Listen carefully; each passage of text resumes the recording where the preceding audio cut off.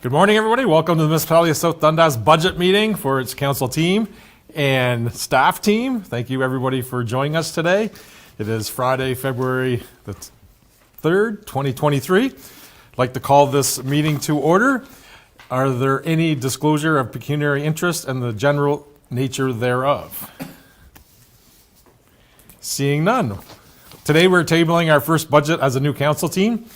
We will be communicating the state of our finances. As councils around Ontario complete this process, many believe this might be one of the hardest budgets in years. We can't ignore inflation. It is happening. It's not going to be perfect. There will be service challenges. There will be unforeseen weather events. There will be unpredictable breakdowns. None of these issues will be easy to fix, will not happen overnight. This year and coming years, we will be applying for delegations. We will be searching for any ministries to get more funds into the coffers. We'll knock down doors and do the best we can do. Staff will take the necessary steps under council's direction to look at the facts and use data to drive our decisions. We want the best for South Dundas. We're facing a challenging time and we'll need to keep life affordable for residents in 2023, but we can't ignore the facts. So good morning, and I'll turn over this morning to CAO Garrity. Thank you, Mayor and Council. I know you're not probably want to get going on budget and you don't want to hear me talk too long, so I won't. But like any budget, it's always a challenging year when we look at budget. A lot of things are change from year to year. I think the biggest thing that we're going to be looking at in this year's budget is inflation. The cost of everything has gone up. But staff have done an excellent job in being mindful of that, but ensuring that taxes and tax levies come in at a reasonable rate. So first, before I kind of pass it over to our treasurer, I'd like to thank staff. Have spent numerous hours, days, going through all the numbers to bring you a budget that I think is a reasonable budget. They will be prepared to answer questions today, so please feel free if you have any questions. This is the opportunity to get the information you as council needs to make a decision. If there's information that we cannot provide today, we'll certainly bring it back to council. But certainly, this is your opportunity to get all those kind of gaps that you need to get filled. So with that, we're ready to go. I'll pass it over to our treasurer and look forward to a great day. Thank you. All right, thank you. And through you, Mr. Mayor, I will echo the thanks to everybody, but I will particularly point out Deputy Treasurer Sean Mason. He's integral in this process, and if I can't answer the question, you're sure to bet that he can. So thank you, Sean. Looking at this budget, it is a little bit different than previous budgets. It's more on the PowerPoint. You have your documentation. As we go through it, if you have any questions specifically, you can bring them forward. We have everybody here. And additionally, we are moving more towards a model where, much like the water budget we have that target of 1.1 million of transfer to reserve. We're trying to apply that here so that we can build it with the asset management plan. Because the asset management plan, as we do it more, and there's still buildings and recreation to go, we're going to have a target funding model. We won't be there, but it's just to give you, as you often use data-driven, this budget and subsequent budgets will have that number better laid out in front of you. I would like to call your attention to the two sheets that were on your desk. I believe you've put them in your binders before starting, but you will note that our revenues are up because of a transfer from Waste Diversion Ontario or Stewardship Ontario, I forget the name presently, but the tax increase is now at 6.32%, which is lower than it was before you sat down. So that's a nice start to the budget and a simple one. So now getting into this, I'll try to speak as quickly as I can because I know we want to talk numbers and the introduction might go long, so slow me down if you want, and you can tell me to skip things as well. So just for the public, we have our contacts up there. Those are all our department heads. We'll go to the schedule, role of council, skim over that quickly. Taxation overview, that's for, we have new members of council as well as the community. It's a good thing to have for everybody to understand. We'll go over the macro and micro environment. We'll get into the budget. We'll start with the reserve page and then capital page, and then we'll go through all the departments and then closing remarks. So your role as a representative is to work the best to represent your community. There's a few more points there. Have a broad understanding of the municipality as a whole, and that's one core pillar. A policymaker, you decide the direction. Oftentimes you hear the rowboat is like you point us in the direction, we row. So that's very much that and a steward, so efficiently run the municipality. I didn't click the slide, sorry. I was looking at my papers. So those are the three core roles, and that comes down to levels of service, taxation, and policy is another way to look at it. I do have the vision statement up here. I won't read it. I also have the core values.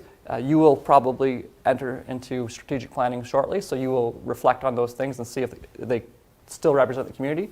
Those dates will be set forward, but that's our guiding principles for the budget and everything we do. I do have a budget video. I don't know, Mayor Broad, did you want me to play it? I sent them out and we watched them, so Okay. yeah. So it's probably not necessary if you've already watched it. Excellent. So the big story there was money coming in, money going out. Has to equal. Obviously, we fund operations, your utilities, I guess in this picture you have supplies, salaries and wages are a large part of our budget. And then we have capital, which is your fleet, your buildings, your roads, bridges, etc. Capital projects can be paid for in three ways: through your levy, through reserve transfers, and then through debt. We use all of these at this municipality. And if you look on the second image, it's illustrative only, but grants and subsidies, just to give you an idea of what those are. There's the Ontario Municipal Partnership Fund at $1.2 million that we get from the province. We have OSIF, Ontario Community Improvement Fund, $691,000 this year, and CCBF, formerly gas tax, which is at $358,000. So that's what we get from the government kind of to fund our activities. OSIF and the former gas tax are for core assets. There's a question, and this is updated to your slides that you have, and you'll notice anything that has that light blue, I tried to highlight changes because budgets are evolving. So this one's updated to 2022. I gave you 2021 numbers. So this is from the Ministry of Municipal Affairs and Housing, and it shows our estimated annual repayment limit, which is presently $2,200,000, and that's based on our what our capacity is and our lesser borrowing, and presently our net debt charges are $760,000. So I'll just kick back that other slide. Our repayment, we have the ability to borrow money, and our annual repayment can add up to $2.2 million. So we're about 1/4 at capacity. So there's the ability to borrow 3/4 or 3 times more than what we're doing right now. Brief taxation primer, and I'll try to say this as fast as I can while giving you information. Let me know if it's confusing, because even explaining it is sometimes hard. So municipal government is our revenues, and then less our expenses. So if we need $1,000 and we have $150 in revenue, obviously we tax for $850. How we do this is we have MPAC, which gives us assessment class and the type of property. And in this example, I'm using residential at $60,000, farm at $100,000 of value, and we'll just say it's a very small village, there's 3 properties, and commercial at $40,000. How we derive, and there's a point to this at the end too, how we derive of this is there's ratios which the county provides, and they're somewhat mandated. You have, in this case, residential is kind of your 1, everything's based on residential, farms at 0.25, and I think 1.63 something is commercial. So you have your MPAC assessment, you times it with a ratio, and it gives you those numbers. So those numbers add up to $150,000. And then say our levy was $850, which is obviously comically low, but it gives you $850,000. So what levy requirement is divided by that weighted assessment, and it gives you your residential rate. So that's kind of the core thing. Everything's based on this residential rate. So you'd have that farm tax rate. So what a farm tax person will pay, the rate again, is your ratio times your tax rate. So 0.25 times the residential rate. It gives you that number. Repeat that for commercial.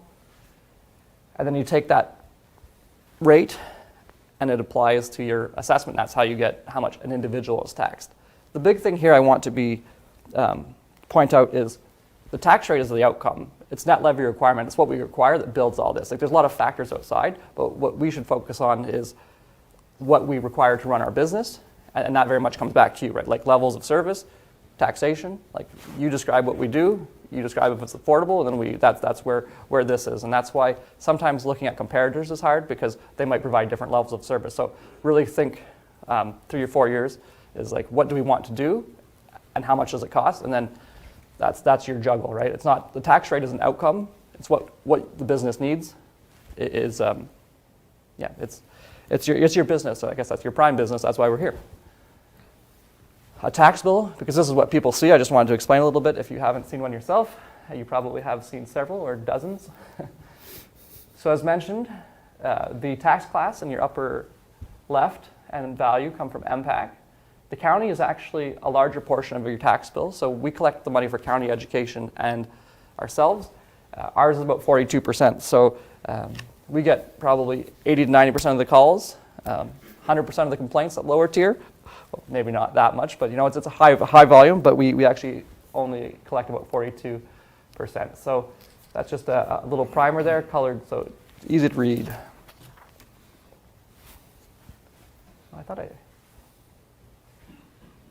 Okay, perfect. So tax levy history. And I did want to, before going into this slide, did anybody have any questions about the new papers and how those work and how we come to that? The 2023 versus 2022 comparators, the one that shows 6.32%. Okay, no questions at present. So this would be your tax history, and this is a tax levy.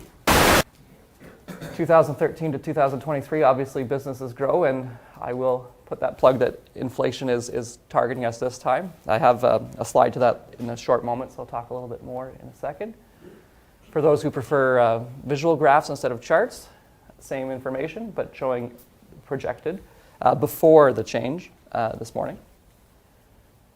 And then again, there's your comparators. As I say, it's good to know. It's not the most important thing, but it's good to know. You'll notice third highest, South Glengarry, South Stormont are higher. I would always use those as your prime comparators, and then North Dundas would be, because North Glengarry has different assessment. And I mean, the hills of Glengarry, they say they have all the hills, and South Glengarry has all the waterfront assessments, so that's why you see a little bit more there. And then North Stormont, the population is entirely different. I think it's half. So that's those four, the south and then North Dundas are probably your most comparable if you were to go that way.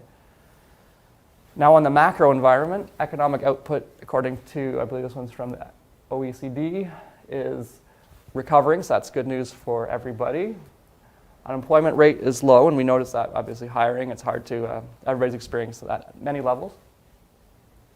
Interest rates are probably the thing that are hurting the economy as we're trying to fight inflation, and that did go up 0.25 as of last Wednesday.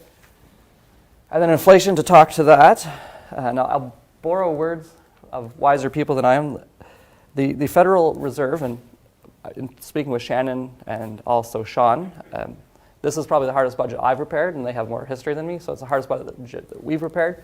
And the chairman of the Federal Reserve said, we haven't seen inflation like this in 40 years. So this is a very uncomfortable year that way, in that we are fighting a 40-year high inflation, so that outstrips the experience of all of us. Your diesel prices are going up about 13%. Non-residential construction is about 12.6%. And anecdotally, Oddfellows breakfast, I understand, went up 20% recently too, from $10 to $12. So everybody's feeling it, not just in the macro environment. You've seen the asset management video then, so that's a big movement. You'll see that, well, for the rest of your careers here, and certainly 2025 when we come back with the final product. That's Tyler Nelson. He does a great job on it, and as you say, and I've said it now twice, his data-driven decisions come from this, and this chart kind of exemplifies this chart exemplifies how much we need and require and how much we actually are at. So the orange bar shows $1.2 million of funding, and 2.7 would be desired. Now, that 2.7 is a good indicator. It's not, obviously, you go down to the roads and you inspect them, and that number can change marginally, but it gives you the idea. This is the infrastructure deficit. You'll be hit over the head over that in your next 4 years, and it's everywhere too. So it's not just South Dundas, it's 444 municipalities across Ontario all face this. So petition your governments to give you more, because I believe it was 50% of infrastructure is owned by municipalities, and 9% of taxation goes to municipalities. So that's a number to keep in mind. That, I mean, we have 5 times more assets than our funding comparably. We do have in this budget, we've put option 3 in there, a 2% increase to reserve transfer to start funding our assets. So that's included in the 6.32. Obviously, we'd love 3.2, but given the year, it's not amenable probably to, or even fair perhaps to the taxpayer. But it's a start, and yeah, that's it. It brings big numbers, but we have big assets, so big assets have big numbers. We have 43% of our assets funded. Life cycle would be maintenance. Obviously, you want to do as much maintenance as you can, rehab, and then, what's that word? Replacement. Replacement costs a lot more. So the better we maintain our assets, the longer they last. The longer they last, the more value we get for the dollars. Your quagmire then is levels of service taxation, and then the $1 million thing is infrastructure deficit. That's a big number. It's everywhere. I'm going to say that a lot of times. It's like my slide. Why big transfers? Big numbers. That's why. And the hardest thing I think for me is to present to you is it's not just this is level of service we have, increase taxation. It's that even to maintain our levels of service, and in particular this year, you have to increase taxation. So in a typical year, my recommendations would be your soft costs are 2%, your hard costs are 5%, fall within 3 to 3.5%. You'll probably be doing like good stewardship. This year, when your soft costs are closer to 5 and your hard costs are 12, it's a big gap to do. And it's like 9%, 8% would be reasonable. And so that's whenever I see this, I think you look behind you and you say thank you to all the individuals who've sacrificed projects, et cetera, and really sharpen that pencil, which I must applaud.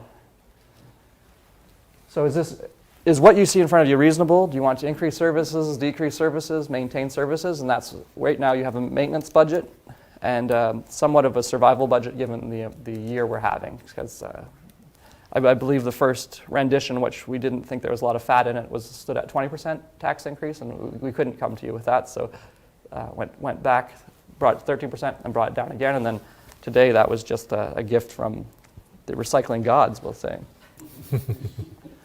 So how to read this is, I'll just look over here. Yeah, your bottom right is probably where you're going to focus. That's the change in the net levy requirement. So if it has brackets around it, that means we need less money from taxation for it. If it's higher, and like in this case, and I think this is an example, that number's actually changed in the real numbers, but that $59,000 would be an increased tax levy requirement. And just to the left of that is the entire tax levy requirement. I have that hard bar in this example to show you the difference between 2023 and then 2022, where you have your budget actual and variance. How to read the charts? Charts are, the bracket is your budget, the blue is you're basically filling your bucket. So your light blue is your actual, your outline is your budget, and then the numbers are budget in the bottom, and the box number is your actual. So those will occur, and I have them in every presentation. We'll probably go through them pretty quickly, but it's just for a visual. This is always an important number to keep in mind as you're looking through the numbers. 77,000 is approximately 1% of taxation, so those are the changes. So if you add or subtract 77,000, it's 1% to the tax rate. And again, I do want you to focus that that's a good number. No, but you have to focus on your services first. So the capital overview. I figure we'll park on here for a while. This is on tab 18 of your budget. So it might be recommend taking that out or orienting your binder appropriately. There's a lot in there. I'll just go over how it's set up. And this is a new way of doing things. So we have on the capital cost side, so on the left side of your project, you have capital, minor capital, increment. Capital are items that are amortized and large in nature. Minor capital items that are not amortized but are tangible. And then incremental are studies and small projects. So that's the three columns on your left. And then the offsets, as we have reserve funds and reserves. So some of those are prescriptive. Reserves, you have a little bit more freedom. You have grants and donations. And then what's hitting the tax rate.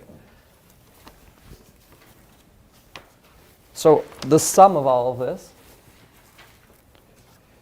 is, if you look on your far right side, near the bottom, $183,215. That's what this whole program is costing taxation in this current year. So there's $2.8 million worth of items, and it hits the tax rate at $183,000. Now, if you want to change some of this, or if you're trying to look to chip away at things, you chip away from transfers to reserves, because transfers to the reserves and then coming out. So that would be a way of limiting taxation, would be chipping away at the reserve transfers to, because all these transfers like summarize to this 183,000 of tax requirement. Did council have items on here they wanted to discuss? Because I think it's a good idea to look over this first and spend whatever time we need to make sure and bring whoever we need at this point up to talk about it. I know it's in the budget throughout, but it's nice to have this decision as a whole, because we are not just silos, we are a municipality as a whole. So did anybody throughout their comments have any questions on these? I know there were some questions about the grader at the previous meeting. That decision should be made today. There's a saw blade under fleet, proposed boom if not approved, and we have the experts here to talk about rationalizing those. Or we can discuss them a little bit later. I just thought we could park here for a second.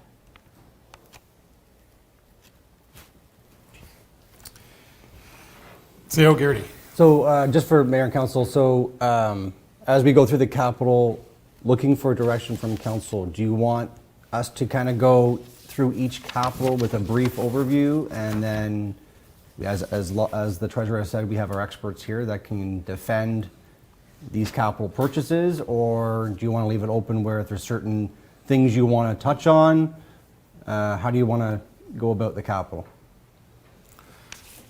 Deputy Mayor? My suggestion would be, let's just go section by section. Sure. And we can talk about capital on the individual sections. I think is better than just throwing it all on the table and trying to figure out what we want to talk about. So if we just continue doing section by section, Yep. and then we can incorporate the capital costs or expenditures in that section for that, whether it's public works or whether it's... No. And I imagine some will be quicker than others. Yeah. Others, there might be more conversation. If that's right? okay. I think that would just flow a little bit better. No, that's fine. It is your meeting, so we can do it that way. And yep. Yeah. Great. Okay, well, keep page 18 handy.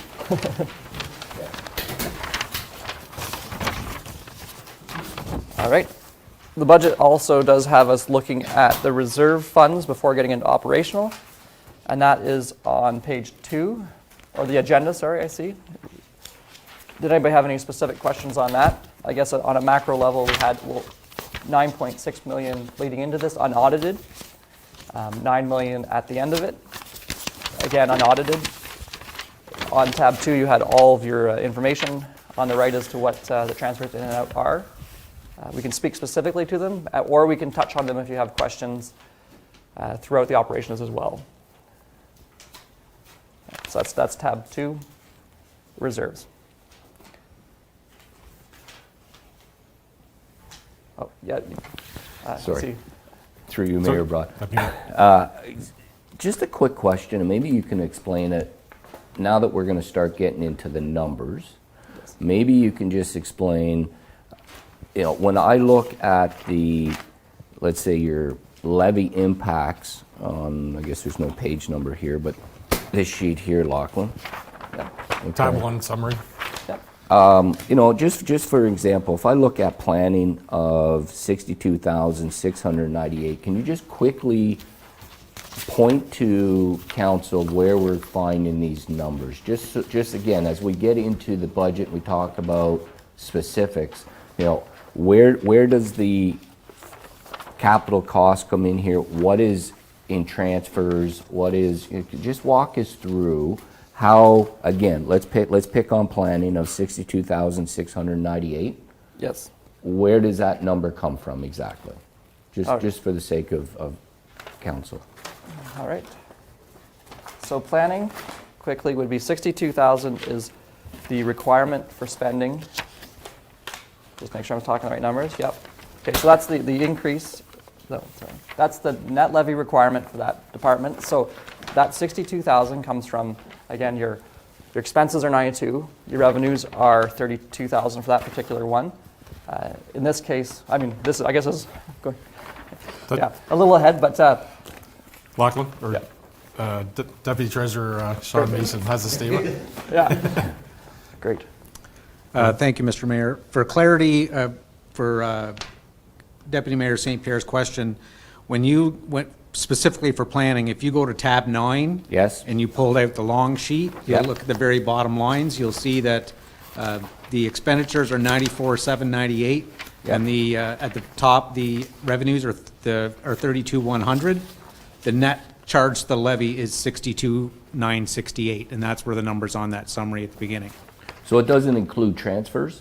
It does include transfers. It does include the Yeah, transfers? but we're not making transfers in planning, so it's not included there. Okay, but in other categories, Yes. or Yes. departments, I should say. So it that does include summary the you're alluding transfers? to on tab 1, that includes all transfers, all capital, everything. Okay. And that's why it matches the levy that we're presenting here today. Okay, so I apologize for this question, because I always, 5 times doing this.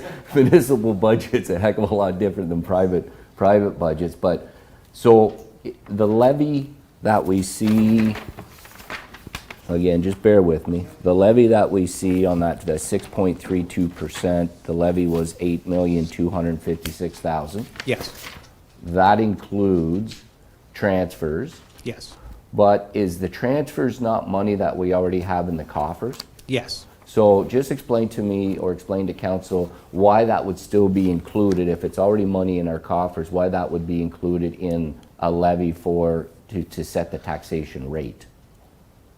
Through the chair to Deputy Mayor St. Pierre, the way the levy is arrived at is municipal staff will meet and discuss the budget and arrive at expenditure numbers, and mostly the revenue numbers are arrived at at the treasury level. But the expenditures are not, which include transfers to reserves, which include contributions for capital, which includes all of operations, including salaries, including utilities, everything like that.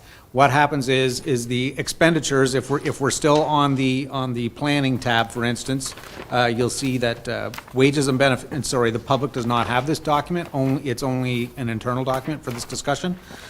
You'll see wages and benefits, 51,298. So that's all of those, if we were to only include all of those expenditures, that levy amount would be in the tens of millions. But since we're softening some of the situation with transfers reserves, particularly for capital or for major maintenance, anything you see on the capital listing, that reduces that net levy. And as that net levy reduces with those transfers coming from reserves, which are prior year's taxation, which are put away for future use, that's where it softened. It reduces till we get the number of the net levy, which is 8.3 million. Perfect, thank you. Couldn't have said it better myself. And actually didn't. So, okay. So with that explained, and we'll move on then to administration. As the first group to present. So we're just going to, based on tab 18, I'm just going to go through administration. We'll go through just the capital. We only have one capital item. Yeah. And then we'll just bring the departments up as we go through from top to bottom. Yeah. Okay? So for the administration budget, we do have an amount in the budget of $26,000. It is not hitting the tax rate. It's actually coming from the sale of asset reserve. What we're looking for is our current phone system is entering its 10th year. As we all know, communications change, technology changes. I know this council has been very, from the start, about focused on customer service and providing that customer feedback. So we're looking at replacing our system with the counties. The counties went to VoIP a few years back. So there's some cost savings that we can utilize with the counties using their current system, where we can kind of tap into it. So Mike St. Ange from the counties is committed to helping us launch this. We'll look at hopefully launching this, if approved, somewhere probably in the summertime. It'll take some time to deal with Bell and Rogers, but certainly if council has any other questions on the VoIP, we're certainly here to answer. It would just be this office right now that we would get the VoIP. And then over the next few years, there is some upgrades to our other municipal facilities where we can incorporate VoIP into that. So there's any questions, I'd be more than happy to answer. Councillor Ward? Thank you, Mayor. So I just had a very quick question about the voiceover. So I do understand, based on how it works through your internet, so your Wi-Fi. Correct. So I'm just wondering, is that 26,000 also include an upgrade to the Wi-Fi, or do we have sufficient? So we have 5 right now, so Yeah. that will be kind of It'll our be sufficient. backup. So that'll be our backup, and we'll utilize the line that the counties have. Okay. That will be our main one. Okay, Yeah. thank you. Would I be correct to think that the counties a few years ago encouraged municipalities to have the 100-100 fiber? Yes, correct. Yeah, so there's ample room on our Correct. bandwidth Yeah. to do it, as well as everything else. Yeah. Yeah, so we'll always have that backup that if something does go down, we can still deliver the service here. Yeah. So that's the big capital item for that one. Yep. There are other things in there, including the compensation review. Oh, sorry. Yeah, I which can- we'll talk about the operations after. Yeah, sorry. Absolutely. Yep. Okay, Okay. Yep. so no more questions on the VoIP right now? Nope, And seeing certainly, none. we can go back to it after Sure. if council wants. So the next one will be economic development then. We're going to economic development? Oh, That's on your list. oh yes, but I think what Deputy Mayor said. Oh, we're doing operations too then? Okay. Yes, Okay, no, that's fine, absolutely. That's fine with me. Okay, here we go. So yeah, we'll jump in and out of capital. Okay, perfect. Capital and Okay. operations. So All right.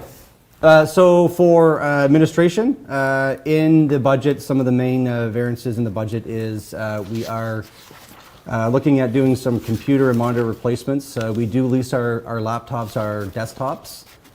We try and do a 3 to 4 year cycle every year. We've kind of gotten a little bit behind, so we have a little bit more that we need to try and catch up on. As well, in the budget is our compensation review, which council did approve late in 2022. So this is just the carryover to complete that process. It will also include a performance management as well too. We've got the strategic planning that Lachlan talked to about earlier at the presentation. So we're looking at getting that going hopefully sometime in the end of March, beginning of April. That will hopefully set the course with staff and council on kind of the next 4 year plan and what we want to achieve. As I touched on earlier, we do have the VoIP under our capital. So with that, we'll go to the summary. oh yes, yeah. So yep. Yep. This is just graphical. It's the same thing, and for the people who like graphs, and then we'll go to Yep. summary. So certainly, just to kind of cover a few items in here for council, software and computer licensing always continues to rise. Cybersecurity always seems to be an issue, so it's quite expensive in order to cover our records and our documents. So you'll see that increase year over year. Another one is legal fees. Legal fees is always a variable that just, you know, we could have too much money in the budget, but we just never know. So we like to keep at least enough in there that if something does come up, that you know, we're covered. And then as far as any other transfers, we do self-finance our vision care. So every year we are putting money into our vision care. Where staff who need prescriptions or contacts, we fund that internally. It does save quite a bit of money compared to the premium that we would be paying from our benefits. So that's in there, as well as funeral assistant reserve. So we do provide funeral coverage with our funeral homes that we do provide some for people who cannot afford maybe funeral burial costs. So certainly if there's anything else in here that council has any questions on, I'm more than happy to answer it.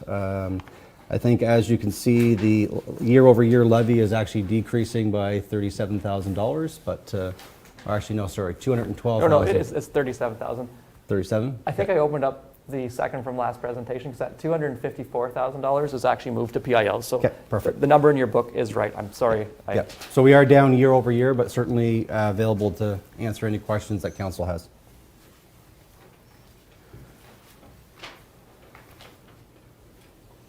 Deputy Mayor? Yeah, through you, Mayor Broad. We had talked about maybe, and maybe it's in here somewhere and I just didn't see it, maybe putting some money away for that feasibility study with North Dundas. Is that? Yeah, so certainly if we look at doing the feasibility study, it will come out of the water wastewater budget. Okay. Yeah. Okay, thank you. Yeah.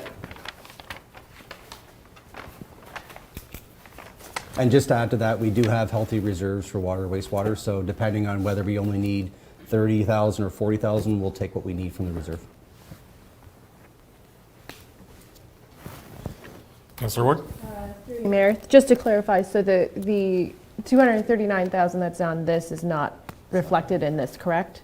Yeah, well, They're different sheets. I opened up the wrong. Okay, If you'll no, no allow me a problem. moment, I would like to correct that while Yeah. we talk. I'll wait till we get to the next one, because Okay. I must have clicked the wrong one, because that is not, it's Correct, 30 doesn't reflect the exact. Why don't you take a minute? I do have a question. Why don't you take a minute, Thank you.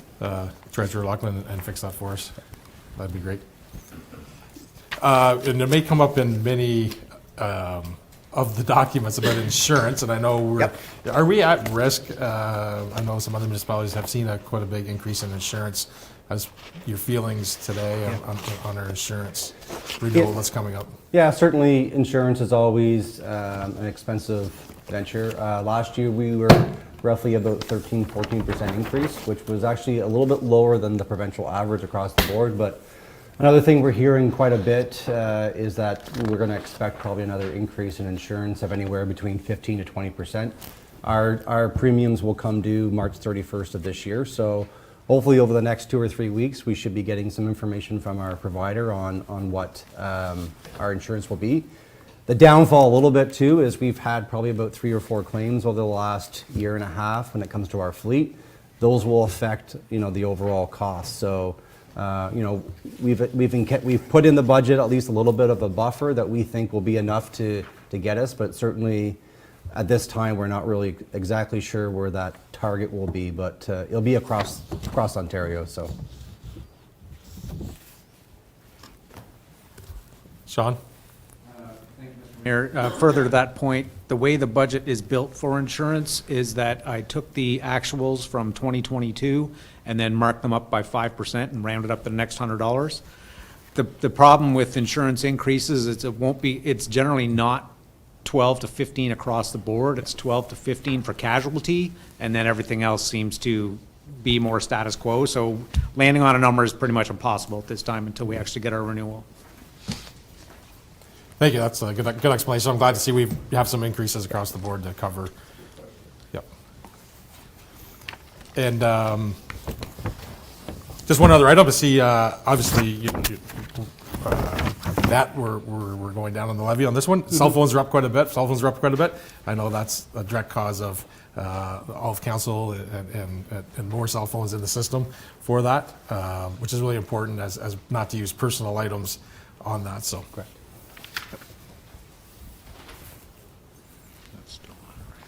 Councillor Ward? Yeah, Sorry, of Mayor. I just see that we're transferring 19,000 to the reserve. Yes. Can you just explain to us which reserve that would go into, please? Yep. So the treasurer or the deputy treasurer can answer.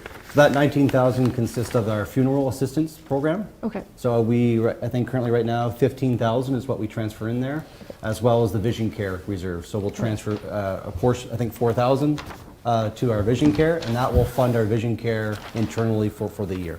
Okay, perfect. Thank you.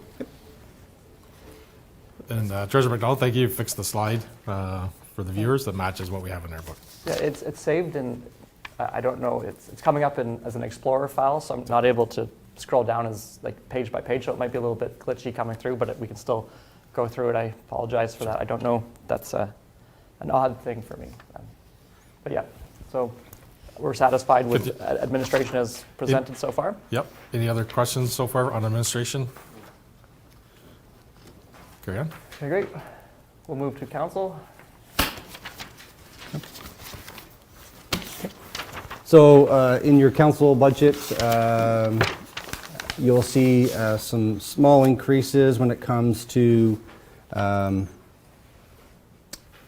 telephones. So something new for council is council does have cell phones that to make them accessible to the public, but also to staff as well. So that's included in the budget. Also in the budget is an increase in our conferences. Being a new council, it's always important to get out, especially to the OGRA and Roma and AMO conferences, and start networking and start understanding some of the current issues that municipalities are facing. So that's an increase. The deputy mayor and the mayor do get, I believe, 1 or 2 from the counties, so that offsets some of that as well. And then some of the discussion that we'll have probably later on in this meeting is, and always seems to be a discussion, is the grants and donations. So you'll see in your package that there is a lot of requests for donations, and certainly something that we'll have to have some discussion on, whether it's later today or certainly at another time. But if we can at least, hopefully today, is agree on a number that council's ready to commit on, it allows us to kind of make that next step when it comes to our budget. But certainly if council has any questions in regards to the council budget, it is a $22,000 increase. But I think based on the telephone and the conferences, that's what makes up the difference. Yeah, even though the previous council had budgeted small in 2022, they actually spent. Yes. So the increase is not as large versus what they actually spent. Correct. We look from, because I know the previous council spent a lot of time line by line you're looking to savings, which they did a good job at doing. But then if you spend the money, right, it's not relative to maybe what the actual would be in this case on that particular line item. And the other thing I will note, just for council, if you're looking at 2022, you'll see an increase or a revenue of $44,000. That was due to the election. So we always put money away every year over 4 years, so that in year 4, when it's election, we take it from the election reserve fund to finance the election costs. Councilor Mino? Yeah, I guess through you, Mr. Mayor, I guess there's just one thing on the whole conference thing. So we certainly overspent on conferences over the budget in 2022, and that was $32,400 and change, and we're budgeting $25,000 this year. And I know this council is quite keen to be active in conferences and whatnot, so I just want to make sure that that's a realistic number, because if the former council was able to spend $32,000 last year, and we're budgeting $25,000 this year, we either need to be diligent on who goes to what conferences, or we need to budget for more in there, or else we're just going to come in over budget just like 2022 did. Is my only thoughts on that one. Any insight on how many No, conferences? certainly through you, Mayor Broad, to Councillor Vino. So certainly this is a number that if council feels that they want to increase, certainly we can look at doing that. As I indicated, I think 2 of the meetings that the mayor and deputy gets reimbursed. So if they go to Ogra and Roma, it's covered under the counties. We invoice the counties and we get reimbursed for that. But certainly if council is looking at, you've got the AMO, you've got the Ontario East, you've got Roma, you've got Ogra. If council is certainly looking at all those, they do get quite expensive accommodations and all that stuff. But certainly you can look at increasing that. I think that a few of us decided not to go to AMO, so I think we might be close on that, but I think your point is excellent. I think if we are just diligent maybe on our side to be careful who goes to what and Correct. mindful of those costs, because I would just hate to come in grossly over. So No, yeah, let's try and hit that number. Maybe that's a good point. Yeah. Over If the we 2 can keep a year, running tally. right? Over the 2 years, we make sure we get to them, and Yeah. so that we've been involved and do our delegations and do that. So, Yeah. so that's an excellent point. We'll track it. And as inflation, rail, hotel, the conference costs are up versus previous years, we may see that. So let's try and hit our number. We'll track that during the year. Yep. Let's not try. Let's do it. I actually have one more question. Yeah, of course. Councilor Vino? Oh, sorry. Did you? And I'll go ahead. Oh, there was a $50,000 transfer to reserves, and I might have missed this. That didn't happen. It was budgeted for, but didn't happen. What was that? That was for the election. That was for the election. Yeah. Oh, And Sean probably had. Sean's got a question back there. Treasurer? Deputy Treasurer? Thank you, Mr. Mayor. One thing I'll remind council of is a lot of these cases where you see these summaries that have 0 for 2022, those are year-end entries that I haven't done yet that will be happening in the next month. Okay. They're just not posted to the GL and to the general ledger, and that's exactly where these numbers come from. That's why it's still showing at 0. Okay. Okay. Councilor Smith? The question I had was just on the election expenses line. So the budget for the election was $50,000 and they spent $40,500 or so. And this year I see you said we transfer every year, but it's budgeted to transfer $1,500, and I just, like, is that actually, am I reading that right, or how much do we actually transfer? Deputy Treasurer Mason? Thank you, Mr. Mayor. Through you to Councillor Smith. The way that budget is built is that the election expenses are actually for the third party we use that produces the tabulators and for the training and so forth. And the 1,500 is to continue to update the elector list. Okay. The transfer to reserves for the next election is in the very bottom line, included in the 13,000. Oh, okay.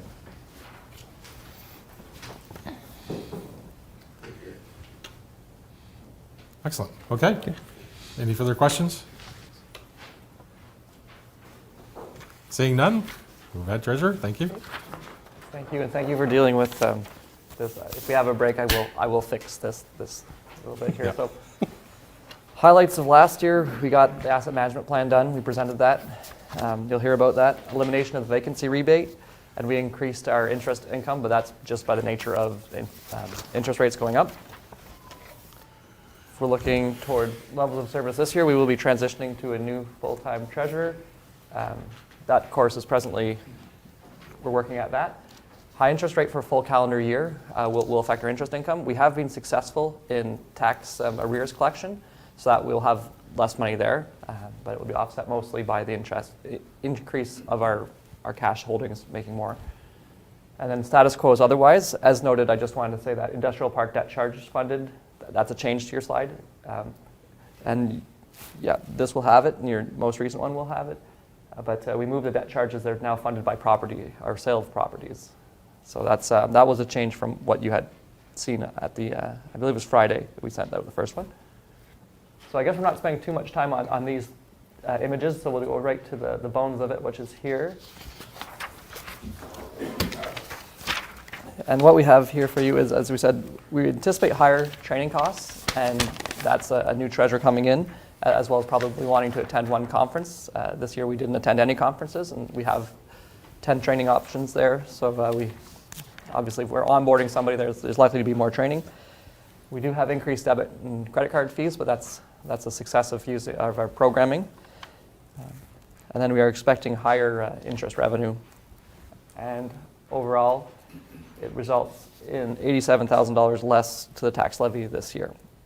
I'm available for questions if you have any specific to that.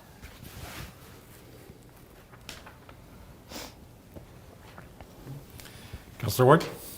So going back through you, Mayor, to the water budget, I just want to bring it to Council's attention that we discussed that interest on the water plant growth, and I'm not saying we need to make a decision today, but that's in this budget as well. So that's, I don't know if Lachlan wants to discuss that. That was what I was talking about during water budget, how taxation is offsetting water and sewer, but it's in this budget. So I just wanted to highlight that. That's all. Correct. I think now it's a good link from that question on that day to today. Now we see the difference between having it in the water budget or not. I know there were discussions that day, growth versus the water budget itself, where it fell on from the original points.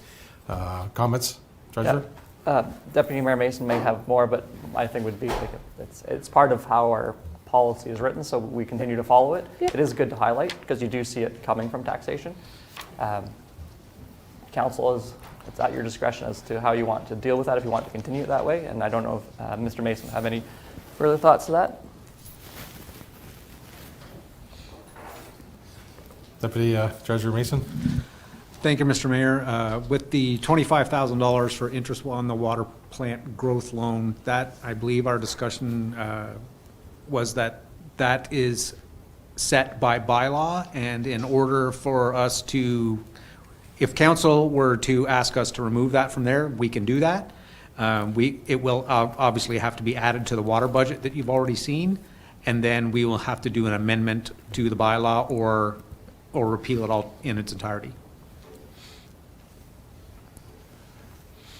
Okay, excellent. So I think we could make a motion to bring forward at a future meeting to discuss that, or is it something further, Councillor, would you like to?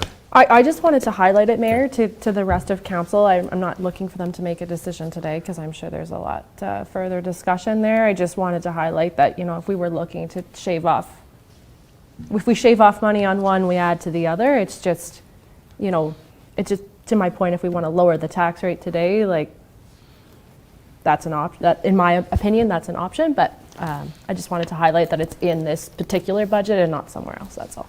Understood, and I think we'd have to have the discussion on the bylaw itself. Right, correct? exactly. Yep, exactly. To Deputy Treasurer Mason's point. And you are exactly right, Councillor Ward, in that if you move it to the water system, it saves taxation. That then is a council decision on where you feel it's fairly allocated.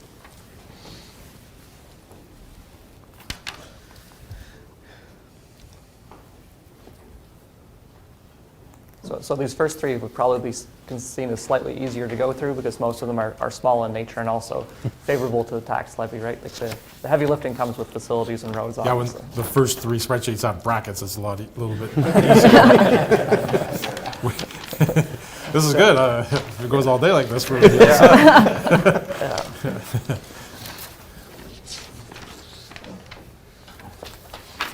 Any other questions on Treasury? Sure, we'll reserve the point for future questions. As the further we get deep in, we may have references back because this is their first budget for four of the five of us. Thank you.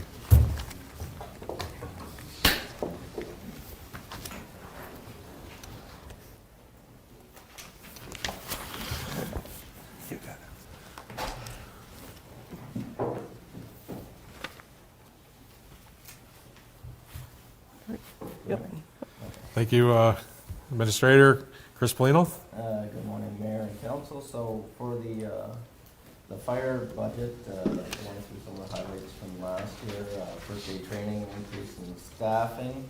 We hired 14 new firefighters. Presently this year, we've got 5 new firefighters that are hired. So there's been some repairs to the apparatus that we have, and with the higher fuel costs, it's made it more challenging for this year. We're going to go to capital. Yeah, sure. Yep. So going to capital would be bringing out your page tab 18 again, and we do have fire listed there. You will note that all the purchases here are funded from reserve transfers and reserve funds, so the net impact is zero on taxation that way. Again, transfers to reserves are the way that you would lower that amount should you wish to do that. So this is what they have in front of them. You can. Okay, so for our capital, we're looking for boots, hoods, and gloves. So that's our PPE that we need this year. We're not, we don't have any bunker gear in the capital budget this year. That'll be next year. We've got our fire review that's happening presently. The health and safety compliance review that will be happening, and a master fire plan with the risk assessment. And are we doing the fleet? We'll do fleet when fleet tab comes up. Yep. So those are your capital items. Looking through. Question here. Oh, sorry. Yes. Question or comment? I think we should just leave fleet for fleet. Yes. Yes, I think that's going to open up the orders, and so that's when we just want to keep going through the departmental reports. So if I can just give a little bit more Yes. context on some of the capital. So the fire review is the workplace restoration that we're undergoing. Health and safety compliance. So with 4S, we always try and do a refresh every 3-4 years to make sure that the current SOPs and everything we have with health and safety are up to date. Any new equipment or new vehicles have an SOP attached with it. So that will be a review that's kind of done with all departments. And then the fire master plan, which is presently about 8 years old, that we're looking at doing a refresh. But also a risk assessment as part of it, which is a requirement from the province by 2025. Correct. That we need to have done. So this will hopefully be done in tandem so that we can maybe get some savings when we put that out for tender. Was 2025 master plan? Yes.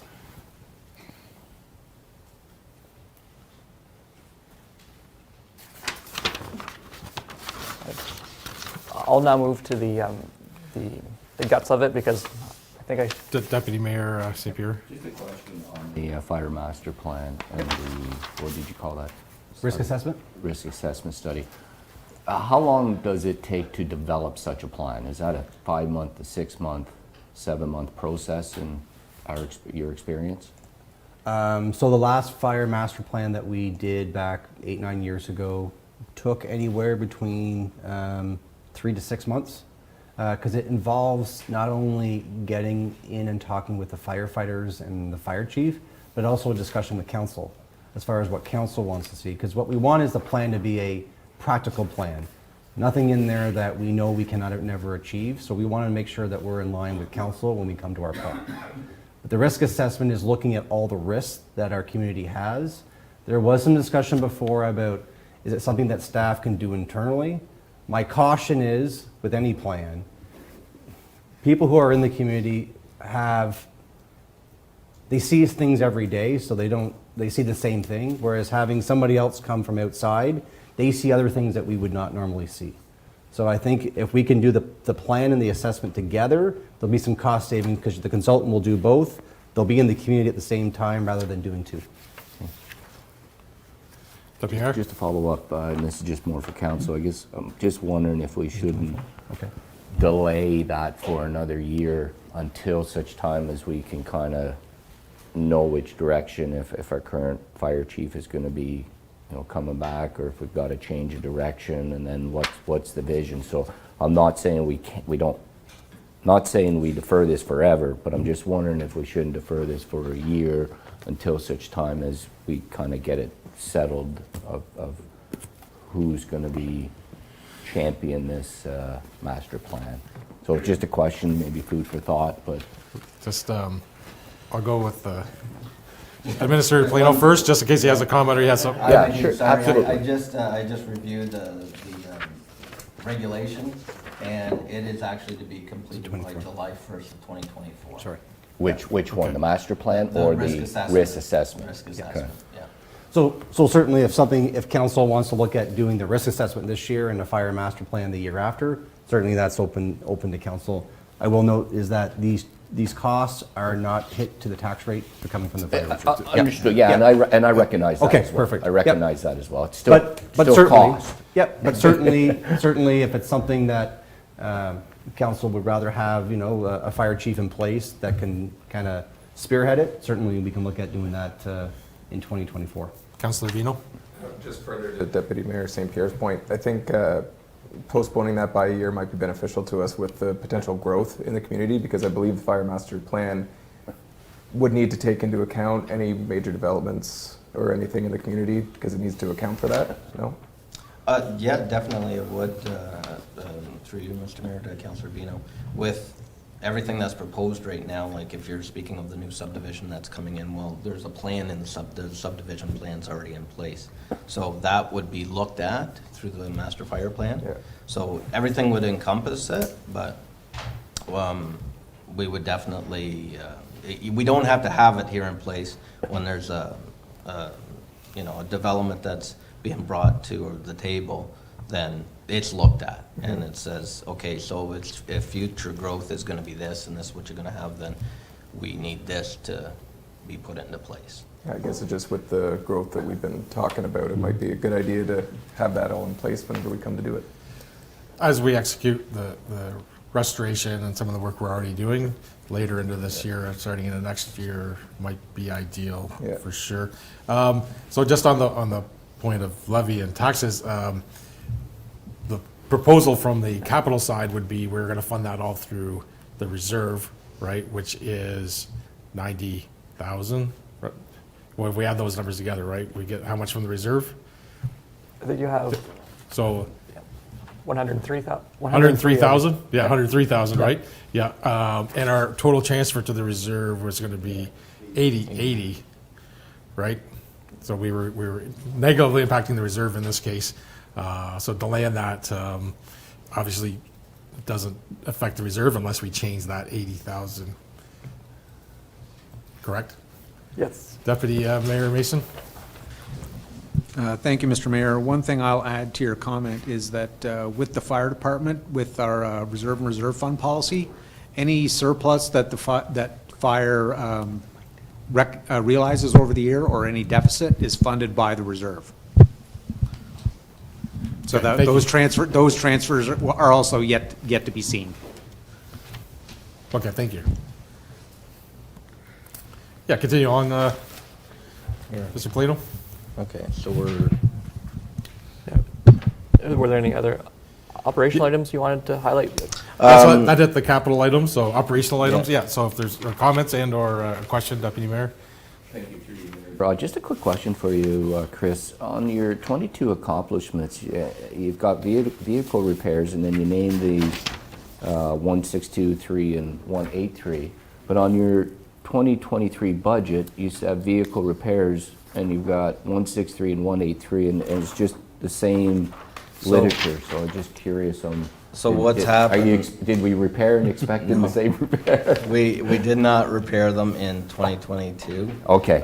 They were expected to be repaired in that year, and they didn't get done. Okay. So it's been brought over to the following year. Okay, understood. Thanks. And looking at a broader, like the broader high-level thing, there's mostly ups and downs in the fire budget.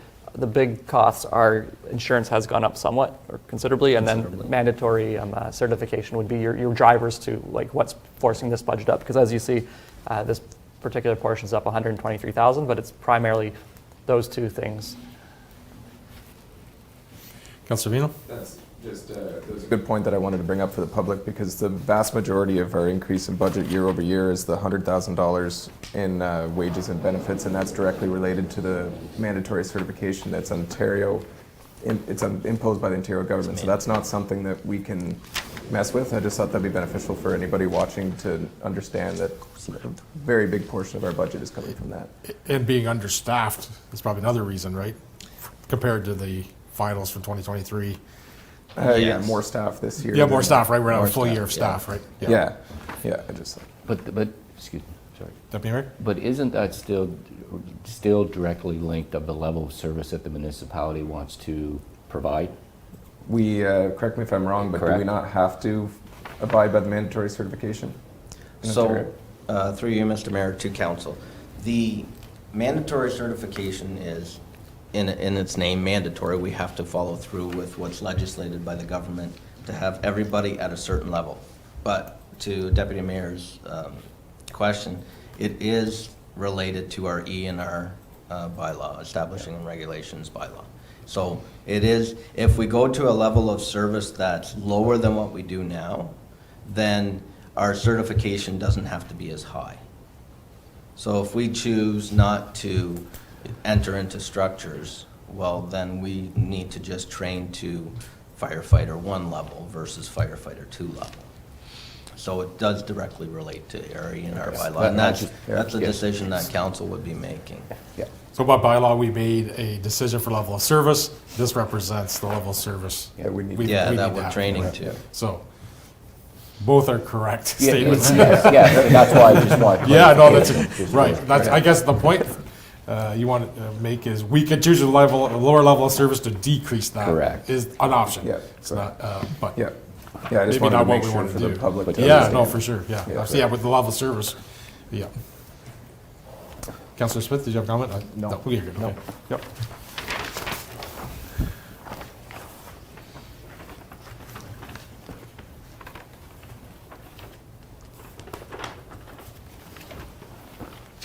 Okay, any other comments, anything else to add? No, Chris? that's all.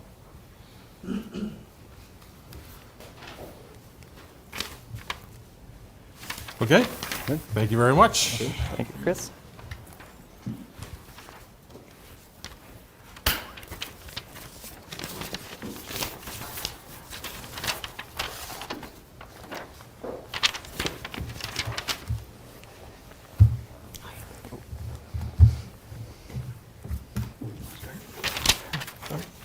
Yeah, go ahead. Yeah.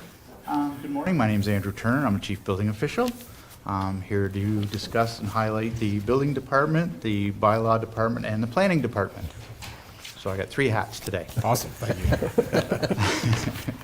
Always start with building, because that's of course what I am, a building official. Our ongoing professional training is something that I'm required to do every year, and including anybody who is in this profession, as mandatory by the provincial government. We're currently working on building permit files from obviously this year, last year, and because of construction delays and labor, I'm working on permits back as far as 2020. At this point, we're also constantly dealing with the designers, architects, engineers, and anybody else associated with building construction. Also, at the same time, I'm currently dealing with everybody who in the municipality is looking to get a building permit, whether it be a house, shed, swimming pool, deck, etc. Over the last couple years, we've actually grown, our fees have gone up. Because some of our fees are based on construction value, and construction values have obviously gotten considerably higher. So we've actually got more fees in based on that part alone. Major projects coming up in '23. Dutch Meadow subdivision will be ongoing. Talked to the developer there, and they're pretty much got as much work as they can do in 2023 already. They're already booking for people for 2024. And I'm also expecting a second expansion from Ross Video, from a building standpoint. We'll just go right to the pages after. There we go. Okay. From a budget standpoint, I don't have any capital requests. Everything else here is pretty much similar to what we did last year. I did not have any assistance last year, so I ended up in the positive from a budget standpoint. And to note that a building positive does go to a building reserve. So that's a good thing whenever you have that, because on the macro side, and correct me if I'm wrong, you do want your fees to be generating some income, because then you can offset the cost of the vehicles in future years, and also offset years whenever building starts are lower. So that's a rare thing for a lower tier municipality to have a revenue at the end of the year. Most of the time, taxation does offset it somewhat. And additionally, I'm going to steal this moment to mention that this is the full complement. The increase on the macro side here is actually having a full complement of staff. And on the whole budget, we have our budget right now made so if we have 10 months of somebody, we're only putting 10 months in the budget. So just a little seed for next year is if we have somebody for 12 months, some of your salary costs will recognize that. And I believe Mr. Mason prepared about no number. I believe it's $200,000 is about the $200,000 of salary that is not in this budget because we don't have them. Those positions filled will be in next year if we're at a full complement. Now, I don't know if we've operated at a full complement for a few years. Well, we're gonna hope for the best and that we can keep our full complement moving forward. So. Yeah. So this budget, and in particularly the salary, wages, and benefits line, which carries most of that $16,000 increase, is actually having the staff provided so that you don't have one man running 3 departments. And I'm sure the full complement will be met with that number. I guess that's the short of it. I don't need to ramble. Yeah, understood. Our organizational chart calls for that position, so we plan to fill that and have that. It's an important piece to that. Any questions regarding the building stuff? Thank you. Okay, bylaw stuff. Bylaw, of course, is our property standards, animal control, etc. As per every year, we attend provincial court whenever it's required. That usually involves animal control issues. Property standards infractions, we haven't had any provincial court issues last year and so far not this year. We respond daily to complaints from the general public regarding our bylaws, property standards, animal control complaints, etc., and respond to them accordingly. We continue that same level of service that we had last year with our current bylaw officer, Justin. One change from last year to this year, we do have the SUVs for building and for bylaw, and we've actually found some vehicle costs have reduced with the newer vehicles from a maintenance standpoint, fuel standpoint, etc. We'll again just go to this portion.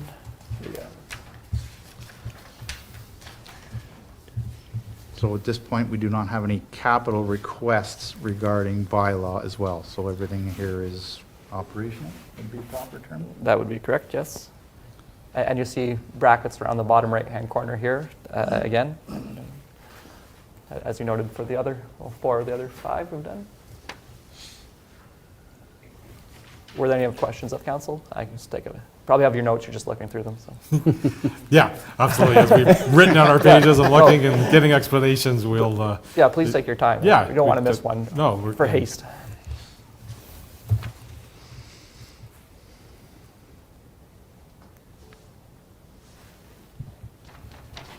While you're looking at your notes, I can say revenue for fines, fees, and grants have all gone down in this particular one. The kennel cost recovery charge to North Dundas is up, and then license renewal is up, but just not as much.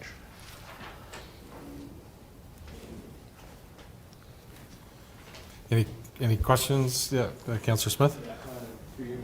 The only question I had was, you switched over to SUVs from pickups before? Yes. Okay. Is everything going okay with that so Yes. far? I know everybody would love to have a pickup, but that's good? No, for what we're doing, the SUVs are It's- great. It's great, okay. Yeah, all right. they're all-wheel drive, which Ju- has just- been just wonderful curious, this time just of year. curious. Any way you could use a smart car? Based on some of the farms I'm going to, I'll have to say no. Oh, okay, just curious. Some construction sites as well.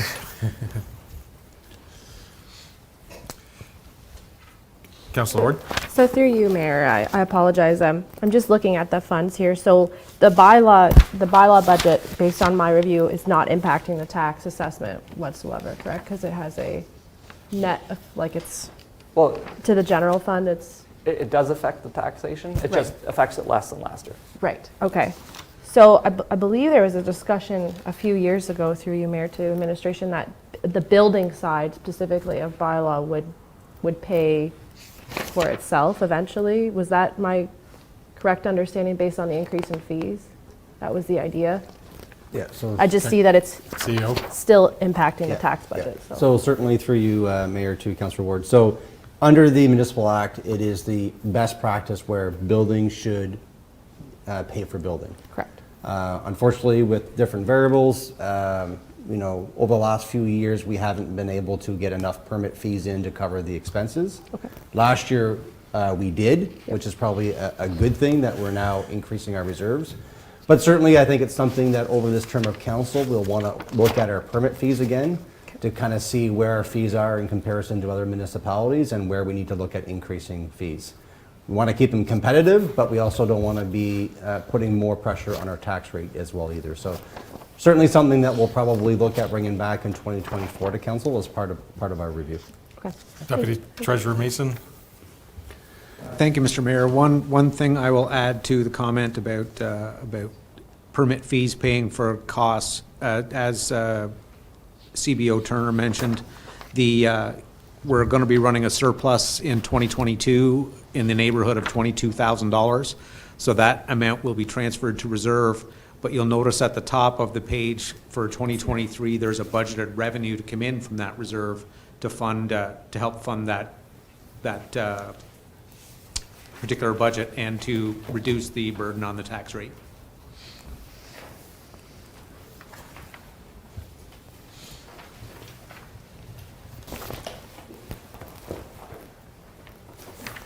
Yeah, to follow Councillor Ward's comment, the budget for this line on last year was 250 and we're at 227, then that difference 24, so we're negatively, we still impact the Still in budget less. to levy, but less, Right, which is, sorry. which is good. That's, we go through the exercise of making them lower, they've done it. Right. So I guess through you, Mayor, my point was just it would be nice to review the fees at some point as development continues, that Right. that way we can continue to lower that amount on the tax base, I guess was the point I was getting at, so thank you. Steve Garrity? The only other thing I'll add, just for a little bit of history for council, so the kennel cost recovery, we do partner with North Dundas, South Stormont, and North Stormont when it comes to our kennel costs. So it's shared 4 ways. Something we have been looking at over the last number of years is whether or not, so currently Kevin Castleman is our dog catcher. He has his pound. We're looking at other options as we move forward as far as whether or not it's something we want to continue, or whether or not we want to start looking at other options, i.e. the SPCA in Cornwall, and other opportunities to the north of North Dundas. There's other areas where we can look at. So probably throughout this year, there'll probably be some discussion coming back to council on some other opportunities for dog pound, and maybe how we can lower some of our costs moving forward. So it's been on our radar for a number of years, and it's come to light this year. So just want to make council aware of it. Continue. Thank you. Okay, last department for me is planning.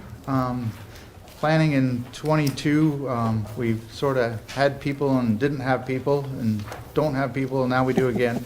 So we're working with that, and we're continually being supported by the counties in that regard. Of course, the planning is primarily severances, zoning, etc. We have found quite a bit of severance requests. Started last year, and we expect them to continue this year as well. So that's going to be something that's ongoing. And we're working to develop and have basically more training internally here, including myself, to try and make the planning situation a little better. We have no capital requests regarding the planning department. Yep, that is accurate. And so again here, the increased wages is mostly where you're seeing it. We're a slight decrease in our expectation for planning revenues, but again, trying to return to that full complement. We've kind of, particularly Mr. Turner's departments, we've been running at non-full complement. So the wages you've seen here are just returning to our previous level of service, ideally. Yep. Please. Yes. Councillor Ward. I think, thank you, Mayor. Again, I guess to my last point, I would like to see if when the fees come back for building to also look at planning at the same time. If staff could eventually do that as well, I would appreciate that. And if I may interject from just the strategy side of that is, the thing you'll have to mull is what is fair to the builder, but on the flip side is, as a resident, every dollar that the proponent doesn't pay is paid by somebody who doesn't benefit directly.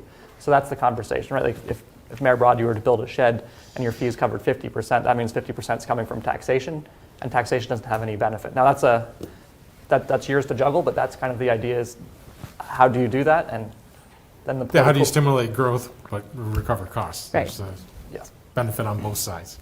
for And through sure. you, Mayor, I think it's a different discussion for a different day. I just want to highlight that if staff would mind eventually bringing that back for us to review, that would be appreciated. Yeah, absolutely, absolutely. Hey, as these departments do create revenue, and the more revenue and to the bottom line is a benefit for sure. CEO? And just a little bit more context for council. So with the partnership we have with the counties, has been working very well with Peter and Stephanie. We do have Stephanie, who's usually here once a week, that can sit down and talk to residents who are looking at putting any planning applications in. They sit down and work with staff on severances and minor variances.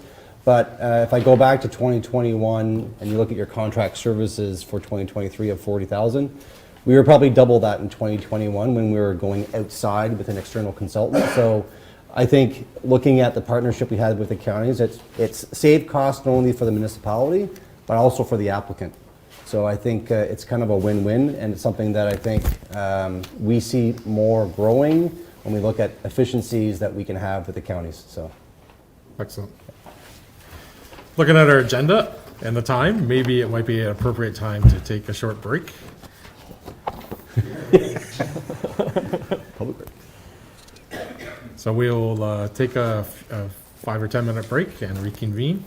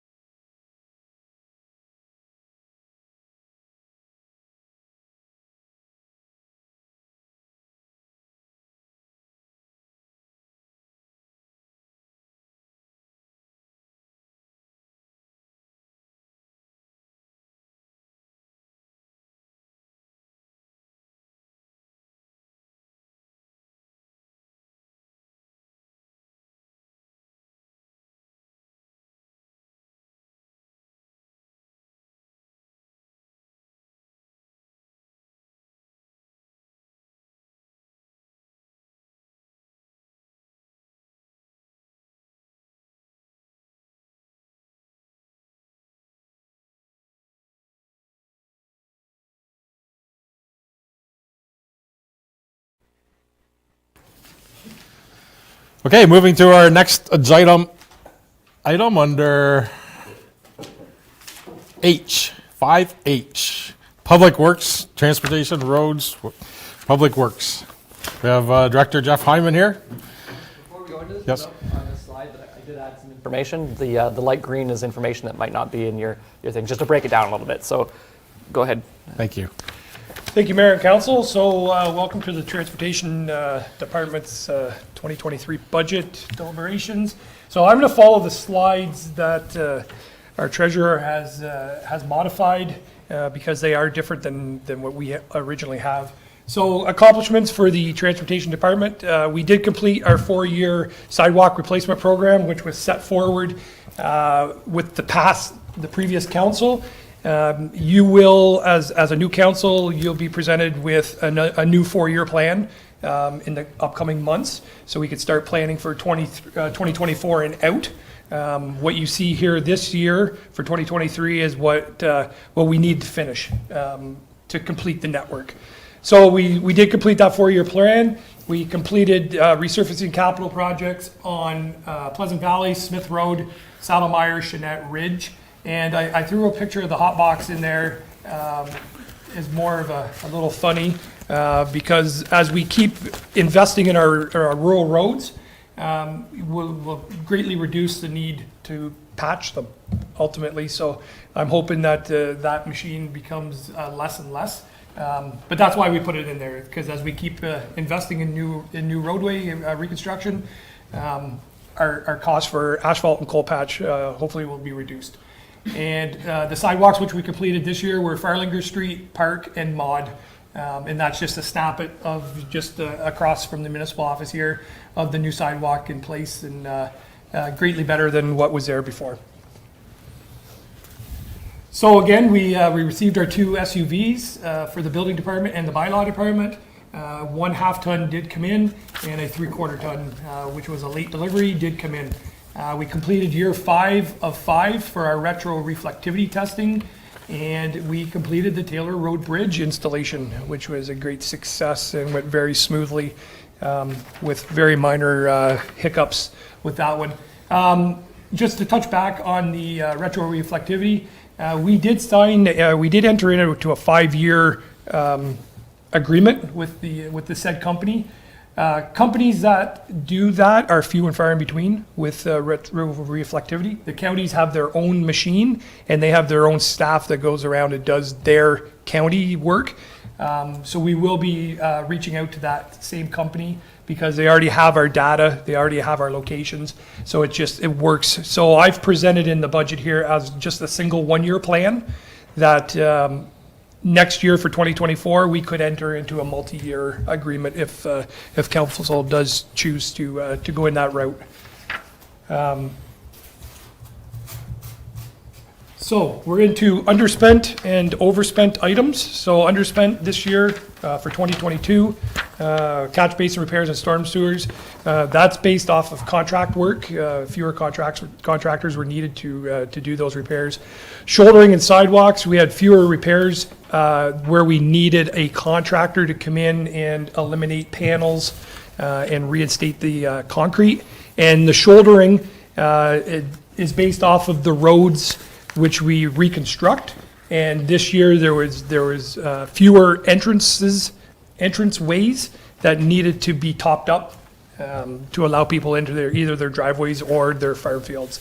So that's where we are. Training, again, was underspent due to the fact that I was still a little on the leery side sending staff away for training, but this year for 2023, we are now returning back to the OGRA Good Road School in Guelph. So we have 2 staff members going there. We have another staff member who's going to pursue his certified supervisor's credentials.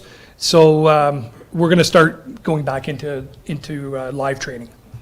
Overspent items, again, hard type patching, the ditching, signs. People love to steal signs. They go missing for some reason. Snow removal is my variable, and you'll see with the roads overhead, that was overspent due to the fact that we had to replace a hydro transformer box in Bridlewood because it was damaged by snow removal. It was buried in snow and the backhoe bucket caught it and put a hole in it. Unfortunately, they can't have holes in those transformer boxes. So we had to get that repaired so that's what has affected those accounts. So Public Works for 2023, so we're still in the works for purchasing the 4 street lights over at Crookshank Way. That has been an ongoing battle, getting the 4 poles. We're looking at doing some micro surfacing on Marine Station and some double surface treatment work on South Branch Road, Snowbird Road, Bongers, Markle, Sealy, and McIntosh. So if you can refer to the handouts, which I left council on their tables as the loose. It's the second page where it says, this is based off of our 2019 roads need study. So the roads in red are deficient roads which have a rating of less than 5. And the green is sufficient roads which have a rating greater than 5. This is for our entire road network. So if you were to, I hope you can find them on the map. When I make reference to Marine Station Road, it's in the bottom left corner of the mapping system. It's identified as green because it's been redone. It had a double surface treatment applied in the fall of 2015. So with the micro, we're rehabilitating the road. We're ultimately sealing the top of it to try to avoid potholes from appearing. So that's where our micro surfacing program is going to come into play on Marine Station. South Branch, Snowbird, Bongers, Markle, Sealy, and McIntosh, they are all in the red, which means that they are deficient under a road rating of 5. So we're trying to catch up out in the rural area to attack these roads that are deficient, so we can get our level back up to above 5. So that's kind of just a road map. It's also identified on that small little handout. It's the highlighted yellow sheets that I left on your desk as well. Wherever you see the yellow highlighted, those are the said roads that we're going to tackle for 2023. So sidewalk replacement this year for our program, we're completing Dundas Street and Carmen Road in the village of Iroquois. We're in line for our biannual centerline painting. And when I say biannual, so that's every 2 years. We do Lakeshore Drive from County Road 2, to Crookshank Way. And then from Crookshank Way up to 5th Street on Ottawa Street. Those are the 2 roads that that have centerline markings. And then we're looking at a new plow truck to replace unit number 62. So we would like to get that ordered because I am hearing that there's extended delivery dates. So that needs to go out sooner than later. I'll talk on this one. And then you can talk away. Yeah, so I put this slide up just to give you an order of magnitude when we're discussing it, because all these charts kind of fit in the same space. But if you compare them side by side, you can see that Public Works it is a very large department, and Fire is a fairly large department too. So, like, if there's time to be spent to think, like, there's a lot of good projects come. But just to give you the magnitude that here's our biggest department, even compared to a decently sized department. Those are the expenses. And again, just to go over this, the outline, the dark outline is your budget. The light blue is your fill, which is your actual from the previous year. The number at the bottom is your budget for the 2022 and 2023, and the boxed number is your actual for 2022. So it's just, again, for people who like to see our visual learners, we have that available to you. So revenues are going down. Expenses are going down considerably. A lot of this has to do with reserve transfers, and also I think Taylor Road Bridge was budgeted quite high in 2020. Like, it came under budget, which was great, but it was a great expenditure there. And then, yeah, considerably less transfers from reserves in 2023. So oftentimes when you see budgets do this, if expenses are higher and revenues are higher, then they decrease. That's just generally reserves coming in and out, as well as a capital project offset on the expense side. So with that, I know we had also talked about looking at the capital. Mr. Hyman has discussed it. Did you want to look at that capital works portion of your tab 18 and discuss those roads for a moment? I would say let's move to the capital item. Have some further details on that.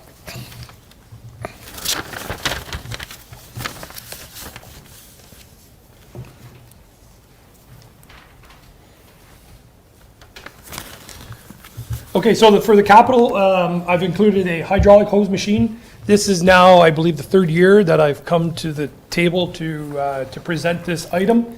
Right now, presently, the township, the municipality outsources its repairs for hydraulic hoses or radiator hoses. The cost which you see for the $1,420, that's the initial startup to get us there. The hydraulic hose machine is free, as long as you enter into a contract, which then states that you will agree to buy your supplies through that said manufacturer. Once a reorder is needed, then whatever product is reordered would then be reordered against that unit number that the repair was made on. So it still is going to be tracked. We presently already own the shelving units and the racking system for the hydraulic hose fittings and the hose itself. So it's strictly just the machine and whatever odd sizes of fittings that are that the mechanic deems that we need for the municipality. So that's where that's coming from. I have included in here repaving the Morrisburg Plaza and also the Iroquois Plaza. They have since been removed due to the cost. We're up in the 1.3 million range to redo. Those plazas are in terrible condition, but I wanted to put it in here so you can see that this is reality, but due to the cost, they were eliminated pre-budget. Crookshank Way, again, is incorporated. The sidewalk replacement plan and the marine, the micro surfacing, that will be with the joint tender with the SDG counties, because we get great success. We receive great success by jumping in with them with the micro. The double surface treatment, that will be a municipality-run tender, just because the counties, do not do double surface treatment. They stick to hot mix asphalt. We did incorporate Shaver and Kugler, but they were since removed just because of dollar values. But I still, I wanted you to see that those roads were on the list. And that's where we are with our Public Works Capital Program. I can answer any questions which you may have at this time. Yeah, so I have the road study from 2019, and there was plans at the time by the report of which roads to resurface, pave, fix, or whatever. And we're not following. Maybe you can explain just a little bit about why that would be, first off. So why we're not following the plan is, one, we are, because I'm keeping an eye on the road conditions. So it's kind of a roadmap. It's kind of a guidance on what roads we should tackle. I know it identified Rowena as a road to be identified for this year. Rowena is HL3, which is true asphalt. It's not a double surface treatment of per se. So there's more strength and integrity in that road than a double surface treatment, which is just 2 layers of stone and asphalt. So we are monitoring the roads, minimal potholes on that Rowena. So staff and myself feel that that's truly not a candidate at this time to invest any money in because of the minimal potholes. So that's where we're at. There is also, if you're following the 2019 report, it does identify Henderson Road in its entirety. Again, we're driving that road. There may be 3 potholes in total, and if we stay on it with our hot box machine, then that road's going to last for years out. But again, it's just a roadmap in time that gives you an idea of what direction we should go in. Sure. So from the report, we take the recommendations, and then we're starting to use the data. So you have the data from your routes and from your spotters to look at maintenance of these roads versus a replace. Okay, so that's good. So I want to tie together the piece of a report and the data that they provide versus actual data, because they don't know how the roads will hold up for sure over that period of time. That's correct. Treasurer? And if I may, and through you, Mr. Mayor, I apologize when we were off camera that I'm not so formal. I get excited during budget, and I sometimes skip through you, Mr. Mayor. So yes, it also highlights asset management planning, how the maintenance, as you're mentioning, extends the life of things. So like, you want to put money into your roads, keep them good. And I believe that the common knowledge would be, as you look through some of these things, as you're doing marine road, it's keep your good roads good, and then bring up the level of service, because you don't want to be spending, like, sometimes the worst road is the road that's not going to degrade anymore, but your good road could be made a better road. So that's something to keep in mind too when you're looking through this. But nice of you to tie in that your maintenance is extending the life, because that's asset management planning in practice right there. CEO? Sorry for interrupting, Mayor. We're having a problem with your mic. Your battery's dying. So if we can just take 2 seconds, we'll change your battery and then we can resume.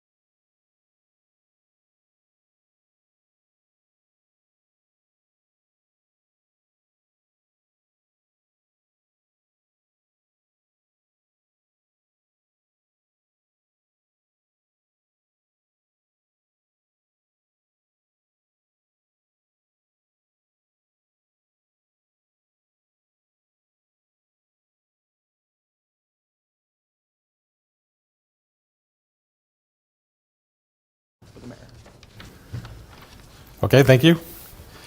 So the question is about the retention of the plaza parking lots. So maybe CEO Garrity can explain how we became owners of those parking lots. So the history that I'm aware of with the parking lots is that it was assumed at the time of the Seaway, where we own the sidewalks in the plazas as well as the parking lot.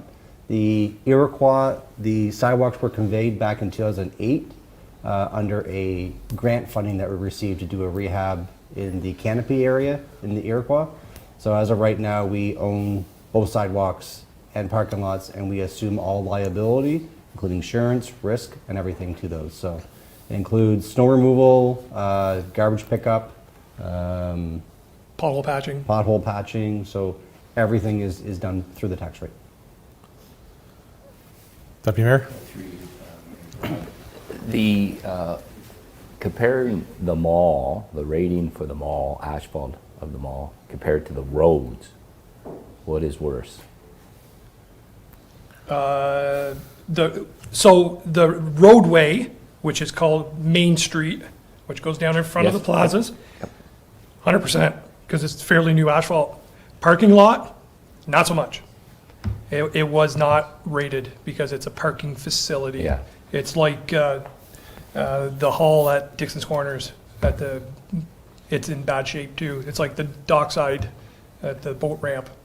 They were not part of the roads need study. It was just strictly roads. So they're two separate animals. Deputy? Two separate animals, but in your experience and our experience, they're probably worse than a lot of the roads we have. The ones that I identified out in the country, I would put them as equally the same. Okay. The problem is the liability is higher in the plazas with slips, trips, falls. That as soon as you introduce public people or residents in a public space, you're putting yourself out there as the liability increases, right? Yeah, thank you. Thank you. Okay, yeah, continue. Where are we at? So on capital, so Yeah. I think you've highlighted the items. Oh, sorry, Mr. Mayor, down at the Yeah. bottom, you'll see where I did propose a scratch coat. A scratch coat is a single lift of asphalt, which is 25 millimeters or 1 inch thick on Pages Corners, Hutt, and Rowena. And we also did remove those out of the budget just because of budget numbers. So, sorry, I just wanted to bring that to your Sure. attention also. Yeah, so looking at your request, these are the highest priority items, and you've pared down to the 7 or 8 that would fit into your proposed budget. That's correct. Any specific questions on these capital items on roads, on these roads? Councillor Smith? Yeah, through you, Mr. Mayor. Jeff, I'm just curious, the hose machine, how often would that get used? It seemed like in the month of December, it was every day. Okay. Just as equipment moves, hydraulic hoses seem to fail. It was actually, I don't have the numbers in front of me, but we will be receiving a pretty hefty bill for the month of December, just in strictly hydraulic hose repairs. Okay. Deputy Mayor? Yeah, through you, Mayor Robin, you mentioned on that particular item that if we buy the supplies, then we don't have to worry about the unit. That's correct. But is that like a 10-year or is that forever? No, it's sorry, through you, Mr. Mayor, it's a year by year. It's an open lease agreement which states that they will supply the machine for free as long as you purchase your supplies from said carrier, who also supplies our nuts and bolts and all our electrical fittings. Once you change purchasers, then they'll just come and remove the machine. Okay, understood. Okay. Thank you. Councillor Vino? We're batting around a $1,420 Yeah. item Yeah. here, but just one of the main parts that just from my experience in my industry too is it's the after-hour stuff. So when we're plowing snow and the mechanic can come in and do up a hose himself and get that plow truck plowing again, because our outsourced supplier, I imagine, is H&W Supply, And ET Performance. and they don't typically work past 5 o'clock. So that would just improve our level of service afterwards. But again, we're bouncing around $1,420 here. So yeah. Yep, absolutely. Okay. Continue. Perfect. So up here, we just have the road department revenue, down mostly because we're not transferring in for Taylor Road Bridge. And then your effects of inflation are there. This number does look big, but it's, again, transfer in and transfer out, it will show less on the expense side too, because we're not doing Taylor Road Bridge again. I think it'd be prudent to move to the next slide, because that's where we start to get into more of your servicing. So now we're road repair and maintenance. Yep. So for road repairs and maintenance, here's the numbers which I was presenting.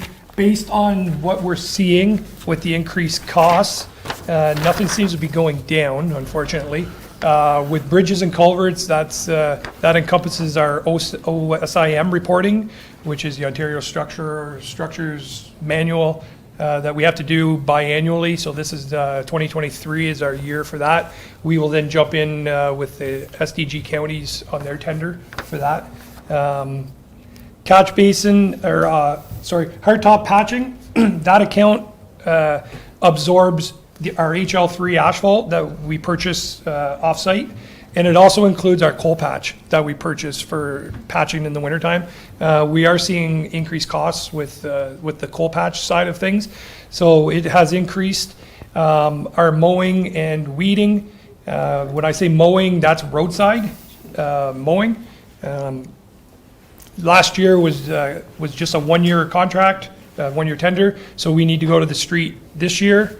Again, unless council chooses to go in a different direction based off of what's presented for fleet purchases.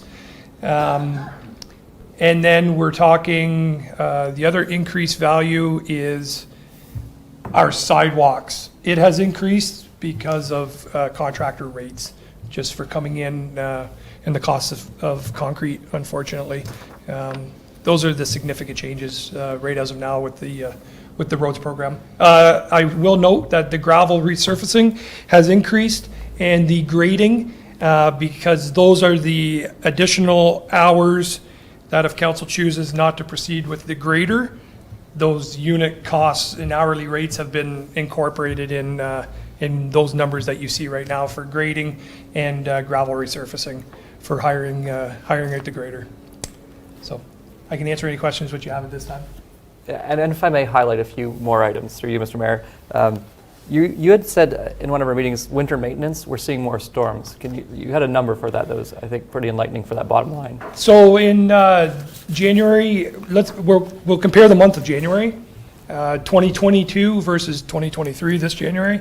Our trucks were out for a weather event, meaning that they had to go out and plow or salt. They were out 14 times in 2022 for the month of January. This year alone, January, we were out 21 times for the month of January alone. I was afraid to even look at the month of December and compare those two because it seemed like the trucks never stopped. But anyways, I'm just giving you a comparison that as a truck exits the yard, that's material on the road, there's a whole lot of numbers that go against that snow plowing activity. So, and again, that's salt going down in the plazas too, because it takes a contractor to plow the plaza and then it takes our trucks to put salt on the plaza to keep it so it's in a state of repair. So that's where we're at with the with our E2 account. Councillor Ward. Yes, through you, Mayor. May I ask a question about the plaza maintenance? So is that pothole repair, salting, plowing, or is that just salting and plowing? That's the fee that's there for $130,000. Last year we spent $164,000 there. Plaza maintenance. Did that absorb the plowing? Did that absorb everything, or was that just strictly plaza maintenance as in pothole patching? No, That's everything. That's snow removal, pothole patching, that's the whole animal. I don't know if, my comment is looking at the numbers, just look how much we spend on the plazas. I just wanted to highlight that. That's quite a bit of money every year that we're spending on the plazas, and maybe if it was a new plaza, if we ever got to that point, new paving, it might be hopefully less, I'm assuming. It would just be the pothole patching that would come out. You'd still have the plowing and the salting. Okay. Because that's our property ultimately. Right. Councillor Vino. Further to that point, actually, on that note, so I think part of the reason the cost is going up is because there was a sidewalk put in to the north of the plaza, and so now would the snow removal be encompassed in there, in that line item? Because I know we have to pile it up now and then remove it off-site. It will for 2023. For the 2022 numbers, we didn't have any snow removal done as part of that. So I guess my thing would be, last year we budgeted 143,000. This year we're budgeting 130,000. I would expect that our rates because our tender is up for renewal, right, for the snow removal in the plaza? It is. So I would expect that's going to go up for any of from what I'm gathering and all the contractors around is the rates aren't high enough for them to even bother bidding. And so I think we're either going to see a healthy increase or no service. So we may want to be a little bit more mindful of what we have in the budget line on that item. Because I can't see us coming in lower than we did this year. So through you, Mr. Mayor, again, when we start talking fleet, there is a farm tractor that's presented. That could be an avenue to go down where we the municipality takes over a village and we use our own equipment to do Iroquois or to do Morrisburg. That would be an option at that time when we start speaking fleet. But definitely, when we come to snow, it's one of those things you can't control. You have no idea how many snow events we're going to get or not going to get, type of thing. So, Deputy Treasurer. Thank you, Mr. Mayor. And further to the comments that have been made, one noticeable reduction that's been made to the plaza maintenance budgets is that it's dropping by that number of $13,000 predominantly because we had money in the budget to replace the litter containers there, and those have been purchased, so now that figure has been removed from that budget. Okay.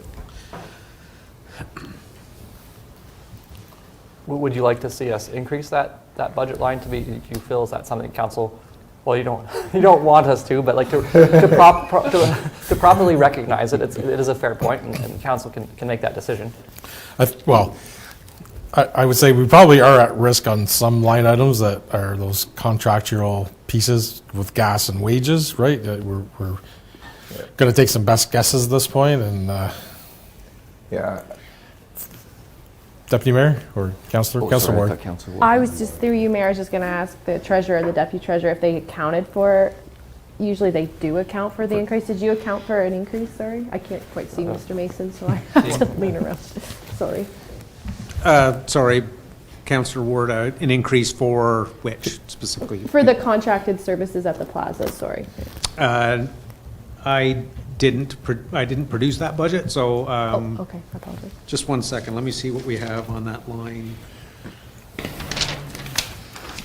Well, I guess if we looked at the, Yeah, if you just look at the year the, before, 143 and 130, it's just the 13,000 difference, which is the bins. So Yeah. that means we're budgeting the same. Snow removal as went last up by 5,000 specifically. okay, so small increase. small increase. I have. 5,000 on the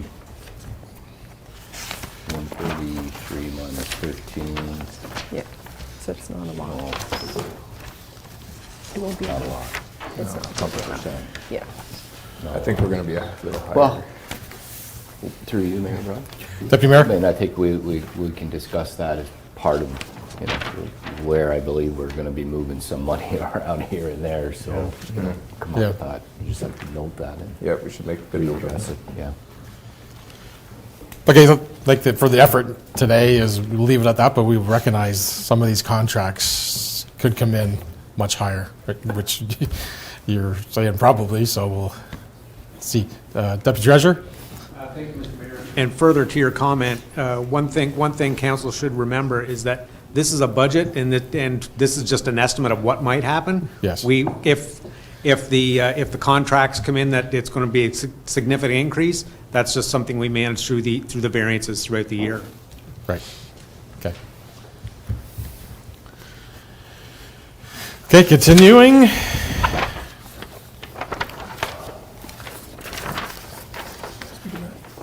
Road over it. So the next roads overhead, this is just year over year, airport maintenance and insurance, overhead truck charges, again, payroll, our phones, streetlight energy, with the training for meetings and conferences. That is normally with, like I said, myself and our staff, we're going to be returning back to that type of training scenario. So you're going to definitely see a budget change for that and the transfer to reserves. Yeah, and that transfer to reserves, through you, Mr. Mayor, is that asset management plan 2%. That's that line item highlighted for you. It's ideal, but that's specifically there. So if you look at that number, without asset management planning, there's actually less costs there, but we're trying to recognize that we do have to start saving sustainably. And that's at 2%. And if I recall back to your slide, that was 20 years to get to the Yes. point. You had a 10, 15, 20-year, and 2% was the 20-year plan. Every year. Yeah, and again, there's such big numbers and variables that things will change, but it is our best estimate that we have, and thoughtful estimate, not just a dart on the board. Mr. Nelson has put a considerable amount of effort into refining those numbers. So, On the 2022 budget, was that recommended at that time, and they chose 100,000? so no, the asset management plan was due July 1st, This year, that's right. 2022. Okay. So this is more your burden to carry than previous council. Right, yeah, exactly. So I was just wondering at what point. Yeah. Excellent. Deputy Treasurer? Thank you, Mr. Mayor. At the end of the budget, 2022 budget discussions, the prior mayor did mention that he wanted to possibly incorporate the capital levy at that point. Council wasn't amenable to it because of what was going to happen this year now that they have the asset management plan. Okay.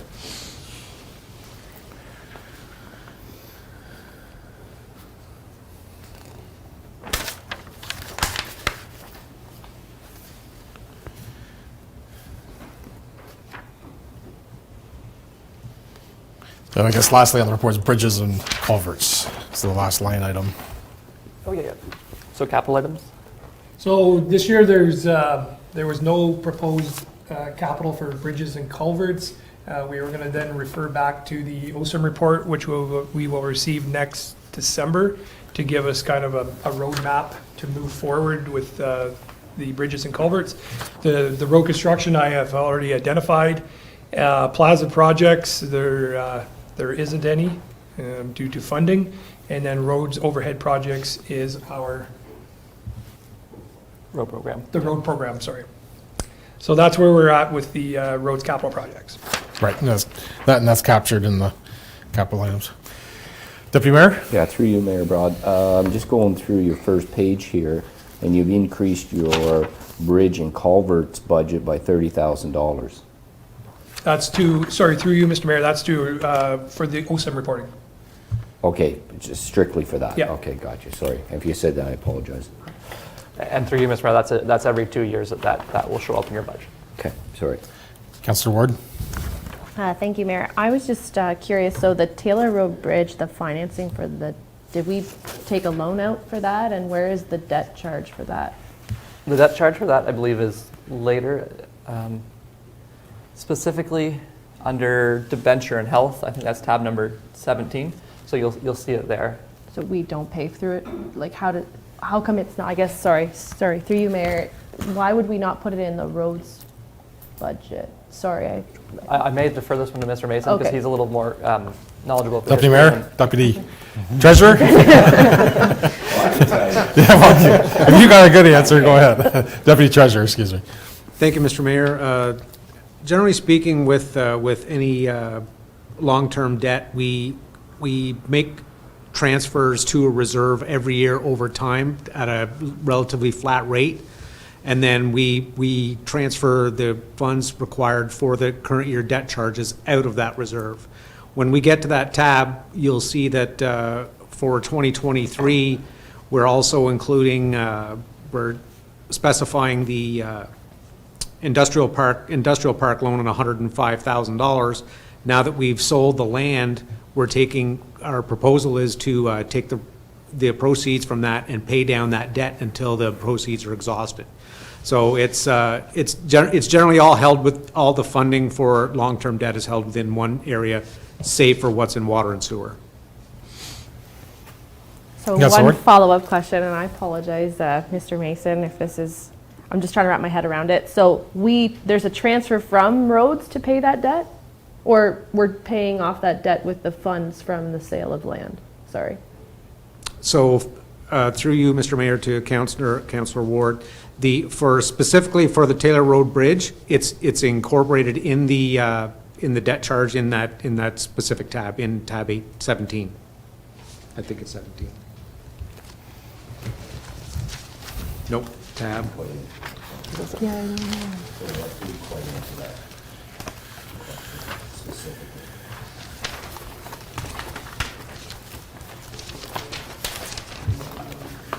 You're right, it's tab 17. It's the backmost paper on tab 17.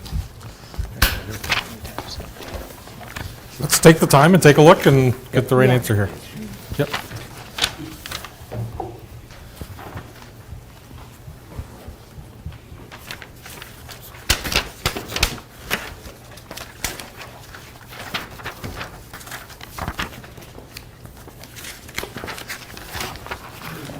Yeah, on tab 17, it's the last fold-out paper. The last fold-out page on tab 17. Yeah, that has your information specifically.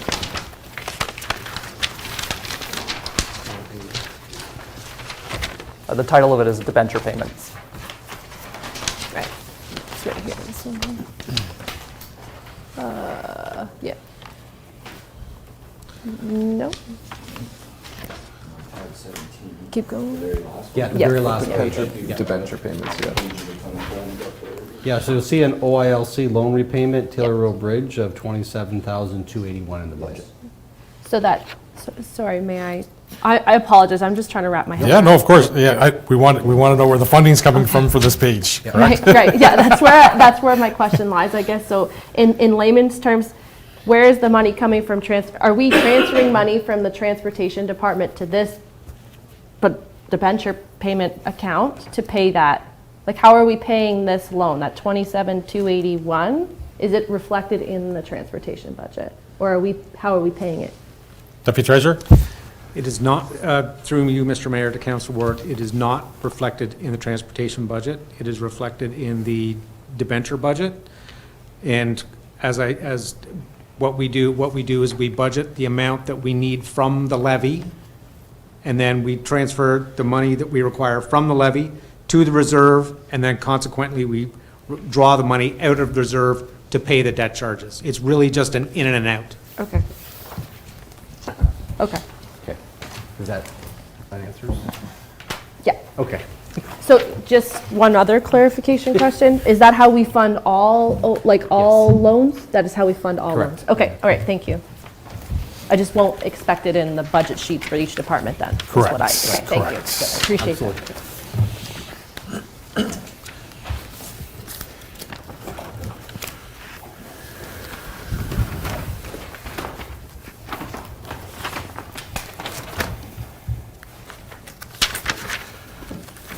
Okay, further questions It is. on the Public Works budget?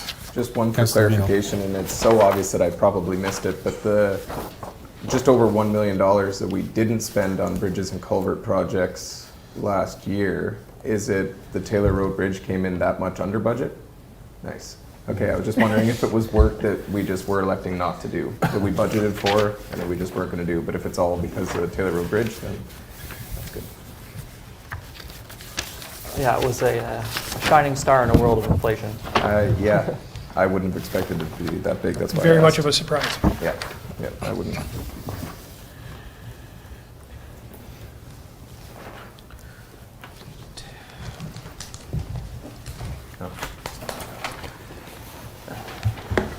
So in this budget item, the change is 214,000. So that's a 3%. We're looking at our overall number. That's like 3%. 77 times. No, yeah, 3. Any opportunities we see at this point?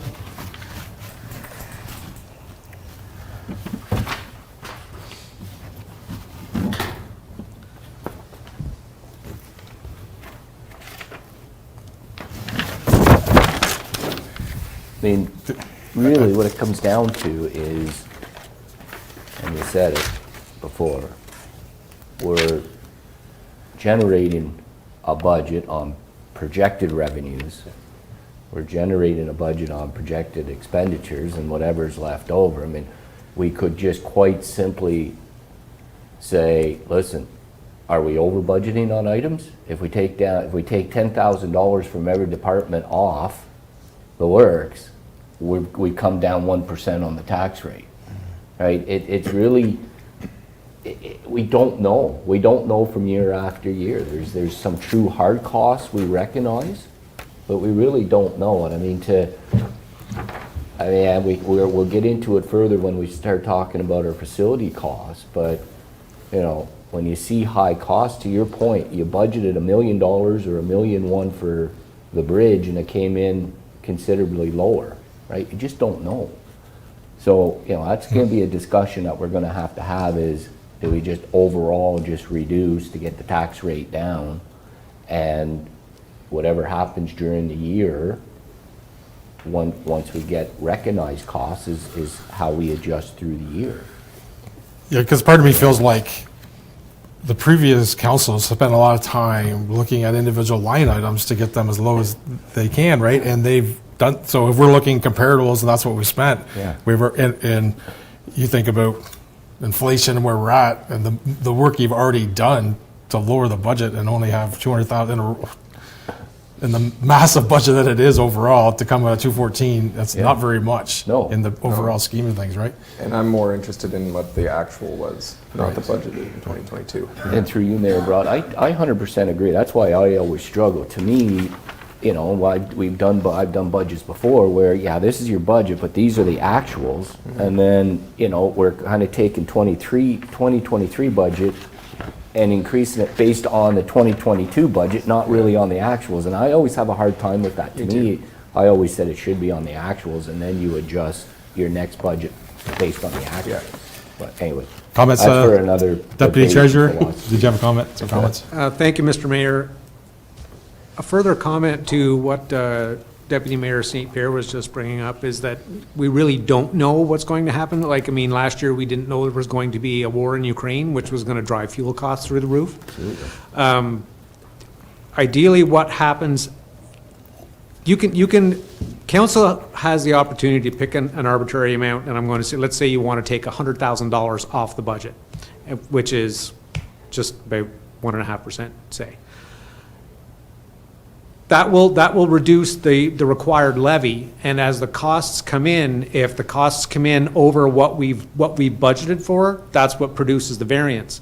And then what happens at the end of the year when we collect up all the variances, if we still have a surplus variance, that surplus is transferred to reserve. If we have a deficit variance, we draw from the reserve. So it's kind of a catch-22. We budget as best to our knowledge, and then council does have the opportunity to reduce it, or leave it, or increase it, whatever the case may be. Deputy Mayor? And through you, Mayor Broad, so maybe after we're done with Jeff, maybe we should take a step back, because I don't think we fully had a good discussion on our reserves, and do we have healthy reserves? You know, where should we be with our reserves in terms of a percentage-wise? Well, maybe we should kind of dive into that, so then we can continue thinking about reserves. You know, because maybe we got to take a little bit more out of our reserves to offset the cost to help with the tax rate. I'm not suggesting we are. I'm just suggesting, I think if we get a full picture on the reserves and the reserve funds, then maybe we can, again, now that we've dove into this for a couple hours, and I think we're all starting to get a little bit more adverse of how this flows, maybe that's the time to start talking a little bit more about the reserves and the reserve funds. Just a suggestion. Deputy Treasurer? Thank you, Mr. Mayor, and to solidify that point that Deputy Mayor St. Pierre just made, if you look at the first long page in tab 17, you will see that staff have proposed a transfer there to come from the working reserve of $175,000, which is solely to offset where we landed with fuel this year. Because hopefully, and hope isn't a strategy, that fuel is not going to stay at this level for X number of years, and that this is a one-time pay down, if you will, to assist with the lower levy. And that wasn't a number that didn't go without thought. I went through all the fuel we had purchased in 2022 versus what we had budgeted, and that's about the difference. So for the roads budget, any further comments or questions? Obviously, we'll have a further discussion on fleet, which is a little bigger piece, but Councillor Smith? Through you, Mr. Mayor, Jeff, I'm looking at like the mowing budgets and the snow removal budgets for the plazas and stuff, and maybe this is going to go back into when we start talking about fleet. But if the tractor that you were proposing for us to buy, I'm not sure really when to bring this up, to bring it up now or to bring it up in the fleet. Are we going to be able to see any cost savings on the contracted services in the mowing and the plazas if we bought another tractor and did it ourselves? How is that going to work? Because I know that's the plan. That is the plan. We'll need an additional staff member to man that tractor. You're going to see a reduction in mowing contracts because we'll own the machine, right? Correct. So we'll have to purchase a mower, which was not budgeted for because I didn't know we were going to go down this rabbit hole, Okay. per se. I did have 29,000 budgeted for roadside mowing contracts. The problem is with contracts is you work within that envelope of money. So maybe the contract doesn't get completed because the grass season went longer than was anticipated. There's a lot of variables. Can we do it cheaper ourselves? I believe we can for roadside mowing, because then we have the power, the municipality, to send resources where resources need to be. We'll then have two tractors. If we get behind on one side, we could send a tractor over to help out. We could speed up. We can get maybe into places where the contractor wasn't going. for snow side of things, then definitely the power's in our hands, because then it's municipal staff that are actually running the machinery. And 2 tractors, with the addition of 1, we could do a full village, where we could do the plazas and all the community buildings, the dead ends. Our 2 machines could do all that. So that would then eliminate a snow contractor in 1 town, which I think is going to be very challenging to find contractors, period, because of the famous insurance word. It's going to be challenging. So. When we get to the fleet discussion, we can reference back Yeah. comp pot savings to this particular budget Yeah. now that we've seen the line items, right? Yeah. I think we can relate it at that time. Councilor Vino? Just because it does relate to operations, so it is good to talk about now, and Yeah. fleet, I guess. But, so the insurance thing, I mean, if our contractors are going to struggle to find the proper insurance, we're presumably going to pay the same premiums they're paying. So our costs are going to go up on the insurance side as well, presumably. I think I'd be right in saying that. And I know do we expect our contractors to have environmental insurance right now? Yes. Do we have environmental insurance? Yes. And so we would have to add those pieces of equipment and those operations to that policy along with the rest of the policy. You got it. Yeah, so we would still end up at a net, I don't know, it seems to me like a break even. Right. So I think a conversation to have, and I'll just make the point since you brought it up.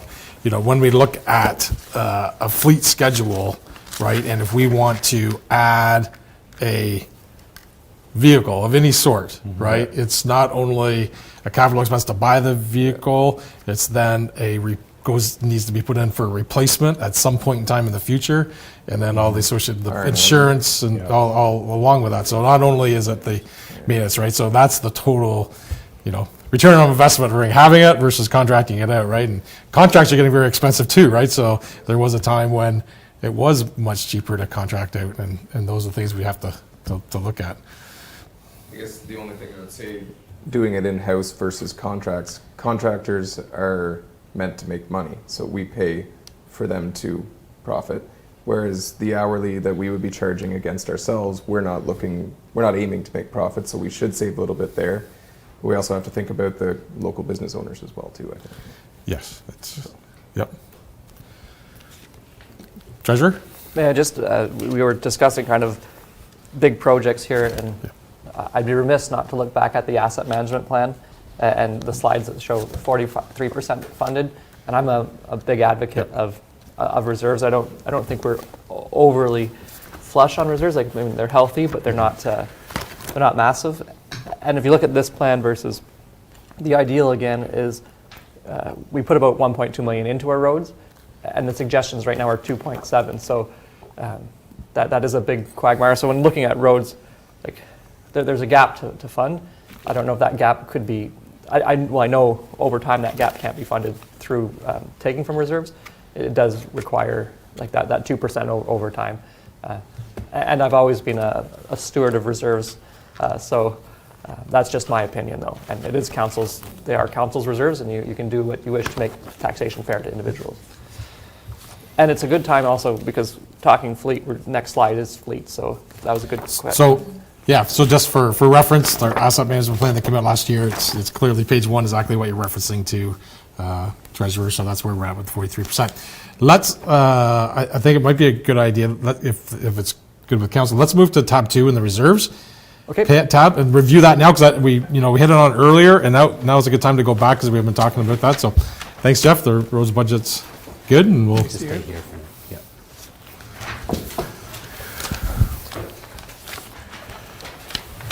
So yeah, it's the only thing. So, again, there's 2 definitions to remember, the reserve and the reserve fund. So maybe just quickly recap us all again, ground us back to where we're at, and just talk through the document if you could, Treasurer.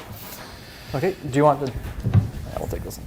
Perfect. So reserves are a little bit more, how do you say, reserve funds in my history at my previous employer were like gas tax. So there's rules to them, there's bylaws to them, and there's ways you can spend them specifically. Gas tax, you have Parkland Reserve Fund, as well as you have development charges if you had those. So they're a little bit more restrictive in nature, whereas reserves are money that we're just through the budget saying we're putting them away in this regard. They are all money saved for something. It's just the ability to change what that something is in reserves is simpler. So reserve funds, they have specific line items because legislation may say they can only be spent on this item. Or buy. Yeah, so your reserve funds are physical bank accounts that are obligatory, which means they're there for a specific purpose. Parkland, federal gas tax, you have to use it for a specific purpose. Your reserves are more discretionary, which means they're built within your tax rate. Council can choose to spend that money as they choose. Okay, maybe talk us through just some of the numbers, what we see. If you, Okay, can I look to Mr. Sure. Mason for the sale of assets, because that one still is, I think it's different than you have better way to explain sale of asset reserve, because you're. Thank you, Mr. Mayor. The Sale of Assets Reserve Fund, anytime the municipality disposes of an asset, think the industrial park land, the revenue for the proceeds will be dropped into that reserve fund. Ideally, council has to make a specific decision on how to dispense of these reserve funds because it's set up as a reserve fund and it's established by bylaw. So in this situation, we have $29,000 coming in, which is loan payments that have been internally financed, and $193,000 going out, which is residual funding for the Matilda Hall work, which is proceeding now. $105,000, as I mentioned, for the industrial park debt charges, and I think that was it for that one. And then as you look down from there, South Dundas Fire Reserve, so that's for fires. Vehicle Replacement Reserve, that is included in this budget, and you'll see that there's a want or a will from administration to increase that reserve to have a sustainable funding model. We'll see that in the tab, and I believe Mr. Mason presented that at a meeting at one point, I think an education one. Gas tax rebate reserve fund, so that would be one of your legislative ones, and that we get gas tax money, or I guess it's a Canadian Community Building Fund now. They've changed the name, but it's a transfer that we get annually. RSL Hydro Promissory Note, I believe that's from the former ownership of the utilities in this area. It's what's left from that transfer over to RSL. Community Benefit EDP Reserve, the windmills in Matilda Brinston area, so that gets spent within a certain geographical area. Parkland funding, whenever a subdivider or a developer comes in, they can either give us land or parkland money in review, cash in lieu of that. That's that.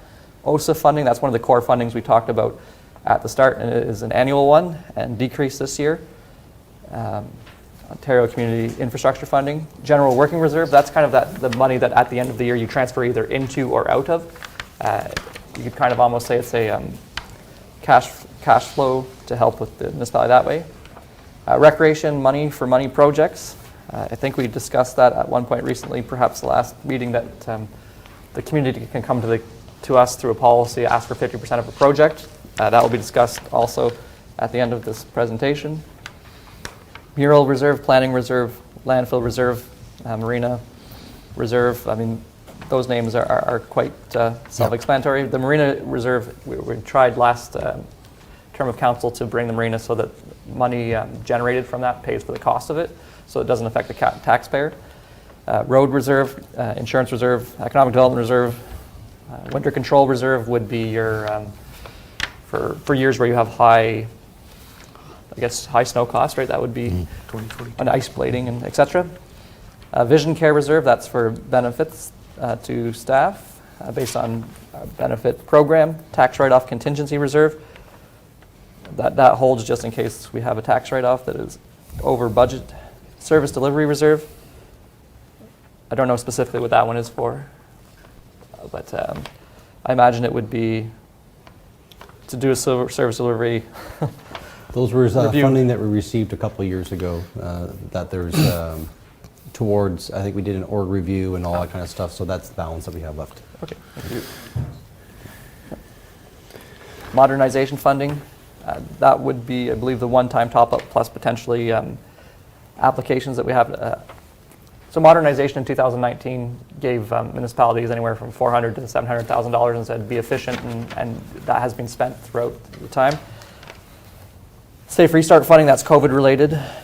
COVID-19 recovery fund, obviously COVID related. Election reserve, put aside annually to be taken out every 4 years. Treasury reserve for treasury items. Health and safety reserve, that's similarly that way.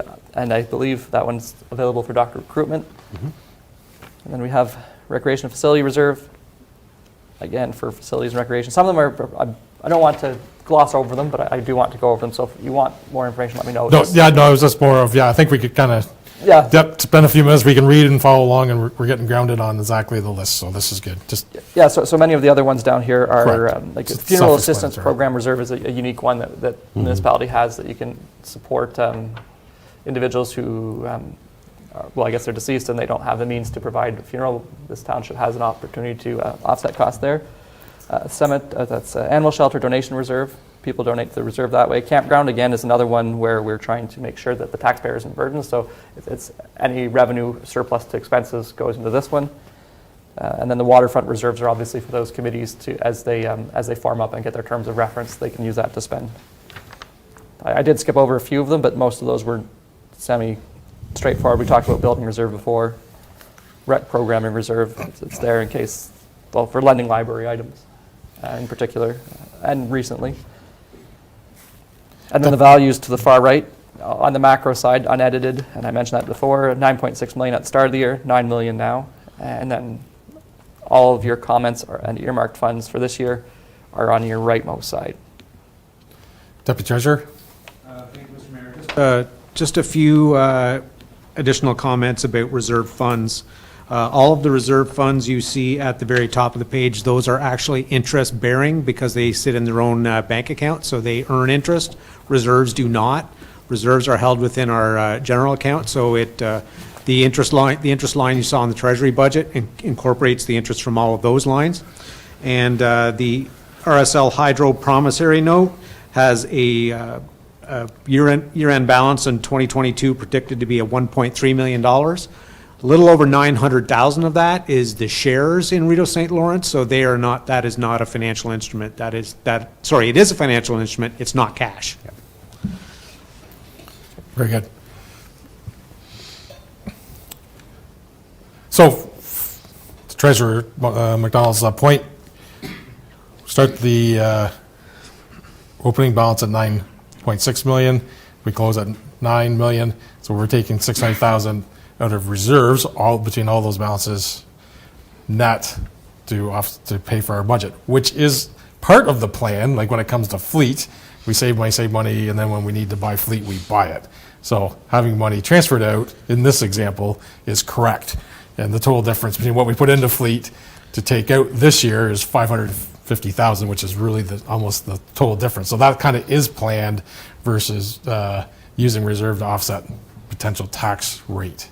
Correct? That is the intent. Like That's to intent. put a simple scenario in front of you would be if you have two trucks, they're both 40,000, and you know you need them for 10 years, you put 4,000 each for each truck, you'd have 8,000 per year. So when that time comes, you're able to purchase that truck. And the levy looks like this instead of 40,000 or 00 if you have two of them, 80,000. So that's the idea behind reserves, is to sustainably fund your assets so your tax rate stays fair and even. Like that's the biggest thing about reserves. Yeah. And some years you'll spend more than you put in, and some years you'll spend less. And it's just the sustainable nature of them is sometimes threatened, I guess. Yeah, because the opening balance to 2022 was 9.2. So like we've gone up, gone down, and gone up, down. Yeah. Okay. Deputy Mayor.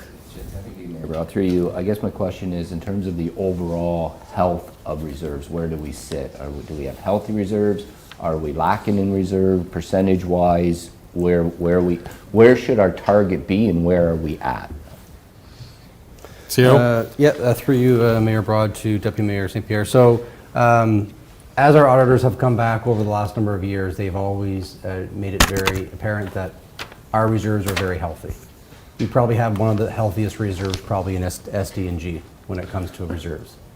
That being said, as we know, costs of everything are going up. So there's not really, I guess, a target that you would say, but the asset management plan will be part of that as far as our future savings. So if you look at general working reserves, probably, I'm going to say 6, 7 years ago, that number might have been more around 3 million. Over the years, we have been taking to offset, whether it's a one-time project, or whether it's not, whether we've had deficits in previous years. So that general working reserve is all based on surpluses and deficits year after year. So if we have a deficit in 2022, that number is going to go down. If we have a surplus, that number will go up. So every year it's always changing, but Jamie, our auditor, has always said that our reserves are good, are nice and healthy. Okay. Councillor? Ward? So I have 3 questions, Mayor, and I'm not sure if right now is the time to ask them, but I'll just Yeah, I'll let's just go ask ahead. them. So the fire reserve, so there's a reserve fund for fire, and then there is a fire reserve. I guess I'm just wondering, because the fire reserve fund is now $0, correct? Like the ending balance this year will be 0, because we are spending all of the money that's left in that fund? Yes. On the, it's budgeted to support the fire master plan. Right. So is that, I guess that reserve fund, is that for administrative items for fire? I see that the next one is just capital items, right? I just want clarification. Is that how we use those funds? So through you, Mayor Broad, to Councillor Ward. So fire reserve is almost similar to our building reserve. So fire supports fire. Yep. So any surplus in fire for the year goes in that fire reserve fund. Okay. Any deficit is taken from that. Reserve, not reserve. Sorry, reserve, yes. Yeah. And then how do we fund the reserve fund? We have not. We have not. Since I've been here. We've never funded it. No. And maybe this is, sorry, through your follow-up question, and again, course. I apologize, maybe I should have asked this during the fire presentation, is that something we need to consider as part of the master plan? Is that mandatory reserve there, or? I wouldn't say it's a mandatory, the fire reserve not fund. mandatory? We've been putting money away as far as replacements in Right. the fire reserve. Right. The fire reserve fund, we depleted it last year because of work we did to the water tower. All the Bearcom communications that were on Iroquois, of course, got funded through their budget. So it depleted quite a bit of their reserve fund. Right. Okay. One thing I will, So- probably something that we will bring back at a future date for council. We do have a reserve fund policy Right. that speaks to each reserve fund and what their main purpose is, and it also gives some targets as far as targets of what we should be meeting in all of our reserves. But certainly something we'll bring back to council for another discussion of that in its all entirety. Okay. And then through you, Mayor, back to the fire discussion, so that fire master plan is the level of service, but that level of service will also be indicated if we need to put money into reserve. Is that what it's going to tell us as well from a financial perspective? Like what kind of funds we need to have and how we need to fund them? The Or no? fire master plan will look at future costs. Right. Right, and also targets that we should be meeting. Okay. Yeah. Okay, perfect. Thank you. Yeah. Yeah, so back to the original conversation of the fire master plan was 60,000. Right. We were going to take 57,741 out of the Yep. reserve fund. Obviously, if we didn't do it to 2024, then that would just stay in there. We'd push that cost ahead and just save that money for the future years. Okay. Or we would spend that reserve money on something else in the fire department, Right. right? Because it's for that. Okay. Can I ask my Yeah, second? Councilor I Ward. apologize. My No, second no question apologies. is, No, this is, with regards to going back to just reserves, so not reserve funds, reserves, we have a winter control reserve. Is that a surplus funded account? Okay, so if we have a good year, it never snows, which Jeff would love, I'm sure, that would go into that reserve. So obviously we haven't been contributing to it. We've been taking from it, correct? Yeah, so in the past, we were contributing $50,000 or $75,000. No, a bit lower than that. 25. 25,000. In discussion with the auditors, the prime target would be basically 1 year of winter control budget. Okay, That's kind of the target they're looking for. So that, but how this has been done is any surpluses for winter control gets put into that reserve. Any deficit gets taken from that. So when we look at some of the numbers, and we've had that discussion about budget of, we don't know if those target or those budget numbers are right, this is kind of that little safety net that we have, that if our numbers aren't right, we've got a little bit of a safety net that doesn't impact the overall budget end of the year, because we can draw from those reserves. And from an operational standpoint, if I may, through you, Mr. Mayor, it's a very good thing to do, because then you're not overtaxing on any given year. You're not budgeting on the high year, you're budgeting on an average year, but you set aside this amount up to an upset limit so that you have it there if you need it, but you're not taxing for it every time. So it's actually a benefit to the taxpayer, and that allows us to budget on averages and not on the high. Okay, any other questions at this point on reserves? So thank you for going back to tab 2. So we'll now move to fleet, 5I. I guess we're looking at tab 11. Yes, and do we want to go back to do the Capital? this sheet again, capital? Because that's where a lot of fleet resides. And the one thing I will note for fleet, when we're talking about fleet today, is I think we need to focus on what level of contribution we want, but also only focus on the purchases for this year. As far as 2024 and beyond, we'll circle back with council and look at a bigger picture when it comes to that. So let's focus on what council's good with for this year, and then we'll look back at, we'll come back with some other options. We've had discussions about the fire and stuff like that. So there's some other things, some variables that we'll come back on. Okay.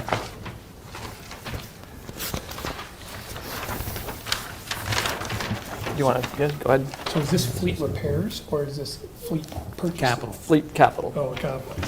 Okay, so first thing on the list is the grader. So I've included on your desk a map of, you'll see a whole bunch, the first page of the map, and it shows gravel roads, gravel not maintained, HCB, LCB, and just earth paths. So a little bit of history on our gravel road network. So approximately 38.4 kilometers, that's center line kilometers in one direction, or 11% of the township's roads are gravel. So 26.25 kilometers of one-way roadway is plowed or maintained in the wintertime, which equals 52.5 kilometers of two-way plowing. Our total network is 38.4 or 76.8 two-way kilometers, which is a difference of 24.3 or 12 one-way kilometers. Those would be non-maintained road allowances, the ones that we just don't focus on. Okay, so what the grader does. Spring grading, this is a daily activity to get the roads ready, smooth and passable, eliminating potholes, also helps dry the roads out in the springtime. Summertime activities is to prep the roads again for calcium application, as well as our maintenance stone program, which runs, it's an every third year activity where we pick certain gravel roads where we apply 3 inches of gravel onto the roadway.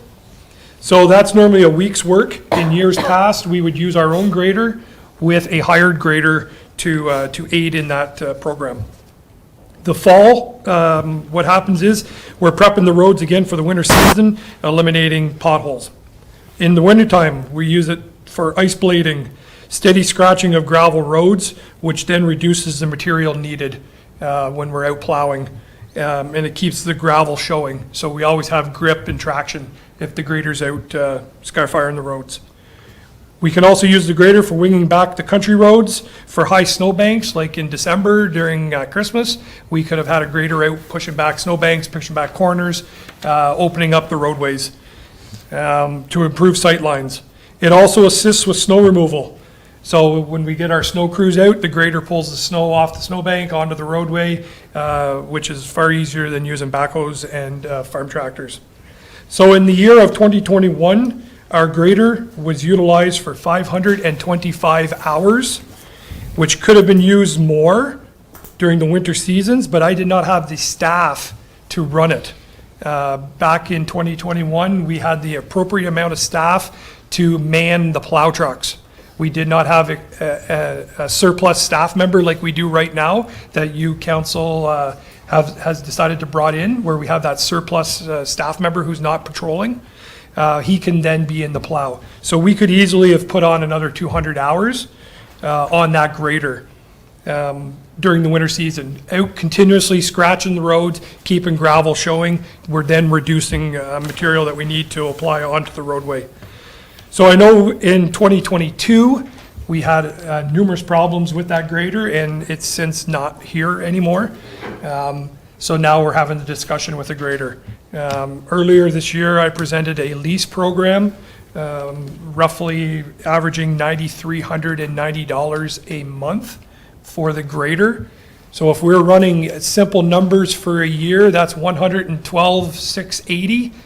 And if we were to divide that by 750 hours, because I'm sure we could have that grader out moving steadily now that we have a staff to operate it, we're down around the 140, 150 an hour mark by leasing our own grader. The advantages of it is we have a grader when we need to go grade our gravel roads, and we do not have to wait on a contractor, because I'm afraid that there's going to be delays. We only had one contractor submit a bid through recurring services, which was David Brown.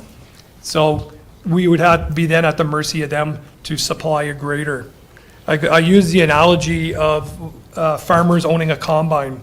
Combines are only used for a couple of weeks in the spring and maybe a month or two in the fall, which is a large investment. The same with the grader. We could keep it moving, and it's at our availability. So yes, I appreciate the fact that we should contract it out, but when we're talking operations, this is where we need to be, owning our own grader. It would be a full lease, a full maintenance program through whoever we decide to go with. The advantages, I feel, well outweigh the disadvantages just by having it in our fleet of equipment to use. So that's where we're at with the grader. I could touch base more on it, but we'll move on to the next one. I won't talk so much on fire. We're looking at a tandem axle plow truck to replace Unit 62. Presently, our spare plow is Unit 57. It has frame issues. It's a double frame, which means that they should be tight together, the double frame. Well, the frame has spread past its acceptable allowance, which then means it can't be safetied. So then you're either replacing the frame or you're getting rid of the machine. I believe it is to the advantage of the municipality to have a spare plow truck, that if one breaks, we can definitely utilize the spare and we're not going short-staffed. So with that proposal, I'm presenting to council that we purchase a new tandem axle plow truck and make Unit 62, which is our oldest frontline tandem. It would then become our spare. That frame is starting to spread, but it's still within the acceptable tolerance. It would then become our spare, and we would replace Unit 62 with a new tandem, automatic, user-friendly plow truck. It would have the same controls. It would have a Dickie John controller on the inside, calibrated to what the rest of our plow trucks are. The farm tractor. When we originally presented this budget, I had a farm tractor to replace the unit that we presently have, the Case 105U tractor. What we use that tractor for is roadside mowing on the west side of County Road 31, which is our tendered area. We hire out the east side of Highway 31. And it also has a snow blade on the front of it. And we utilize it in the wintertime for doing dead ends out in the country, plowing South Branch Bridge and a couple of little small gravel roads. We utilize that tractor. In speaking, we had our mechanic here at one of our training sessions. He feels that tractor is still in great shape and can survive. So we would like to introduce a new tractor to the fleet where we could then take over the plowing operations of, say, Morrisburg or Iroquois, depending on which route we want to go and which town we want to move into, which would then eliminate the need for contractors for the snow season. It would then allow us to purchase a roadside mower, and we can then take over the east side of 31. And in essence, we would then have full control of our roadside mowing for the entire municipality of South Dundas. We can then work together with both tractors, improve efficiencies, and we won't have to worry about coming into a budgeted item number, because my contractor would over on hours for mowing. We try to stay within the allotment hours that were given. This year, it was around the 29,000 mark that I had put in for roadside mowing. Is that enough in wet years, in dry years? Yeah, that might work. In a wet season, then wet sun, grass never stops growing, and we're still cutting grass in early September this year with our own mower. So that's where we're looking at for the farm tractor. We would then need an additional blade for the front of it. It would come with a 3-point hitch arms on the front and with a blade to aid us in our winter operations. The snow plow and sander. This year, we received a 3/4 ton as part of the Transportation Department's fleet of vehicles. It was the assumption that we would then put a front plow and a sander on it, so that we could then take over contracted roads in Williamsburg. We can use that to do the dead ends, the fire hall, lock lane, and the water department's pump station in the park in Williamsburg. Once completed that work, it could then come and apply material in the plazas, the municipal office, maintain the rink. It's just a smaller machine, more maneuverability, and the operator does not have to worry about a wing off of the side of the truck, or taking a tandem or single axle plow truck in through the plazas. There's more activities that we can do with that unit as far as operations go. The saw blade with the attachment, this was something that was presented as a secondary option if the hydraulic or if the boom lift was not approved through the recreation's proposal. I can describe what it is. It's a saw blade. It's got 4 skill saw blades as part of one attachment. It goes on the end of our rubber tired excavator. And what it does is it goes down the side of the road and it cuts off essentially, giving the look of a finished chainsaw cut. The attachment which we have right now is a brusher, and it physically looks like a bomb went off when that thing is out on the side of the road. It rips, bores, tears. It's meant to bring a tree from the top straight to the ground, essentially turning it into wood chips. Where this attachment is, when you pan the face, it gives you a nice, smooth, cosmetic look for those hard-to-reach overhanging branches, and it does not look like it was just hit with a stick of dynamite.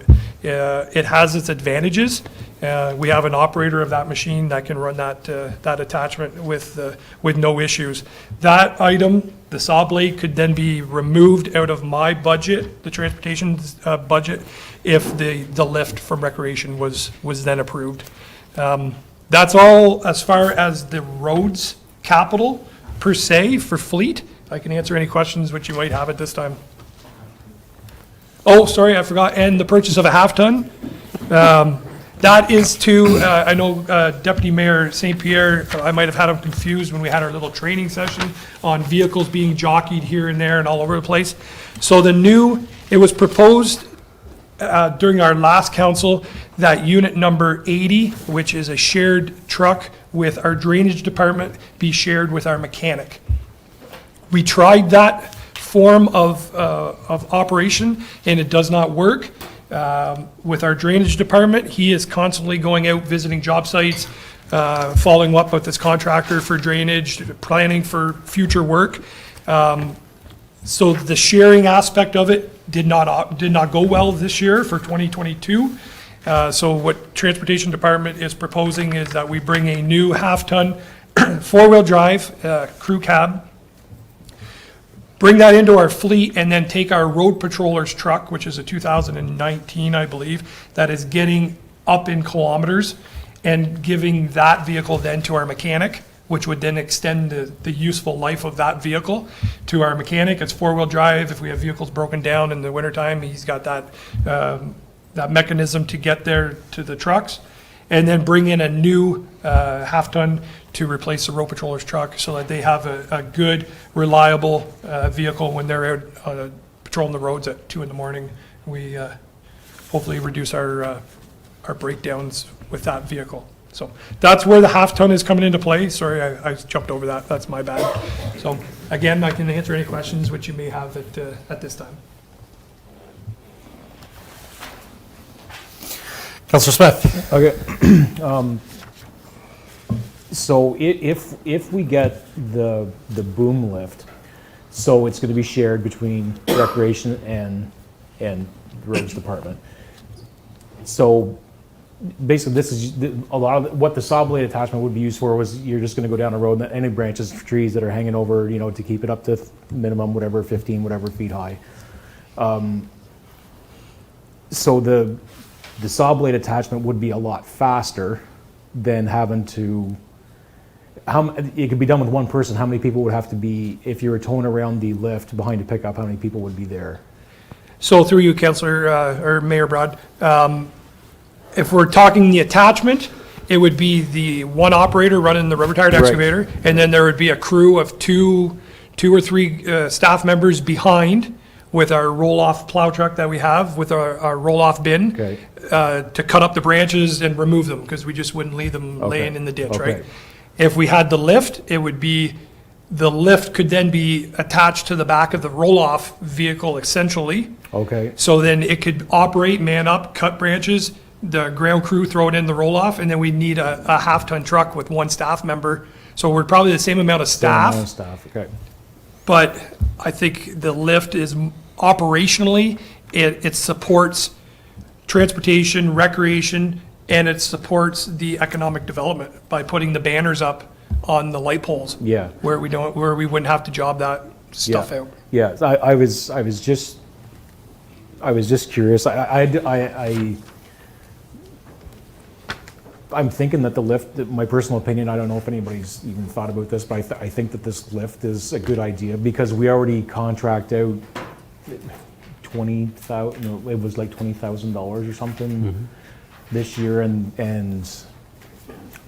it's one of these things, once we have it. I mean, it's probably going to last for 10 or 15 years, and I think it's good because it can be used.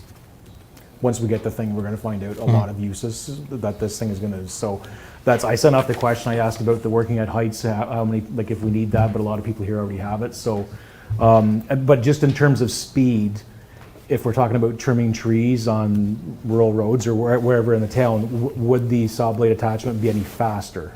Oh, definitely, because with the lift, you would have to show up in the job site, put your cones out, put the 4 stabilizer legs down. Yeah. So what are we talking, 10, 15 minutes to do all that? Where the excavator just drives down the road, pans the arm sideways, and he could just keep brushing as a forward momentum. Yeah. Again, if we're gonna weigh each one saw blade versus lift, right now the lift outweighs the saw blade. Yeah.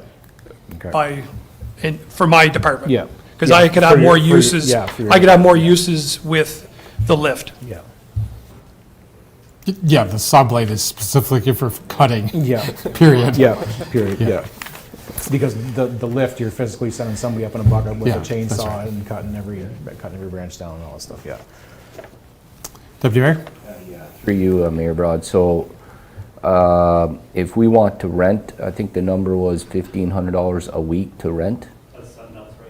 So, quick math, if we were to allocate $10,000 towards it, that's 6.5 weeks of work. I got to think we can do a lot of work in 6.5 weeks and utilize the rental of a lift versus buying it outright.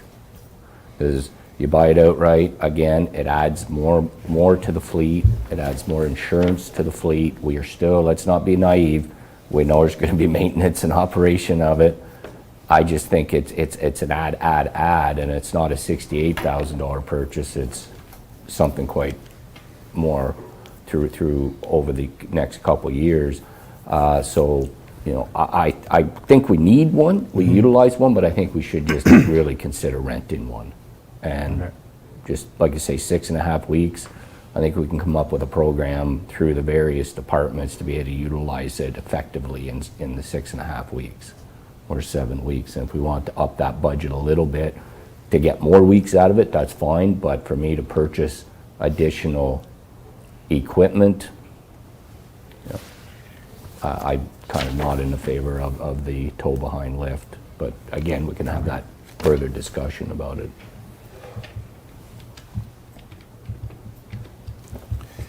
Yeah, because you're suggesting not having it, just in the form of how we have it. Because Correct. I if we would were to say rent it neither, versus- then we would have to buy the saw blade attachment. Or do none, or do both. Right. We don't have to do anything. We don't. This is gonna ask, do we Okay. need the saw blade? Because we've never had one, correct? No, but we're, sorry, through you, Mayor Broad, we are receiving Lots of them. concerns. They're concerns from our residents that curb appeal does not look presentable after it's done. And I know, speaking with you, Councillor Ward, North Dundas has the same unit, and every road's the same. I wish I could say that their unit runs better than ours, but it gives that effect of a bomb going off. It's the choice of service we want to have. Yeah, I just wanted to make a point that it's for aesthetics, it's not for a need for operations, right? So again, it's aesthetics, it's not Correct. impacting, Correct. I'm just saying if we're looking at the budget and we're looking to reduce, that I think the residents should be aware that that's the cost associated with an aesthetically pleasing rural road. And, I mean, I don't have I just want people to be aware that's aesthetic and not operational. I do have a question though, Mayor. Councillor, continue. So I want to go back to talking about the farm tractor and the snowplow blade, course. just because I was hoping that maybe when we talk about the boom lift, that maybe David, because I think that's through the rec budget, so I was hoping, I was hoping we'd talk about that later, but anyway, so if we could talk about the farm tractor and the snow plow blade and sander, sorry. So you're budgeting for both of those in this budget. So is that reflected in the facilities budget? So I guess David probably is relevant in this conversation as well, that the costs are decreased for winter maintenance? Because if you're plowing and sanding and the farm tractor is going to plow and sand as well, is that reflected in David's budget or no? It is not. So are we realizing those savings in this budget if we're not applying them? So my understanding of Jeff's conversation with us is that the snowplow blade and sander was going to be used to do some of the facilities, Okay. but it's not reflected in the facilities budget. Correct, because we don't have them today, so we didn't reflect them in the budget. Right, I guess my question Yeah. is, will we see a savings in 2023? What's return on investment, right? That's the Yes, question. that's the, You should see a reduction in contract services, right? Right. Because we're bringing it in-house. right. Which would be the later half of 2020. That's correct. So with the tractor, there's no sander on the tractor. Okay. It's just the blade on the front, Okay. which is strictly plowing operations. The plow and the sander that you see on the fleet, that is to go on the 3/4 ton truck that we just received, which then would be plowing and sanding at the same time when it's out. And it's more for increasing service. Because right now, contractor plows the rink. Let's use the rink. He plows the rink parking lot, and he might only plow it once. The snowstorm might go 24 hours, but he might only be there once, maybe twice in one day, where this 4x4 truck could then sneak through, at least keep in front of the stairways and the path down through the cars opened with material down before the next crew to come in the next morning, right? And that's where we can use that surplus staff member that we have. We can make full use of him. So I just wanted to just highlight that we might see savings, but we just won't see it in the budget now. We might see it Correct. in the future. That's all. I Right. just wanted to highlight that, that's all. Thank you. Correct. Councillor Vino. I think on those two pieces of equipment, really the question is, does this council want to move to going away from contract services and to bringing it in-house or not? Because that basically dictates whether we buy these two pieces of equipment or not. Correct. So Correct. we need to decide that. So if we bring it in-house, I think realistically, the only savings we're going to see is a little bit by the hour, because if we can operate that machine at arbitrary $150 an hour, a contractor's going to want 165 because they need profit margins. So that's the only realistic savings we're going to see there. We are bringing it into our insurance. They pay insurance too, so that's a wash. We're going to have to staff it, which historically has been a bit of an issue, and we're going to have to maintain it and deal with any, like say the farm tractor, for example. If we were to go down that road, I wouldn't want to own it. I'd want to lease it, because we just went down this road with a grader, and one massive breakdown can screw us. And you end up with a farm tractor, say, and it breaks down, and that's what we decided that we were going to use to do our plazas. It breaks down, we own it, we don't lease it, so then we don't have a replacement for that, whereas if you lease it, you would get a piece of equipment to finish the job that snowstorm. So anyways, we're just trying to weigh pros and cons here, is if we move to no contractors or not. And that's open for discussion. I'm not sure what everybody thinks here. Councillor Smith. Yeah, so the farm tractor, if we bought it, so it was 234, that was the budget. So in theory, if we bought it, it could last 10 years. Just say it lasts, so 23,000 a year, give or take. So right now, the roadside mowing that is done in Old Williamsburg Township is almost 30,000 a year, and if we use it for Iroquois Plaza, that's 25,000 a year in contract services. So that's 55,000 right there. So if we budgeted, even with interest, fuel, whatever, we have to pay somebody to drive it. It would, I don't know if it'd be cheaper. It may be cheaper. It's probably a wash. It's just it's going to depend if we want to do it. If we buy this tractor, we're going to say, okay, we're going to go all in and do everything ourselves, or no, we're not going to buy it and we're going to try to continue to contract everything. So we'd have to buy a second mower, because we're going to keep the original tractor. We're going to keep it with its mower, and we have to buy. So we buy this tractor, we'd have to put. It's going to come with a front end loader, right? We'd have to put like the. We won't need a front end loader. It won't need a front end loader on this one, so we're just going to put like the front with the blade. 3-point Okay. trims. Okay. And so it makes sense. To my mind, it makes sense. We just have to decide if we're going to go all in and do it, or if we're going to continue to contract. So that's. Just to add to your pros, the level of service should be higher, and we would expect it to be higher We should expect it to be higher. Councillor Through Ward? you, Mayor, I would agree with that statement. I think if we're going all in-house, then I think this council would expect the level of service to be a lot better, a lot more timely, from my perspective anyways. To Councillor Vino's point, I agree. Like, I think when I look at the grader and look how much money we put into the grader, and then we couldn't use the grader and we ended up selling it, I would be amenable to a lease as well, because if we're going all in on this project and our farm tractor is down, we're going to have to hire contracted services. They're going to have to come in. They may not give us their best rate because Emergency. we're not, it's an emergency rate, Yeah. and it's going to be during a snowstorm. It always happens that way when they're already busy. So I think to Councillor Vino's point, it's an interesting perspective, and I would be willing to entertain that, because we already are spending money on the existing tractor. If we didn't have a tractor at all, I think that maybe we could look at purchasing a tractor, but since we already have one in the fleet, I think the lease option would be something I would be amenable to. Yeah, especially on both items, the grader and or tractor. Yes, We're- specifically the tractor. Tractor, I'm talking but to, on yeah. those 2 points, we're only committing for a 5-year. Correct. Because that, when the lease is up, we could, next council, which would be, could have a different strategy. So Right, it's not a exactly. permanent lifetime we're Decision. agreeing to. Right. Director? So through you, Mayor Broad, we're talking farm tractors, Yeah. and that's great. Keep in mind that with with our tractor and the addition of a second tractor, that equates to one town. Because there's one contractor with 2 pieces of machinery that does Morrisburg, and there's 3 separate contractors in Iroquois that each have a piece of the pie.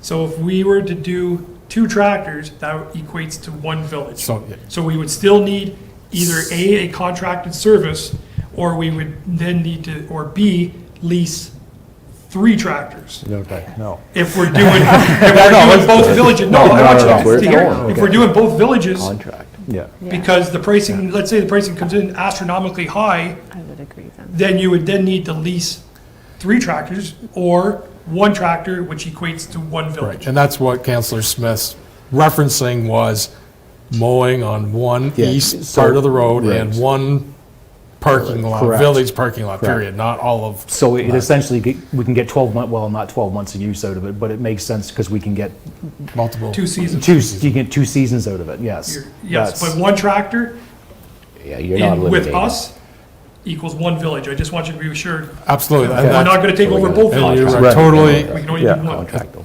Yeah, I think Deputy Mayor? Thank you, through you, Mayor Broad, and thank you, Jeff, for convincing me which way we should go. I believe we should go, and I think we should just keep going with the contract. Because we're not fulfilling the whole obligation of what we need. So I just think we need to get away from buying additional equipment, and Councilor Bino, you had great points on the differential of the cost. But again, what we're not recognizing is there's fuel costs on top of that as well, and we know there's going to be maintenance and repair costs. We know that staff retention, not here, everywhere, is difficult. We're always going to be chasing for more staff or additional staff or replacement staff. I think it should just be straight out contract, and all we have to worry about then is the contract. That's my opinion. Got one more point. Councillor Just one Vino? more point to kind of back that up, because it's something that we haven't discussed. You have to scale your operation, your whole operation, to what you do, and I do that a lot at work. We have 1 mechanic and 1 shop. You increase your fleet size, whether you lease or not, you're going to push yourself into needing another mechanic and a bigger shop, because you've got more equipment to maintain. And that's something that we haven't really discussed in our discussions about adding equipment to the fleet. And as far as the level of service goes, I would expect it to be better doing it in-house, but as we've seen with the plow trucks, we're only allowed to operate X amount of hours. So if our current contractor is only able to come out at 2 a.m. and work till 10 a.m., our guys can't do any more than that either. You know what I mean? Correct. So like, if we think that they're going to come out and plow from 2 to noon, or 2 to 10, but then plow at 3 whenever the storm's still ongoing at the plaza, you're going to need other people to do that, because the original shift has already worked their shift. So you're almost into 2 shifts. Like I say, if we were to do this all in-house, you're going all in. You have to have staffing, equipment, mechanics if you go up in equipment. Great point. I don't think getting contractors is going to be the easiest thing in the world, and that goes back to our very early conversations today about budgeting for it, because I think in talks with some people around here that do this work, I think it is going to be more expensive, but I think it'll still come out, we'll still come out ahead if we go with the contractors, but I think we do need to budget for an increase in, because I think if we want to get anybody to do it, it's going to be a little more expensive this year. Fair But I think we're opening ourselves up to more liability and just more headaches, frankly. I mean, Jeff's got a lot on his plate already, and I know that you're in favor of bringing it all in-house, but I'm worried that we're biting off a lot, personally. Agreed. That's all I have. Councillor Ward? I just wanted to agree with Councillor Vino and Deputy Mayor St. Pierre. I agree. I misinterpreted Jeff's comments earlier, so I apologize. I misheard you. I thought we were doing everything in-house with 2 tractors. We would be able to do 2 villages, so I apologize. So to that point, I would think that we could I'm going to suggest that we remove the farm tractor altogether then from this particular budget. So I don't know if everyone's in agreement with that, because it seems to not really have an effect if we're not going to do that. And then perhaps in years to come, we can look at, if we want to bring something in-house, that staff can bring that ROI back to us, and we can look at it in future years. But I do think, to Councillor Vino's point, it's a lot for us to bite off in our first year when we don't quite understand all the true costs yet with the new inflation on contracted services. What, Director, what are the typical lengths of contracts we're signing for the snow plowing or the grass? 1 year, 2 year? What are they typically asking for? They can be whatever you want. Whatever Sometimes you we have a 2 year plus one. We have just a straight one. We have a 2 year. It's, I mean, I'll follow your direction. However you, three is optimal, because then at least a contractor knows that for the next 3 years, if he needs to buy a blade, that it's going to pay him off after year 3. The roadside grass cutting, we put that out. I put that out for a 2 year, and council of the past, they switched it back to a 1 year. They just do your one. Again, if contractors are going to invest for a tractor and a roadside mower that goes through the hardest of conditions, they want to see at least something that is attainable, right? So if you did a 1+1, or if you did a 2 with a plus a 1 for a 3 year, essentially, there's lots of options when it comes to that. And the only reason why I ask is that, it's the fleet contributions that we're going to decide in the end, and we could always choose in 12 months to do something different, right? So if we're choosing just to do everything contract, and we take 1 year contracts, then we could revisit all this again in 12 months. If we take longer term, then it's longer term when we might revisit something. Councillor Vino? I think if we're deciding that we're going to go contract, I would be more in favor of basically contracts to end of our term. 3 year, basically. Well, 3 or 4, just because I know how all the contractors work, and they're not going to invest the money unless they have guaranteed work for said equipment. Same as like if we decide to go against a grader, I would be thinking about because people will invest in money. Say Dave Brown, for example. I know his Champion grader is not the newest piece of equipment around, but if a guy like Dave Brown or whoever had a commitment from the municipality for X amount, 3-4 years to do that work, that gives them incentive to invest and to provide a level of service. So I would we need to make the decision. We can't be flip-flopping between we're going to do it in-house and we're not. I think we need to make the decision that we are or we aren't, and go with that. Because if we decide to go contract, I would be stretching those contracts out and letting those contractors have a good heads up and really be able to plan for their next 3 or 4 years, and write the contracts properly, that each of us have enough leeway, because we didn't know Russia was going to get in a conflict. That was a great comment earlier, and anything can happen between now and the end, right? But that would be what I would be in favor of. So, Councillor Smith? And just something else is that all this stuff that we were talking about right now, if I'm reading this right, is scheduled to come out of reserve funds, which is not coming technically out of this Correct. year's taxation Correct. anyway. But It comes, it comes out of somewhere, but it's not actually going to be affecting our tax rate that we're talking about. we also have right to now. choose then how much we fund the reserve, Yeah, because we know there's Yeah. future purchases. yeah. There is a chunk, sorry, Mayor, that is being charged back to the tax rate, right? 24,715. Correct. So we could impact the tax. Right, yeah. Right. We're not impacting it though, 234,000 by saying because we're also yeah, exactly. Okay, so direction at this point is leasing, and I'll get the council to agree with me, and we will we'll rent a boom lift for the required amount of weeks that we need it for. We will contract out the grass cutting on the east side and the snow plowing in lieu of another farm tractor, and we will contract out the grader work. I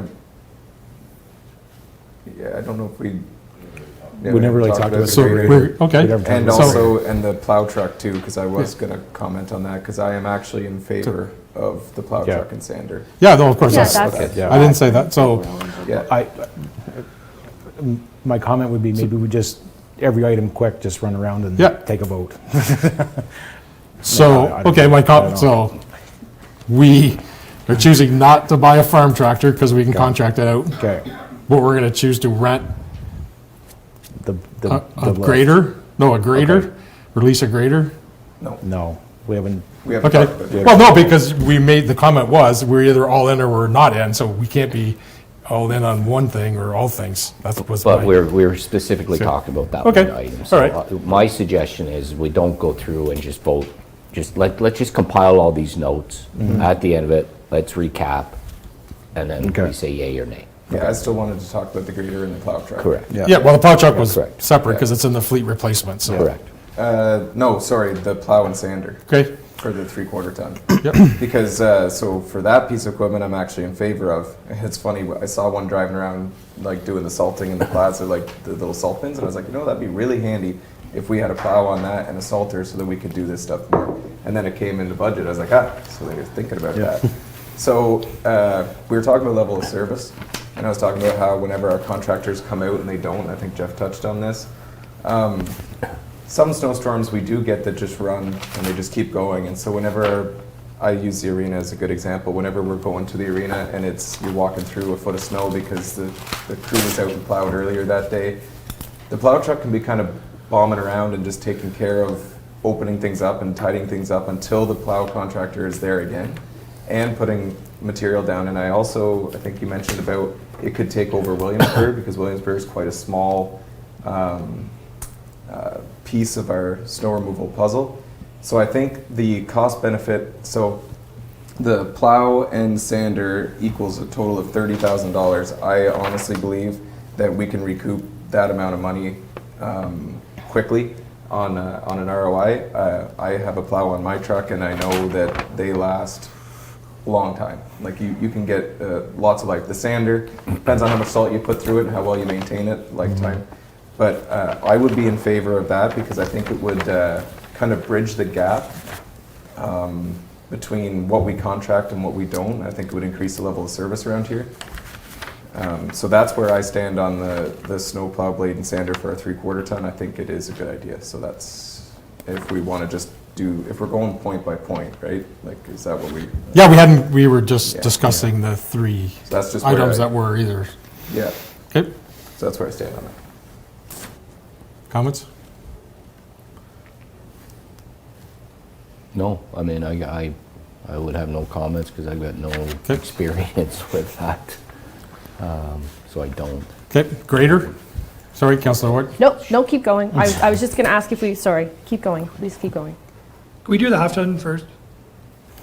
It'll Oh. be less of a discussion than the grader. Let's, I'm just noticing the time now. Why don't we discuss the half-ton, because maybe it goes with that, and then we'll take a break for lunch. Okay. And then we'll reconvene after lunch. So let's finish this truck, this half-ton truck. So just so we're back on the half ton then, so just so we refresh. So your plan is because the patroller's vehicle racks up miles because that's their job, is to patrol the roads. And so we inherently rack up miles. We have one currently that will exceed its mileage in its usable life before it exceeds its year. If we take that vehicle and move it to the maintenance side, the mechanic side, we will thus reduce the miles and try and max out the years for its lifespan. To do that, we would have to bring in another half ton for the patroller. Yeah. And then, okay, Yep. so in my head, it makes sense. Mm-hmm. The grand scheme of all that, assuming that the needs are there. Like the whole plan makes a lot of sense to me, as long as we can agree that there's a need for the extra truck. And and the need is coming from not being able to share, like the sharing agreement not working well with drainage. That's where the need comes from, right? So Director? the fleet mechanic always had a vehicle. It was unit number 64. It had since rotted out, went to the graveyard. That's when we presented last year for a new half-ton to replace the mechanic's truck. That's when the sharing option was brought in, did not work. So essentially, we're not adding a vehicle, we're replenishing the vehicle that should have been replenished 2 years ago. 2 years ago. Yeah. Well, I guess I believe the mechanic needs to have a truck. I've been out on the road and I've been to a couple trucks in the ditch this winter, and he's been out there and he goes out in the middle of the night and kind of saves us some money. I know if he wasn't there, sometimes whenever a plow truck's being towed out or something, they can break more than they really hope to whenever they're towing them out, or we got a truck broke down, maybe the hydraulic hose tool needs to be, like the maker needs to be used so the mechanic can go out and get the hydraulic hose and bring it to the plow truck in the middle of the night, fix it, all that kind of stuff. That, it all makes sense in my head, so personally I'm for the half ton. So that's where I am on that one. Okay. Okay. Councillor Smith? I pretty much agree with Councillor Vino. It makes sense that your road patroller has the new vehicle, well, should have a new vehicle because it has to go, the roads have to be patrolled. And it essentially makes sense that the mechanic has an older vehicle because he's a mechanic. So that's, yeah, so, yeah, it makes sense. Okay, excellent morning. Thank you for everybody's participation. We will take our break for lunch and reconvene in 30 minutes, Okay. give or take.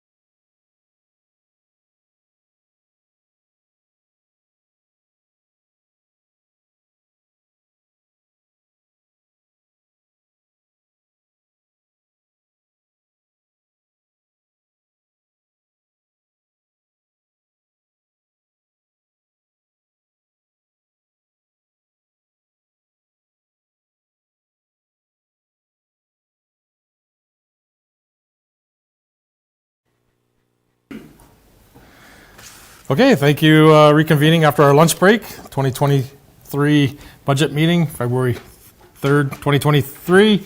South Dundas Council and its team. We will pick back up with reviewing roads fleet items. I think we'll just start at the top item and we'll just talk through again one last time. We got the director's information, and then we'll kind of figure out the direction. So let's just start at the grader and understand what our direction may be.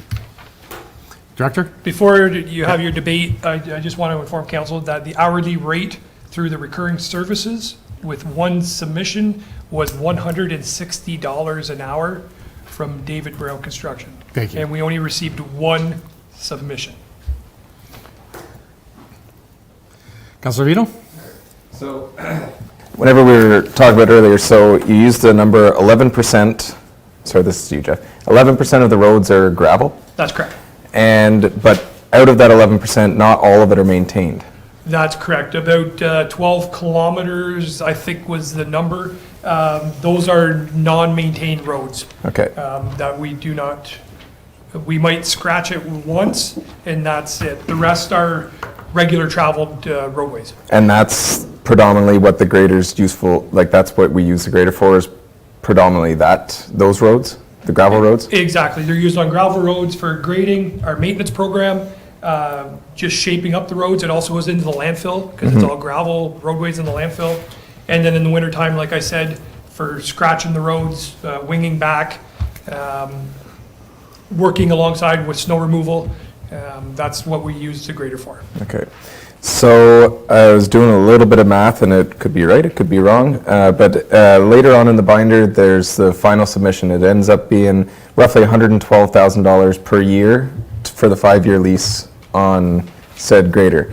And I will say that like the 5-year lease, if we went down that road, that definitely is the way to do it if we decide we want a grader.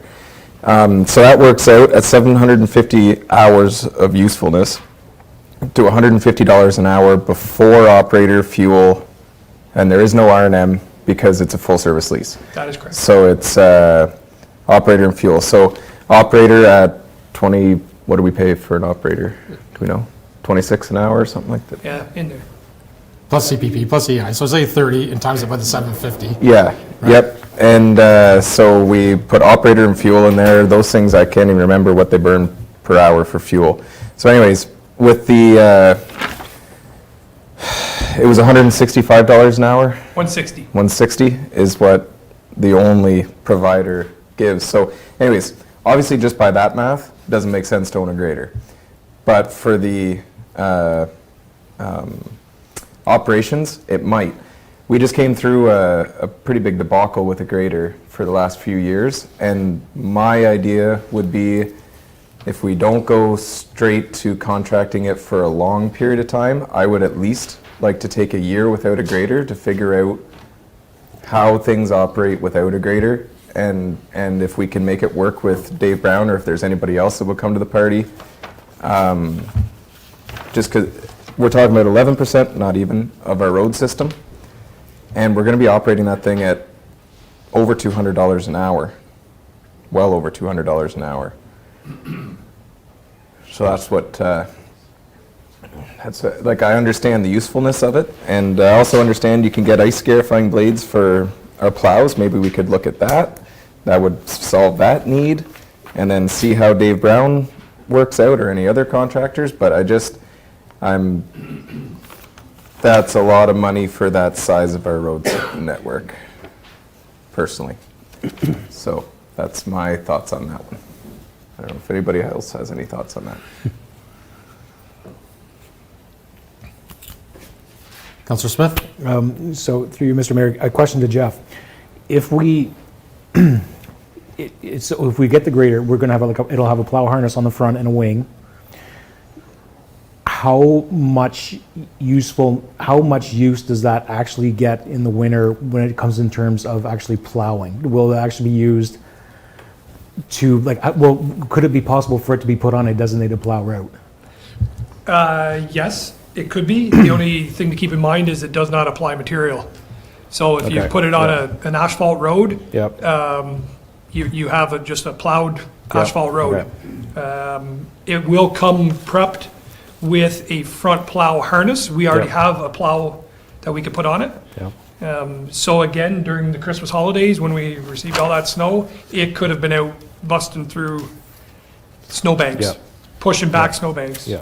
And again, it's year by year, and I appreciate what Councillor Vino has to say, but it's just one of those machines that a municipality needs, and I wish there was a 12-month activity for it. It's busy, and then it sits, and it's busy, and it sits, but when you have it, you know it's sitting in the yard, and we can put a staff member in it, and it can be working. Councillor Ward? Councillor Vino's point about maybe waiting a year and see, my only hesitation is looking at the asset management plan. So I reviewed that before we came in today. So the gravel roads are all, I don't know if you've noticed, but they're in the red, that we need to do a better job maintaining them, restructuring them, like all of that. So my fear is if we don't go down this path and we commit to a lease or whatever alternative, if we leave it for a year, what are we going to come to next year in terms of the quality of those roads? And I know you want to hire out potentially to David Brown, but if David Brown suddenly decides they don't want to do it, then we literally have no grader. And you did say, I think earlier, that the grader that they have is a bit aged, perhaps. So if it goes in for maintenance and it doesn't come out like ours did, that's my only concern, is that we have these assets and they've been flagged red and that they need major repair. And then if we don't have the equipment to do that, and our contractor doesn't show up or can't show up, that's just my only fear, if we don't do that. And I just wanted to bring that up because there are liability if something happens and we don't maintain them properly and someone gets hurt. I would just hate for that to fall on this council. That's all. That's my only point.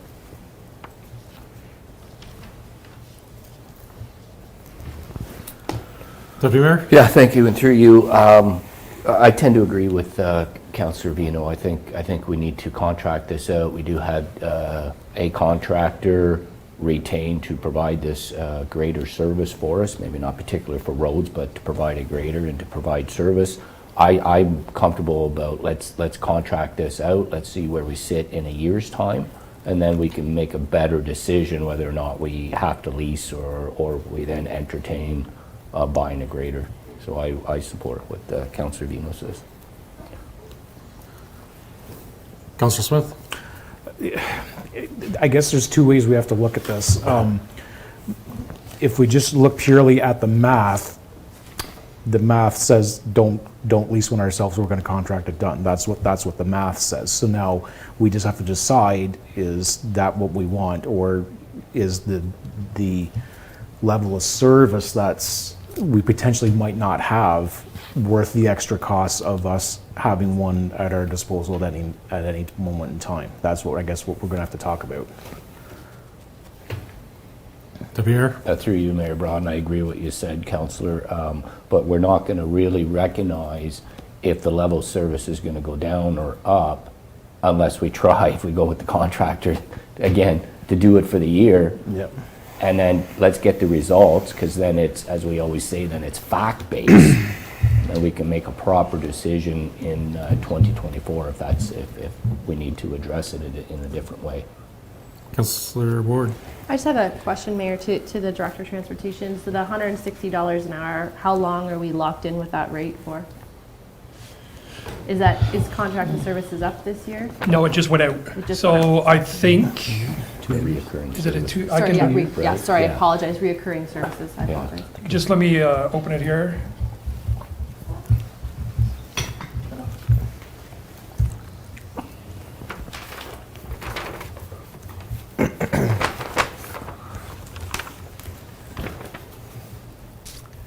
You have it open?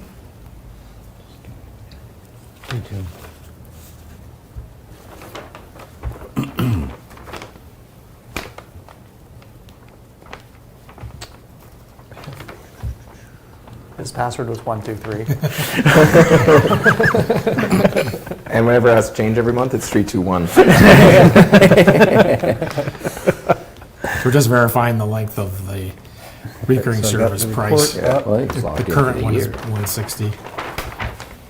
A lot of times they're over a 2-year period, but we'll verify what the, So it was, Just while they're looking that up, I was thinking if we were to try this for a year, some people, whenever these recurring services lists go out, there might be entities out there that may or may not have or may have a grader that know that we have our own grader, and so they go, well, I'm not going to even put that on the service list because I know that South Dundas has a grader.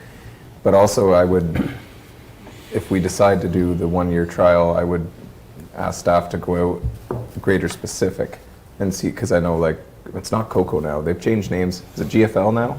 GIP. GIP. GIP? Yeah. They changed names too then. GFL, what is GIP now? Yeah. And Tomlinson's now up the road, who may or may not help out now that they're part of they're in a municipality. You never know.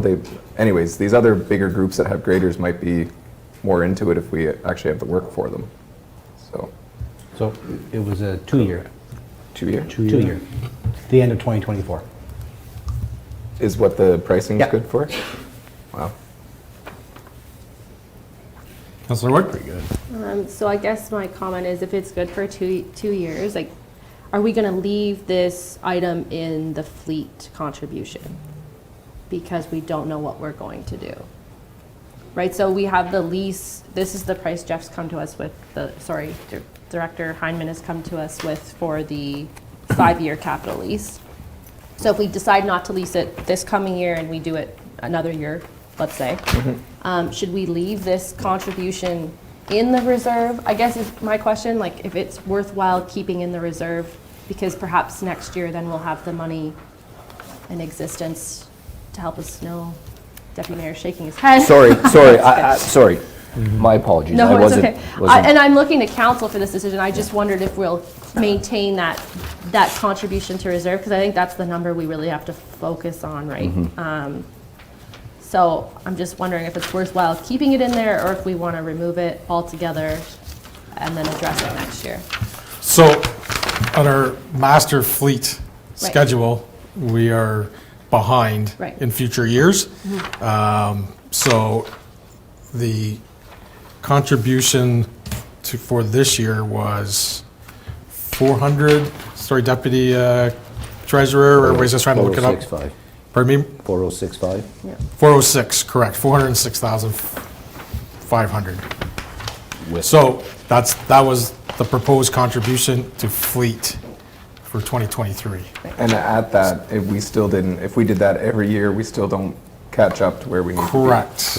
Correct. If all stays equal with our current fleet replacement schedule, we fall, I think, in year 3 or 2026 or something, we're down by over $1 million. We're in the bad side of the dollar. Yeah. Correct. Yeah. Yeah. Deputy Mayor? Through you, and I understand, Councillor Ward, your question. I would suggest it's on kind of the same theme as new purchases is. I don't think it should be included until it's really recognized, if that's what we do. I just, Yeah, no. you know, it should be just contract services and it's separated out, and then the fleet is still the fleet until it's recognized. That would Now- just be my opinion only. Yeah, and I guess that's where I was going with the discussion, is how we want to do that. Is if we're no longer going with the grader, then maybe it should not be a contribution to the reserve, but maybe we Correct. need to look somewhere else to add to the reserve to make up, because we're not quite there yet. Right, as well as considerations would have to be under the roads master budget Right. of multiple items. They need to make sure they're all included in there as a contract versus us doing them Right, because ourselves. this isn't hitting the tax base right now. Well, there's 24,715 hitting the tax Right. base, but if we move grading to contracted services, that's going to directly hit the tax base. You got it. Correct. So I'm just circulating these ideas because I'm not against one or the other. I'm just saying if we make this decision, we're not only cutting our contribution to the reserve, we're also increasing the tax rate. Deputy Mayor? It doesn't necessarily mean that we have to cut our contribution to the fleet. Right, but I'm just saying, so this grader's coming, like, the discussion we're having right now is about a reserve, which we already have the money for. Yes. Other than the 24,000. Yes. So I guess my question is, if we're adding more than 24,000 to the tax base, that's the discussion we need to be having with that Yeah. 160 an hour, Yeah. is my point, sorry, I apologize. But through you, Mayor Broad, but wasn't the first, we're not, if we were to lease this grader, it wasn't coming in until October? That's right, so that's So the 3 months. the first this year, 10 months, we have it as contract services, Which is absorbed already. which is absorbed in already. the So we're GL. only talking the last 3 months or 2 months of the year, Yeah. right? Right, and Right, I so just the want to contract's know what pretty that much- cost is, because if Well, that it's in cost here. is more than 24, No, it's in here, Council Ward, I'm sure it was in here. Well, at $160 an hour for 2 months' worth of work, divide 24,000 by $160 an hour, that gives us a lot of hours worth of work. That's more than 2 months' worth of work, right? Like, you're wondering if it's going to be, if those 2 months' worth of contract services is going to be more than the Understand your question, yes. than the Yes. $25,000 Yes. current tax Correct. hit. Yes. Well, 25, yeah, just divide Correct. that by 160, we'll get more than 2 months' worth of work out of a contract grader. okay, that's all that's it. Yeah, thank you. Yeah, understand very the good question. point. Councillor Smith? Yes, through you, Mayor Rod, Jeff, so David Brown's the only one who bid on the recurring services. Does David Brown know that we need him to do all of our grading this year? No, when this tender goes out, it's just supply an hourly rate. Right, In the case that we call, the municipality knows what the hourly rate is. Okay. So we can plan our work between rec and water, and whoever needs a hired piece of machinery. That's all recurring services is. It's not a contract that states you'll get X number of hours a year. There's no promissory to anything. okay. It's just, that's the rate. So my question was, if we decide today that this is the route that, well, we have to call David anyway, because we don't have, either way, we don't have a grader. So whenever we make that call, and he says, oh, I can't do all that, I just thought that you might need me to do 1 week for a breakdown, then what do we do? We're talking at the table Then we're right at now. the table again, That's yeah. it. It's also So, not. I just wanted to know what, if he had expectations, or if we had expectations of what each other was gonna, okay, all right. So that really needs to be figured out. Well, I don't know if it needs to be figured out today, but we can't figure that out today, but that, we need to, yeah. Deputy Mayor? And to your, through you, Mayor Broad, to your point, we gotta figure that out anyways. Yeah, we gotta figure We're it still out. not getting a grader if we Yeah. went forward with it till Yeah. October. Yeah. So Jeff, or Director Hyman's gonna do his due diligence, he's gonna get Yeah. David Brown on the phone, he's gonna give him how many roads and the hours we're expecting. We're gonna find out if David Brown could accommodate. Director's gonna come back with a report, then we go from there. We're in that same scenario regardless for this year. Regardless, yeah. Yeah. So, Councillor Vino? Through you, Mayor Broad, until we get to the winter, right? So I'm just wondering, so while I think we can do this with contractors, that certainly I'm not sure, because we don't have any bona fide relationship with a grader contractor right now. If we leave that in the budget, because it doesn't directly affect our tax, right now our job is to set the tax rate for the year. If it doesn't affect our tax rate, we leave that in there. We do a little bit more digging here in the next coming months. We will have to get something out, like if we're currently out to October to get a grader, we have to do this sooner than later, presumably immediately after budget time. But for today's discussion, I think we need to defer the grader, leave it on the budget line, because it doesn't technically affect our tax base, and defer this to immediately after budget time. Yeah, I Does that agree. make sense? That's what, yeah. I agree. That's- Deputy Mayor? there we go. Deputy Treasurer? Three Treasurer. Deputy Treasurer. Thank you, Mr. Mayor. So when it comes to a capital lease, the capital lease is not paid by the reserve fund, the capital lease is paid by the tax rate. Because it's Okay. not our piece 4,000 of is equipment. tax. Got it. So Okay. there will be an impact to the tax rate of $24,000. that's what Because the way I've built the budget as you see it is, if we lease the grader, I'm proposing that we bring in X number of dollars, I think it's 15,000 next year from the reserve, because that's how much we sold the old grader for. So I would use that revenue to soften that blow, but there is still an impact to the tax rate. It's not Okay. solely reserve fund. Okay. Okay. But at The 20, decision is correct. Director Hyman needs to know that we're either entering into a lease Yep. for immediately, like as soon as we get delivered, or a contract for all of 2023. And the will of the council is, we're going to direct him to get a lease with David Brown for all the hours required for 2023. And the first part of 2024, Correct, till the 2024 budget.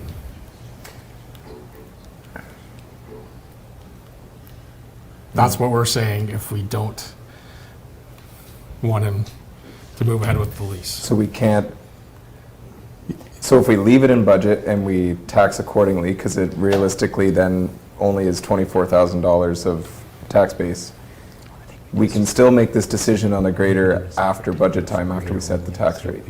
We could always, Because we need to do more digging on if we can actually contract this out or not, right?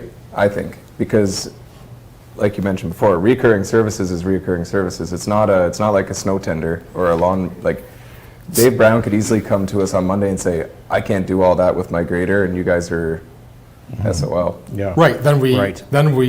have to figure that, but then we should, if the will is to contract, then director and everybody else are going to be mandated to go find someone to fulfill the contract.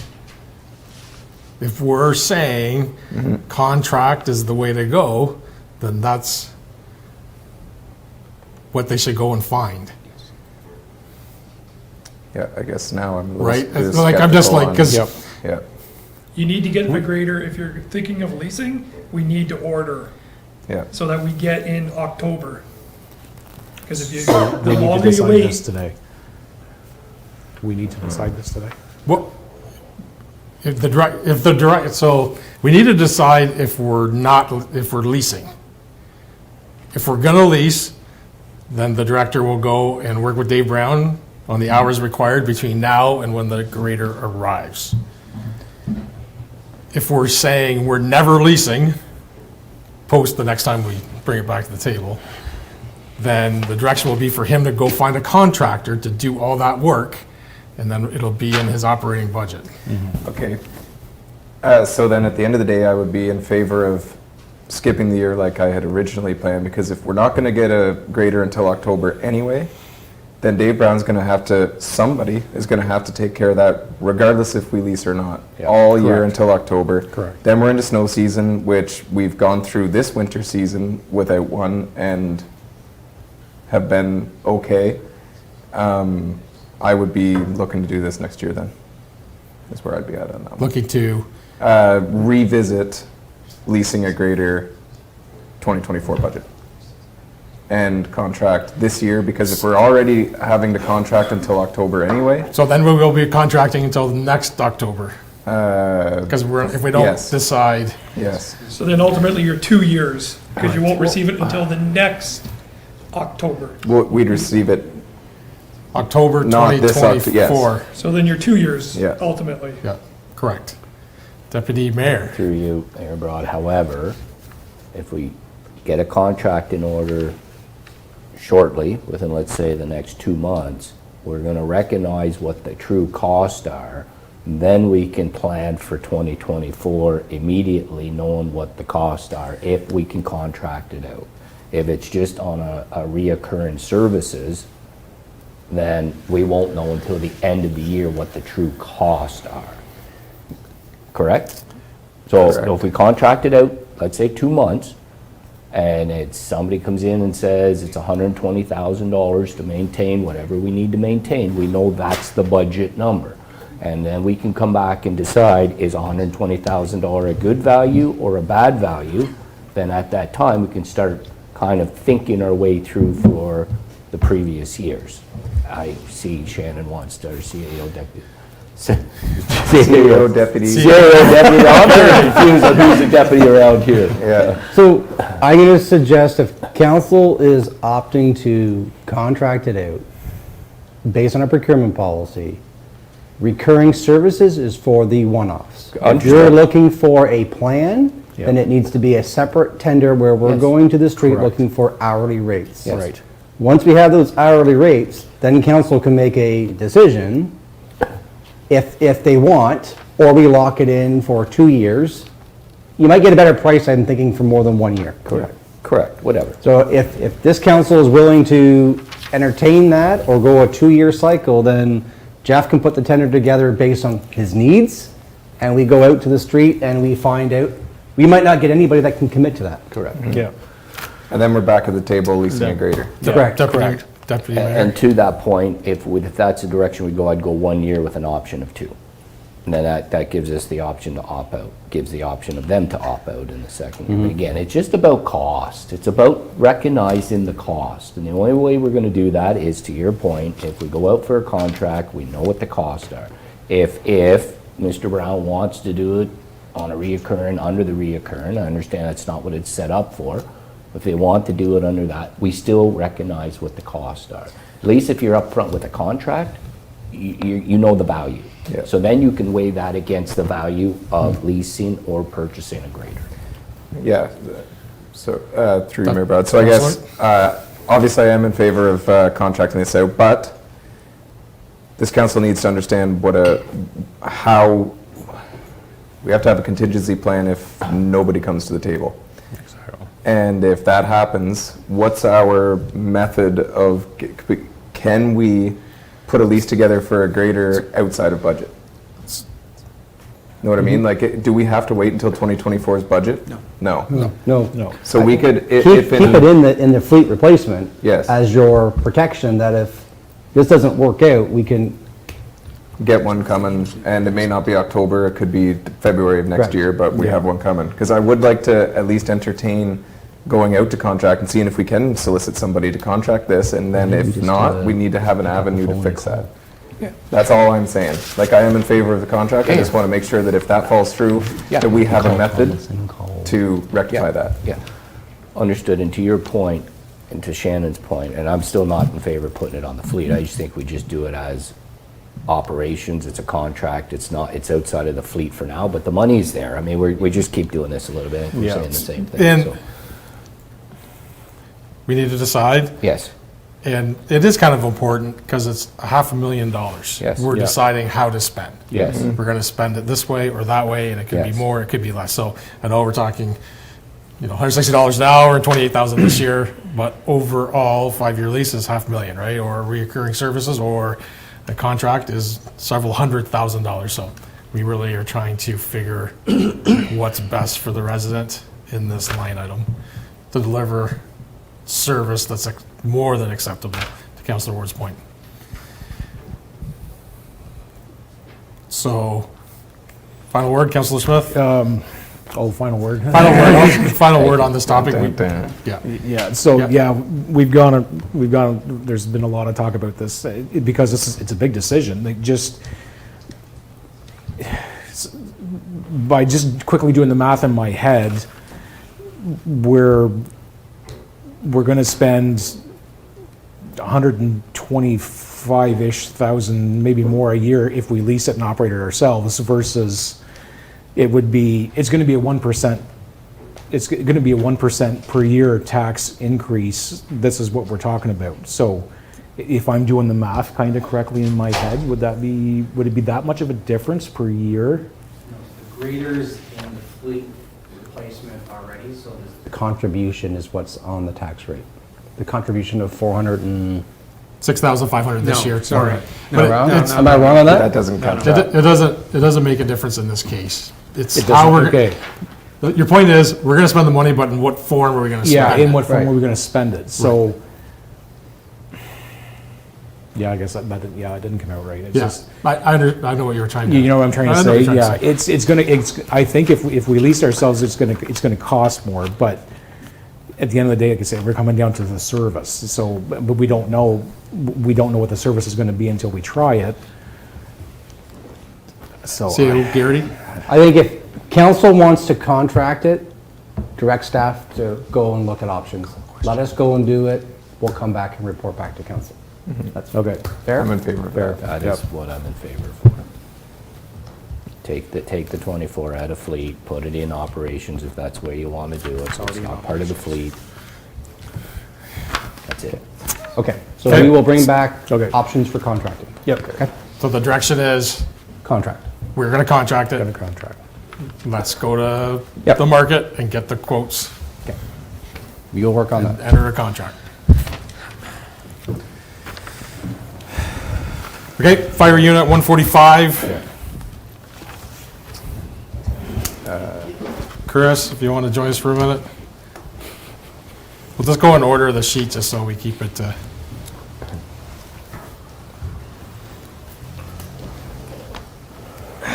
Perfect. Again, we're just trying to nail down what we're going to, this fleet budget. So just tell us one last time the Okay, trucks so requirements. we're looking to replace Unit 145. It's in Iroquois. It's a pickup truck. It's our oldest, no, one of the oldest trucks that we've got as far as pickup truck goes. It's falling apart. It's got 260,000 kilometers on it. And the plan is to do a 3-year replacement on our pickup trucks, taking the current unit that is the chief truck and putting it in its place, having some miles put on it, and then replacing that, and then Yeah. rotating them on a 3-year basis, so. Excellent, yeah, so, yeah, perfect. So we've had this. Any comments on this truck? Councilor Vino? We had a brief discussion about this, and so I just want to maybe have a little discussion with the council. So I like the plan. I think that makes a ton of sense because the chief truck puts on more miles. My question is, do we need a dedicated truck for our chief? Because, you know, what is that part of the compensation package for our chief, that they get, whoever it is, gets to take the truck home and commute to work? Is it level of service? I would just want it, like, can the chief have a personal vehicle that we pay mileage on whenever he has to come to a call? He comes to either the call directly or to the fire hall, gets the pickup truck that's assigned to that fire hall and goes out to the call. We were talking about the chain of command and whatnot. Can the deputies handle the job while the chief is commuting? Does he needs to be lights and sirens from wherever his house is in the SD&G to the fire scene? That would be my question, is just the actual need for that 4th pickup truck. Because if not, 145 would get replaced with the current CH11, and there would be 3 pickup trucks, 1 per station, and the fire chief who would go to the hall and get in that vehicle. I don't know if it's feasible or not, but that's my question, is do we need that 4th vehicle? From a personal vehicle standpoint, we can't ask someone to use a personal vehicle. Okay. So, All right, well then that answers that question. I guess on that theme though, is the chief's office is out of a station, correct? Correct. So if there's a fire call and the chief goes, he would pick up the pickup that's assigned to that station, or it's another truck on top of that? Well, currently, right now, he has his own designated Okay. vehicle, so when there is a call, he just uses his own vehicle. So Whether he's in Morrisburg, which is where the office is, he goes from there. okay. So the other thing that you're looking at is with, as to Cole, so the amount of trucks that we have in our fleet basically house all our firefighters that need to be shuttled to the fire scene. So we have, you know, the quantity of members that we have the amount of vehicles that would accommodate them all. So in Iroquois, which is where the truck's being replaced, if we took away 1 truck because it has to be designated for when the chief comes, that's technically 4 spots that people cannot respond in. Okay, thank you. Yeah. If I could just have one comment on that. So if Morrisburg's where the chief's office is, correct? Correct. So in the model I'm thinking of where there's a 4th truck, we don't get the 4th truck. 164 would end up in Iroquois, CH11 would end up in Morrisburg, and Morrisburg, so Iroquois would still have a truck that's not designated to a chief. The chief's truck would be kind of Station 16's truck / the chief's truck. Station 16 has the very large rescue van that can seat 10, 10. and pumper that seats 5, and a tanker that seats 3. So by allocating that pickup truck in Station 16 to be mostly the chief's truck, I don't think would take away from being able to shuttle staff to a fire like it would in Iroquois. So anyways, we could be splitting hairs here. It's a $60,000 truck, which isn't an insignificant amount of money. So I'm trying to figure out that there's a bona fide need for a 4th pickup truck in our fire service. That's all I'm trying to get at, I guess. So I don't know what the rest of the councillors think. I know I have a little bit different experience just because I sat there for a while, but it's also I also see the need for it in some regards. But yeah, I mean, we're putting on 200 and how many miles are on CH11 now? You know, On that one, 75,000. 75,000, and it's 2 years old. It was bought in 2020, and it's a 2019 vehicle. So we put that on, and a lot of that, some of it's municipal work, but also commuting Correct. to and from work, and Yeah. the municipality pays for that. So that's my thoughts on that one. I'm not sure what everybody else thinks. If I'm trying to be too lean. Deputy Mayor? So, my opinion is, and I think we're gonna have to have this discussion about all of the pickup trucks in our fleet, because when I count how many pickup trucks we have for the amount of people we have, there's a lot of pickup trucks.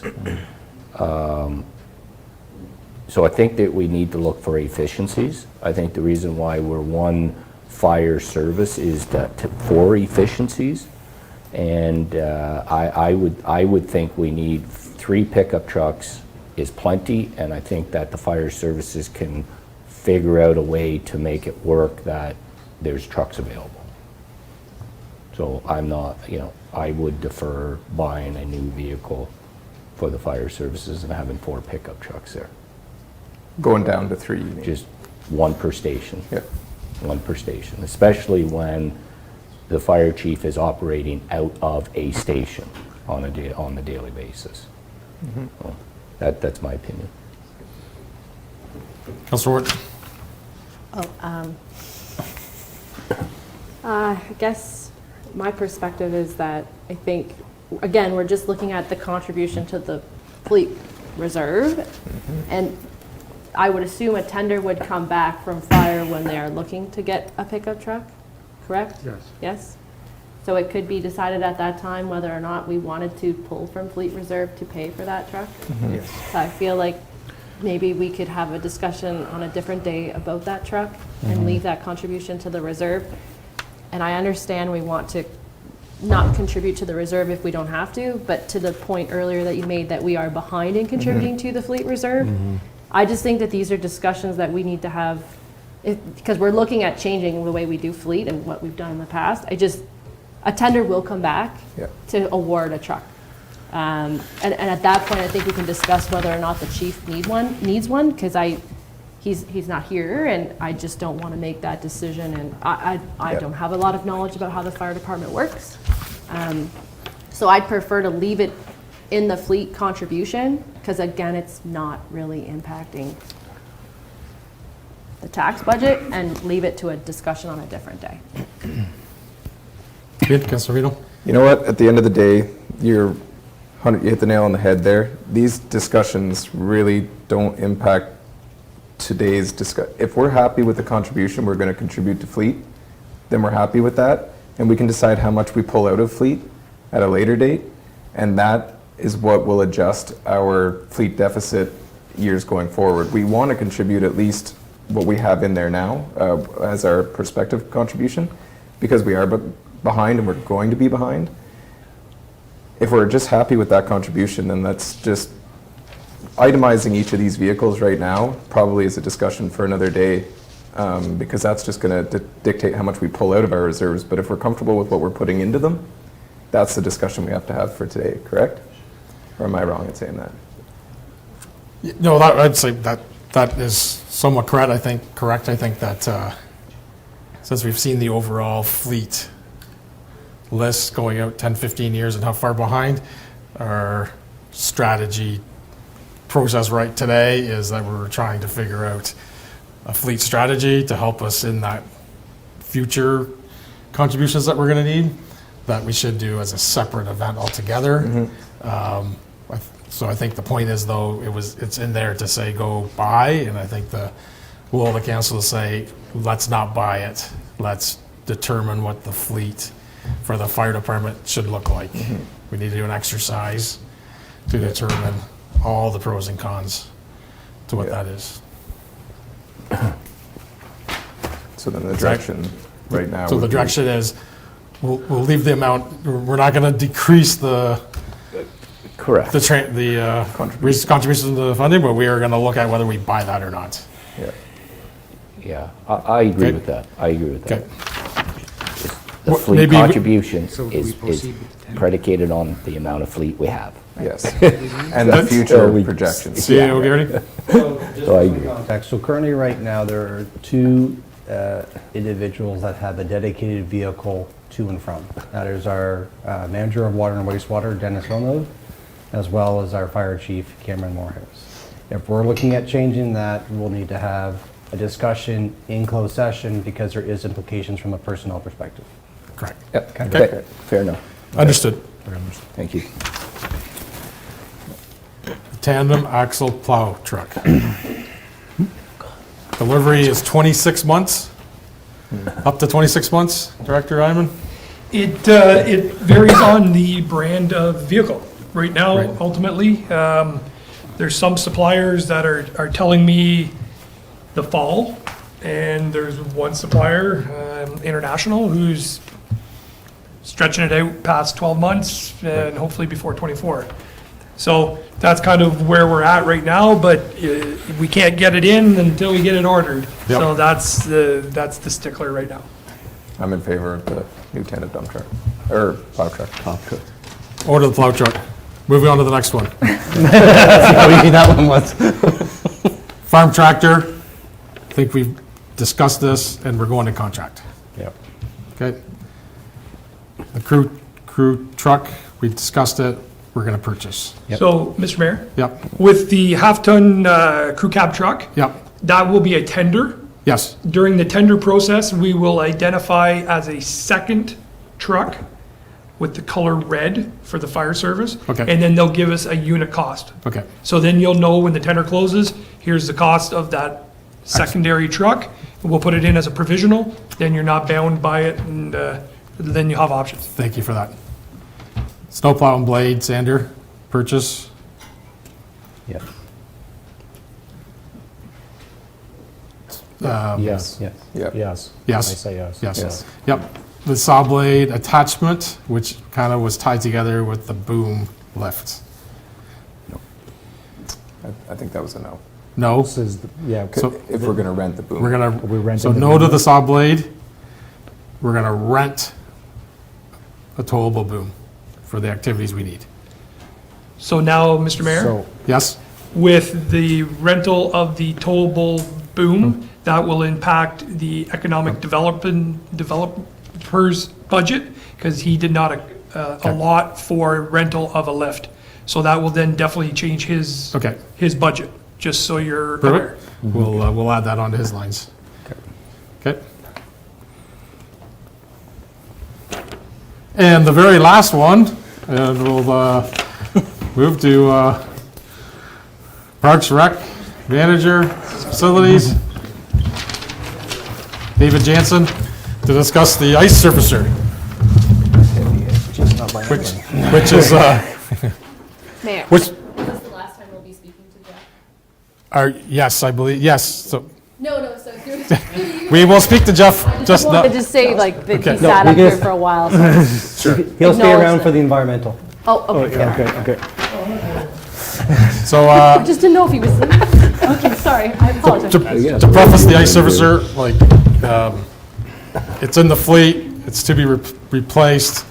Give us some details about it being electric again, that we had kind of had a short discussion in a session, but just give us some details on what your plan is. Yeah, so good Go over the afternoon, time. council. So in front of you is the Zamboni replacement. I know it's in your guys' capital sheets. This, I believe, is staff's third time coming around to try and replace this Zamboni. It is 15 years old. It's reaching the end of its life. Every year, we get it e-tested and serviced, and that list of things that we're supposed to do to it to keep it running is getting longer and longer and more critical and more critical. I know next year, if we keep it going, we need new tires. There's some stuff in the propane engine that needs to be replaced as igniters and stuff like that. I think it's a $11,000 bill if we go through with it. So it's definitely reaching the end of its life, and we're starting to stretch past, and obviously the Zamboni is critical to arena operations.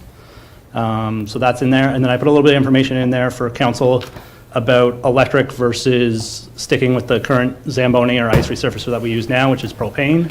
I think currently we're up to about averaging it out, it's about $215 a week we spend on propane for the ice resurfacer. We're sort of at the breaking point, as not just in the ice resurfacer world, but in a lot of conditions that a lot of people are starting to consider going electric, and it's kind of the time to consider it for the ice resurfacer as well. It's a prime candidate for it. It runs 20 minutes an hour, and the rest of the time it can spend charging. There's health and safety benefits to the building. You're not running you don't need exhaust fans. You think the arena is white, but it's actually an off shade of yellow from running the Zamboni in there. And then so there's aspects like that, and we're saving on e-testing it and using propane. So whether now is the perfect time to make the switch, I'm going to leave until the tender goes through, because there's a little bit of financial decisions and charger specs that we need to get before we can 100% commit to that. I did put in there the price between the two that we got preliminary from Zamboni in the fall. We'll put it out for tender, and we'll see which ice resurfacer companies all bid. And in that, I will also ask for what they include. Like, I know the Zamboni, when we were talking to them, they include the charger with, so in that $135,000, that would include the charger.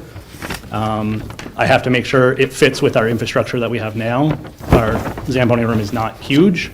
Can I get a charger in there, or do I have to make the room bigger? Well, that might impact our decision-making, but I need the specs on the charger to do that. Other than that, everything else is in the report. If anybody has any more questions, I'm happy to answer them. Yeah, I'm quite happy for us to get the 10 quotes on both and the dimensions and give us the exact details. I think we need to go ahead and get this work done. What's the kind of delivery time? So when we spoke with Zamboni, the delivery times on the propane one was generally faster than the electric one. They said mostly because demand, because a lot of people are making the switch right now. But if we got it out real fast, we might be able to get them both for the beginning of next season. They said the propane one's about 4 to 6 months. Electric can vary anywhere from 6 to 12, and they sort of adjust the priority scales, I think, a little bit there. But again, that depends on, I say Zamboni, but I truly mean ice resurfacer. Yes. So. Councilor Ward? Thank you, Mayor. So I think that it's important that I'm glad that we've considered our options with regards to electric versus propane. I just had a very quick question, and I know there's a lot of grants out there when you're switching from propane to electric or gas to electric, and I just wondered, and it has nothing to do with the fleet contribution, so I apologize to the rest of council because it's a little bit off topic, but perhaps did you see if there were any rebates that we could get for this that could be contributed back through? I haven't got that far into the Okay. research, but obviously whenever I come with the tendered prices You'll- and I'm building the business case on which direction South Dundas and council should be deciding to go, that would be the time I'd have all that information. Perfect. Thank you, Mayor. I just wanted to. Thank you. Deputy Mayor? Thank you, and through you, Mayor Rod. Just a couple quick questions. You talked about your maintenance of the existing Zamboni. What was your maintenance cost last year and the year before? Just on average, do you recall? I'm sorry, David. No, should have maybe I asked you believe to- the budget hangs around about $12,000, but that includes propane and repairs and maintenance for the Zamboni. Okay, but for repairs and maintenance, then, Usually, we've been really, because it's the end of life, we know it's coming. We haven't been, we've been diligent in so we're running on old tires and stuff like that this year. We've been about 4,000, 5,000 a year. about 4,000 or 5,000 annually? Yeah. Okay. But- Yeah, it was 2022 was 9,928 in the budget line. Including Includes propane. Yeah, including propane. Yeah, I Yeah, just- yeah, no, I was just like, yeah, so getting, The only thing that was Yeah. crossed my mind is, I know it's the same with a personal vehicle, right? There's always kind of that 1 year where you have to put the tires and you have to Yep. change this and change that, and then you're good for another 2 or 3, 4 years before you have to put maintenance, additional maintenance costs on it. So I guess I'm just wondering if that's just the case with the Zamboni, but, you know, if you're telling me that the costs maintenance It's- cost itself keeps rising and there's a better value if we, like you say, we can't go without it, that's for sure. No. For sure, so, yep, thank you.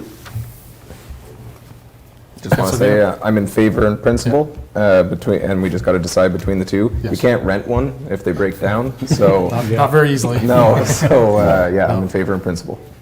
Okay. Excellent. Yep, Director? And not to backtrack or open too many cans of worms, but I will go back to the towable boom lift. I know Jeff mentioned that there would be impacts on the ECDEV budget. I'd also look, there'd be some impacts. I didn't provide any funding in the facilities or recreation budget to rent a boom lift. So anything that we'd be looking to get done, that $1,500 a week, we'd be looking to make sure that we're upping our budget to get included in that as well. And that would be on taxation, Correct. so. Yeah. Okay, so that was the capital activities when it came to fleet. We kind of talked about this ad nauseam, but Yes. at your level, I don't know if you have to touch on it right now, or do you want to go to it? You had think- mentioned maybe mixing it up just to keep some. Yeah, I think let's move to, So, yeah, if we can, Mayor, maybe do economic development. Yes. We can do municipal drains. Yes. And then we can have staff then Yeah. stay around. good. Sounds Okay. great. So municipal drains first, Sure. okay? Tabby? So we are at tab Tab 13. 13. 13. I'll help you out, don't worry. Very well organized on that. Yes. That's why I thought it's better.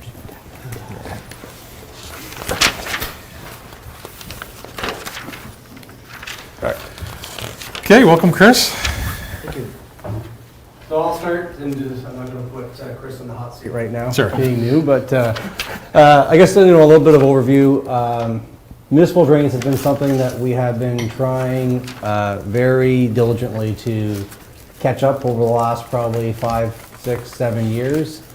Our Deputy Treasurer, Mr. Mason, has done a fantastic job in getting us to a level where we are now pretty much up to date when it comes to municipal drain billing. So we've got over 300 and some municipal drains, so it takes a lot to kind of get us where we need to get to. So we do have Chris, who, as part of our org review back in 2020, identified a need to have an infrastructure service coordinator. Prime role is municipal drains, but also he's there to provide assistance to transportation as well as water and wastewater. And Chris brings a vast portfolio in all of those roles, so he's been a great addition to our staff. As well, Chris does work with our agricultural residents to assess municipal drains yearly.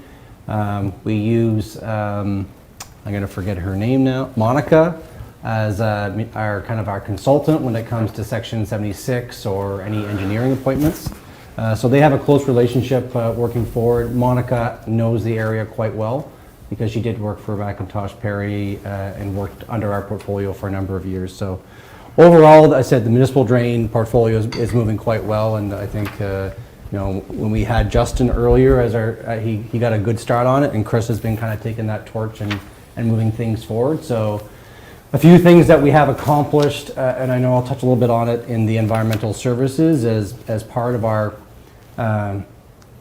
acquisitions of surrounding properties in Matilda landfill. There was some municipal drain work that had to be completed as far as a realignment of the Zambergen drain, as well as a private ditch that had to be the outlet to the drain. So Chris managed that with the contractors. We've got all that work done by the end of last year, so that was a big step in addressing some of the issues that MECP had with that. So with that, next one. Yeah. Go ahead. You can do that Yeah. one. So it's very similar cost, very similar revenue. It's $3,000 in the bottom corner. it's a service we need to provide. If you have any questions on that service, great, but not much impact on your budget. Yeah, no, I can see too, we looked at the 2022 budget, and then we had actuals, and then we adjusted our budget to what the actuals were in some of the areas, so we're doing the right job as we see how dollars are spent to reflect in the proper budgeting, so that's a good job. And we saw that on all the pages, Yes, so. and really the plan is when it comes to municipal drains, they're specific to a specific group of properties in the watershed area. It gets billed out accordingly to those property owners. And Chris, like I said, manages all that, but certainly, Chris, if there's anything you want to say as part of this budget? Oh. Councillor Ward. I just have a quick question. So just, we're caught up completely on all drains, correct? That was my understanding. Sorry, Mr. Mason, Yep. probably. We have 2020 drains outstanding to be billed. Okay. And then my next question is, do we anticipate absorbing any costs in those? I don't think so. I think there's a few dollars to be identified in the report for municipal infrastructure, but that nothing that we're going to have to expense that's of any consequence. Okay, thank you. Councillor Smith? Yeah, I just, a quick question, on the beaver control, last year's budget was 15,000, the actual was 11,000 and a bit. Yep. Then this year we budgeted 20, why are we budgeting more? Is there? So in order to have our beaver controls, we have to, they had their current wage was never updated over the last 10 years. So now we're playing a little bit of catch up as far as increasing their wage to something where it's comparable. So Chris will be sitting down with the beaver control. We've got our beaver control management plan as well too. So we'll be working in tandem with them. We had a lot of actually issues last year with beaver dams and stuff like that. And we continue that, probably seeing that again in 2023. Okay, Okay. excellent, thank you. Economic Development, Tab 16. tab 16. Mr. Rob Hunter will join us.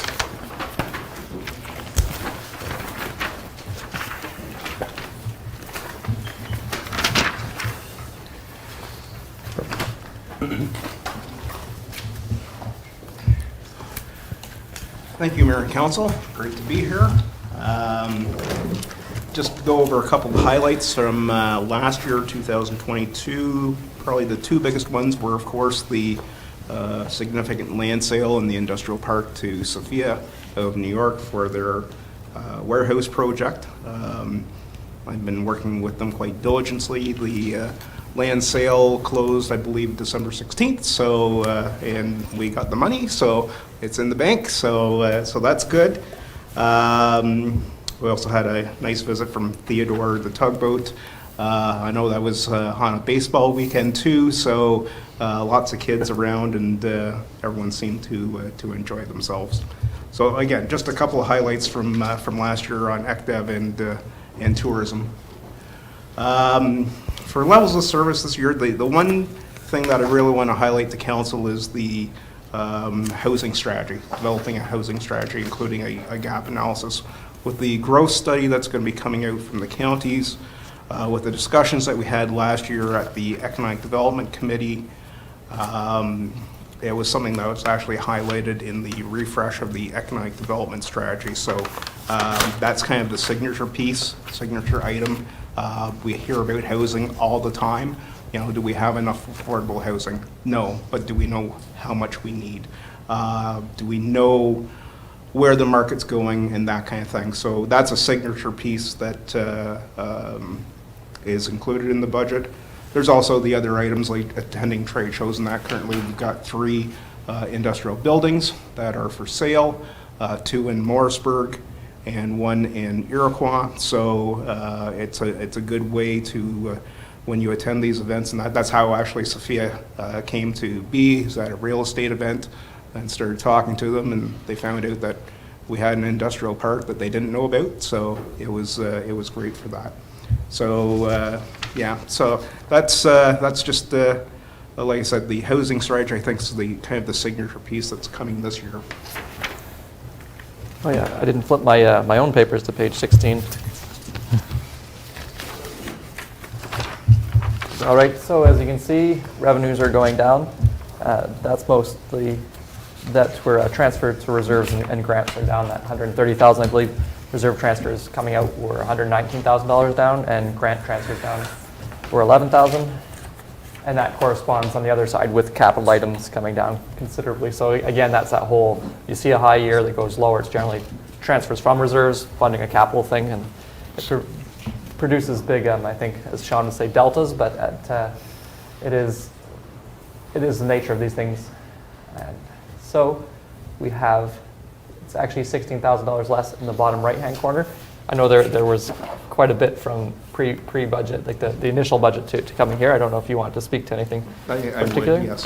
Okay, please do. Yeah, and just some context for council, when you see the contribution from reserve and capital, that was the streetscaping project.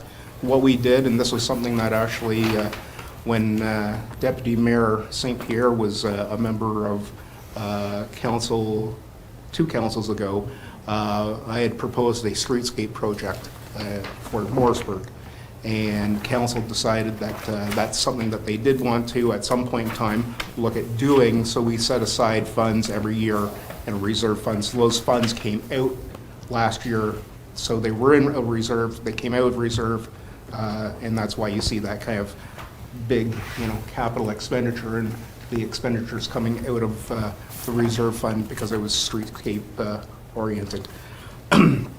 Given that council has decided to forego the lift, this was something that both Jeff and David and myself had talked about. I said, there certainly would be efficiencies in my budget if we did have a lift to put up the banners and banner brackets and so on and so forth. Just for some context, last year we ran into some supply chain issues, but the last council had approved a banner program for Princeton and Williamsburg. So we did end up receiving the banner brackets and the banners, and that they're sitting, I believe, somewhere here in the building to go up this spring. And that was something that we had discussions with the folks in Princeton and Williamsburg, and they were very happy to hear that. So, but we will need to put those up along with the banners in Morrisburg, and I am proposing some capital items. We've got 2 banners for and banner brackets for Iroquois.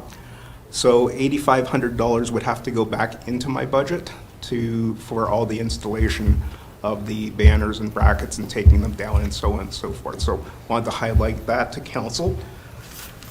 The other item that didn't make the cut in my budget that was presented to you, or to council, was I would like to set aside $50,000 in a reserve, and maybe, I don't know if we can take it, maybe the funds from the sale of asset reserve from the Sophia sale or not, but I'd like to start building a pot of money for a streetscaping project in Iroquois. Case being that, you look at the north side of County Road 2 from the roundabout needs a little bit of work, but we've got the KBD property that there will be an announcement about that property sometime in the early spring.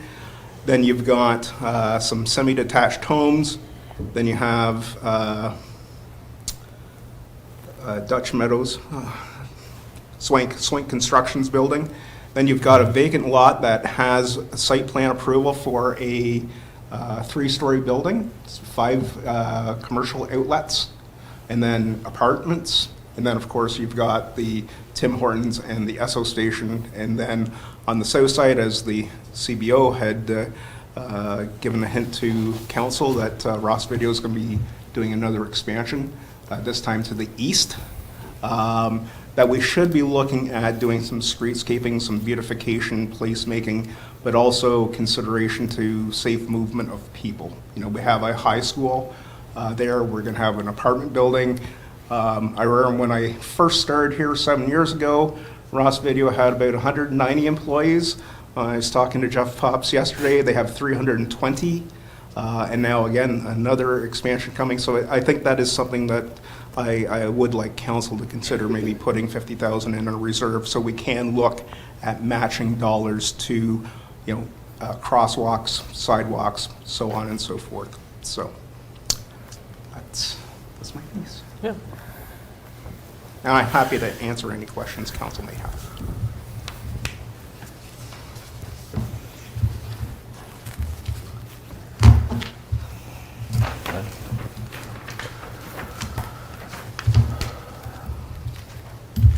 So just taking a look at just the two lines, special projects and marketing, I see just kind of like 26,000 and a negative 10, so some marketing items just moving around. So net, looking for an increase of 16,000 in that area, if I read that correctly.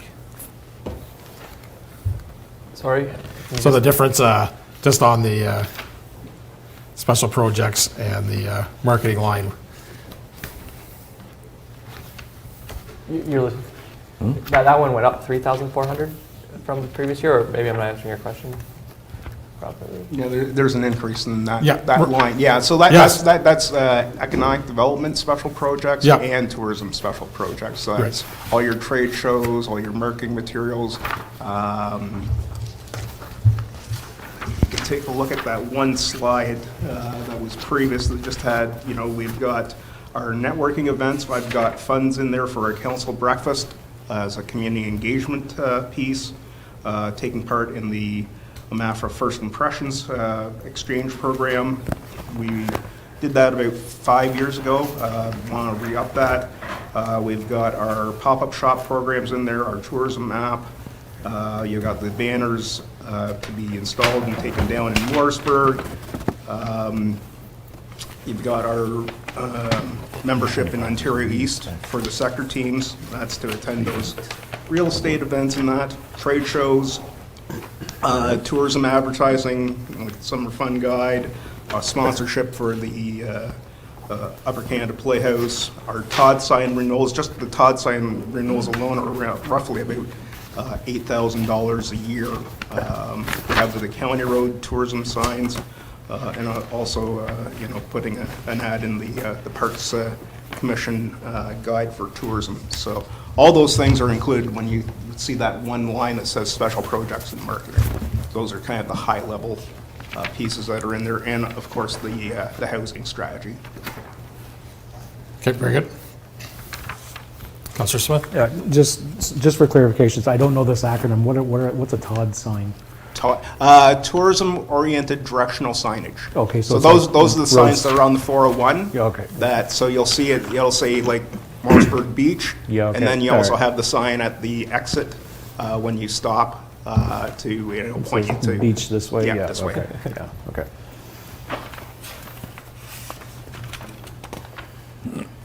So I did think that it seemed like Mr. Hunter was asking if council's interested in putting $50,000 in, and that might be something that you can decide to do or not. I think that was some decision you were looking for. There's that, and also the 8,500 for the banners and that. Yeah. Yeah, so understood the lift question because we have purchase versus the lease, so Yeah. we will address that for sure. And we'll have further discussions on the 50 here in a second. Councillor Ward? So I guess my question goes to what's in the budget and the 50,000 as well. So my question is, so I see you're doing a housing strategy and a gap analysis. Well, it'll include a gap analysis, but it's a comprehensive study. Right. Or strategy. So I guess my point is that's more of a, I'm not disagreeing that it should be an economic development, but I'm confused as why it's not in the planning department's budget. And the reason why I'm asking this question is because planning has a reserve.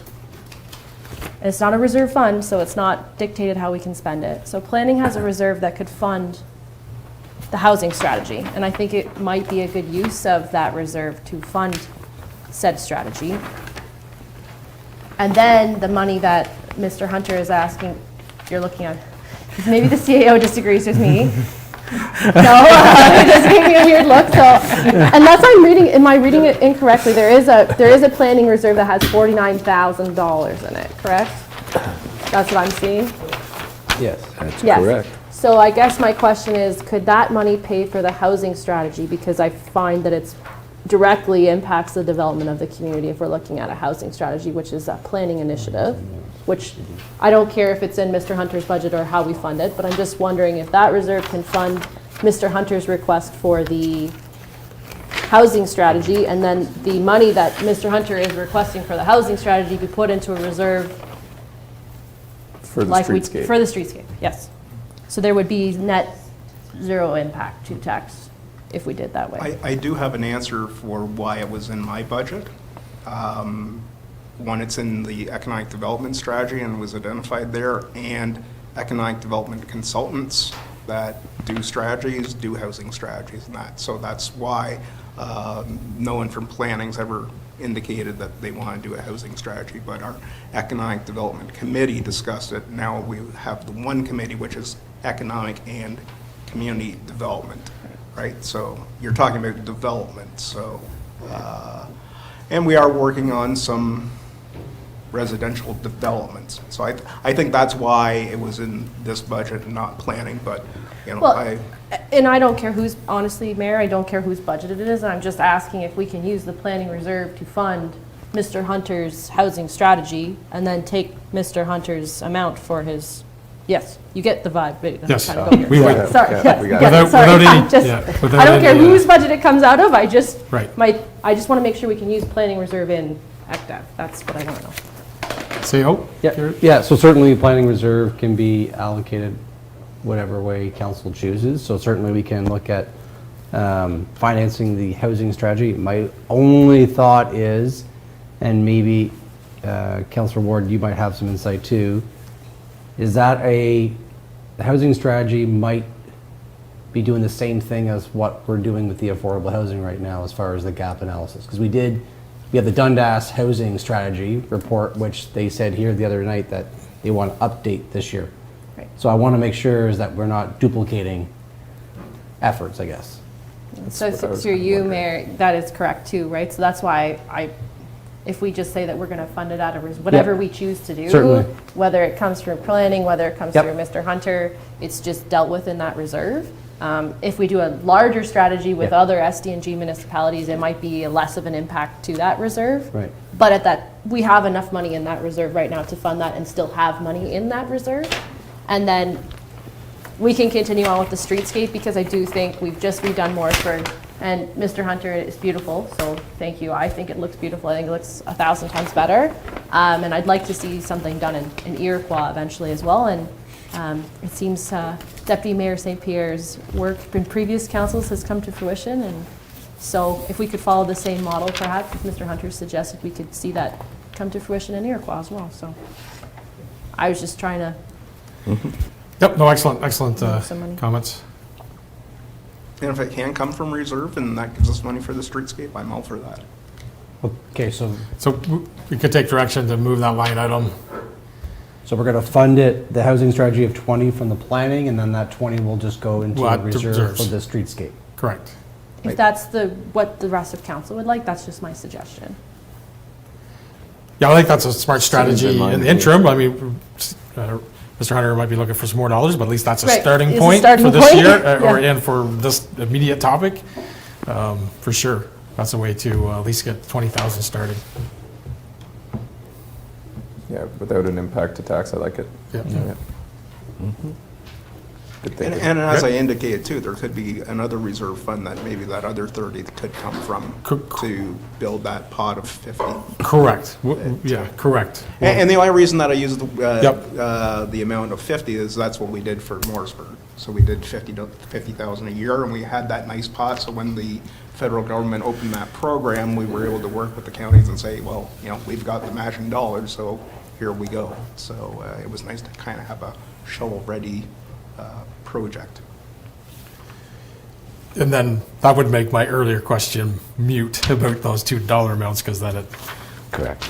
it balances out previous years, what we've been doing spending. So that works. Okay, any other questions or comments for Mr. Hunter? All right. Thanks, Rob. Thank you very much, council. Shall we move back to tab 12, just to get back on the regular course, and that would be landfill? Landfill? Oh, sorry. Fleet. Oh, operations for fleet, sorry, we weren't finished at that. Tab 11. Tab 11? Tab 11's fleet. Nope, thought that's fleet. Tab 11's 11's fleet. 11's fleet. Yeah, we have to do fleet operations. Oh, There's fleet capital and then there's, Ah, yes. oh yeah. Welcome back, Director Hyman. Fleet operations. Treasurer will queue up the tabs on the screen. That's where we are right there.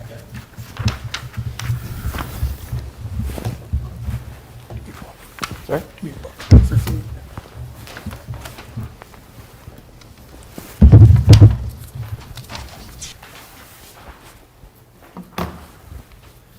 Okay, so for the fleet, in your binders, we've included a summary of the entire fleet. That was provided by our mechanic. Just giving you a rundown of where we sit, the unit number, the age, and if there's any repairs that need to be done to it. He did identify Unit 62, and he did identify Unit 57. Those are our two plow trucks, which council has decided to move forward with, which is a great option. So when you look at the expenses, I guess the hot topic right now is the increased cost to repairs, to get parts. And it doesn't matter if it's a muffler bracket or if it's engine work. Everything has gone up significantly, which reflects where we sit. Yes, we did eliminate the grader, which was a great cost. But again, that still doesn't reflect the price of fuel. Maintenancing our licenses, I will note, has gone down a little due to the fact that half-ton trucks and small vehicles, you do not have to pay for a sticker renewal. So we are seeing a benefit on that side. However, the price of tandem trucks, and Councillor Vino, you would know that side of things with the trucking industry, we still have to pay for that. It involves our fleet contribution for fleet replacements of $406,500 in that budget. And we did increase the repairs and maintenance line by $250,000. So that's, we have increased it where we're looking at $250,000 for our fleet repairs and maintenance moving forward for a line item for 2023. So I can answer any questions that you have at this time. And if I may just speak on the high-level portion, because that's where I focus here, is if you look at gas and repairs, that's $175,000 of that increase. And that's even budgeted lower, as you can see through that line, vehicle gas license and maintenance. It's $170,000 more than last year, but it's still below what actually happened. So we're hopeful that the efforts to repair this year will show this year. And then additionally, you see the additional 80,000 of that is to the transfer. And a little history on that is we did have 175 transferred that was, or sorry, 165 that we wanted to be transferred into fleet reserve to bring it to a more sustainable level. But looking at the budget that we were going to bring to you, we did have that amount already. So ideally, that 83.5 should be double to start getting to the sustainable. It wasn't fair for us to bring it to you in that amount, trying to keep that tax rate down for you. So just a little perspective on that. We did that at a few places where the transfers we wanted more, but we recognize that we have to be prudent. Yep. Yeah, certainly inflation is hitting this line hard when it comes to gasoline and those type of activities, repairs. For sure. Hopefully some of the work we did last year in repairs will pay off, but there are obviously unseen circumstances when it comes to these line items. Any questions or comments at this point? Councillor Vino? Just one. So we were more than double the budget last year for maintenance and all that, and basically everything that got transferred to reserves last year got chewed up essentially by going over budget. I just want to, is a lot of that the grader in there, do you think? A good portion of it is the grader. We still had some other one-offs.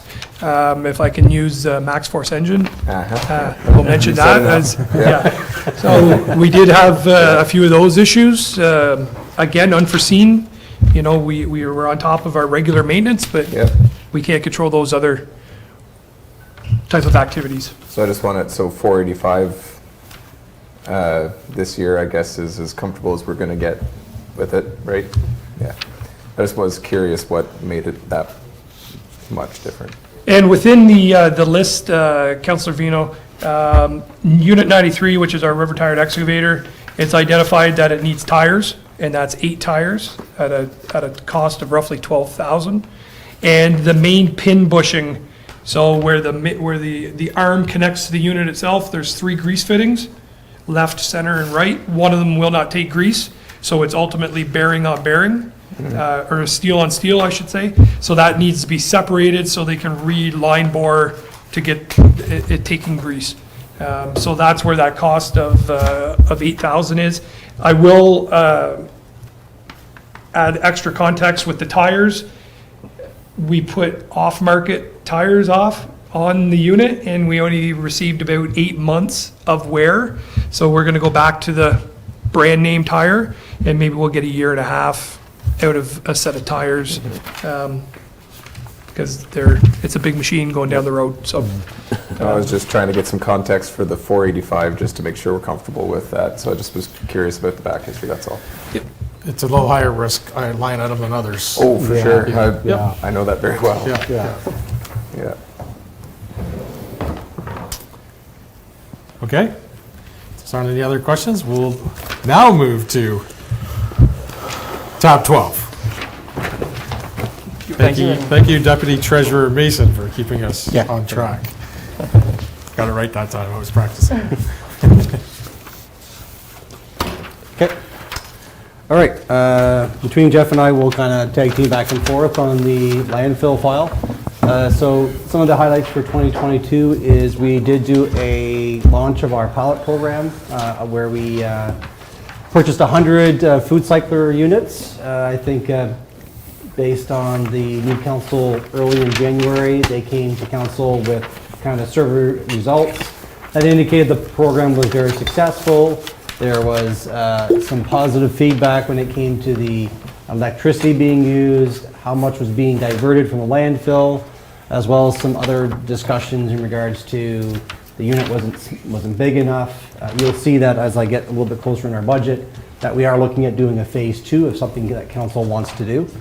Our recycling and waste contracts currently continue to go up. This is our second year with HDC, and I'll touch a little bit more on that as we get into the numbers. We did do a purchase of 3 properties that were required under the ministry that we needed to require those in order to do an expansion. The expansion provided us actually going up on the mound. And I believe right now, currently, we have about 7 years remaining at the Matilda landfill. And I'll talk a little bit about that as far as when you see the contributions in our to the reserves. And then the industrial, of course, the industrial park cleanup, where we brought some of the fill back from the industrial park back to Matilda for fill that we usually have to do daily cover. So, okay, next one. So for 2023, we'll have some brief discussion today, but certainly I want to come back another time with council and really go over more in depth of the landfill. We talked last year about the transfer station, if that's something that this council wants to continue to move towards. There will be a report coming back on the recycling. So in 2025, it's producer pay responsibility.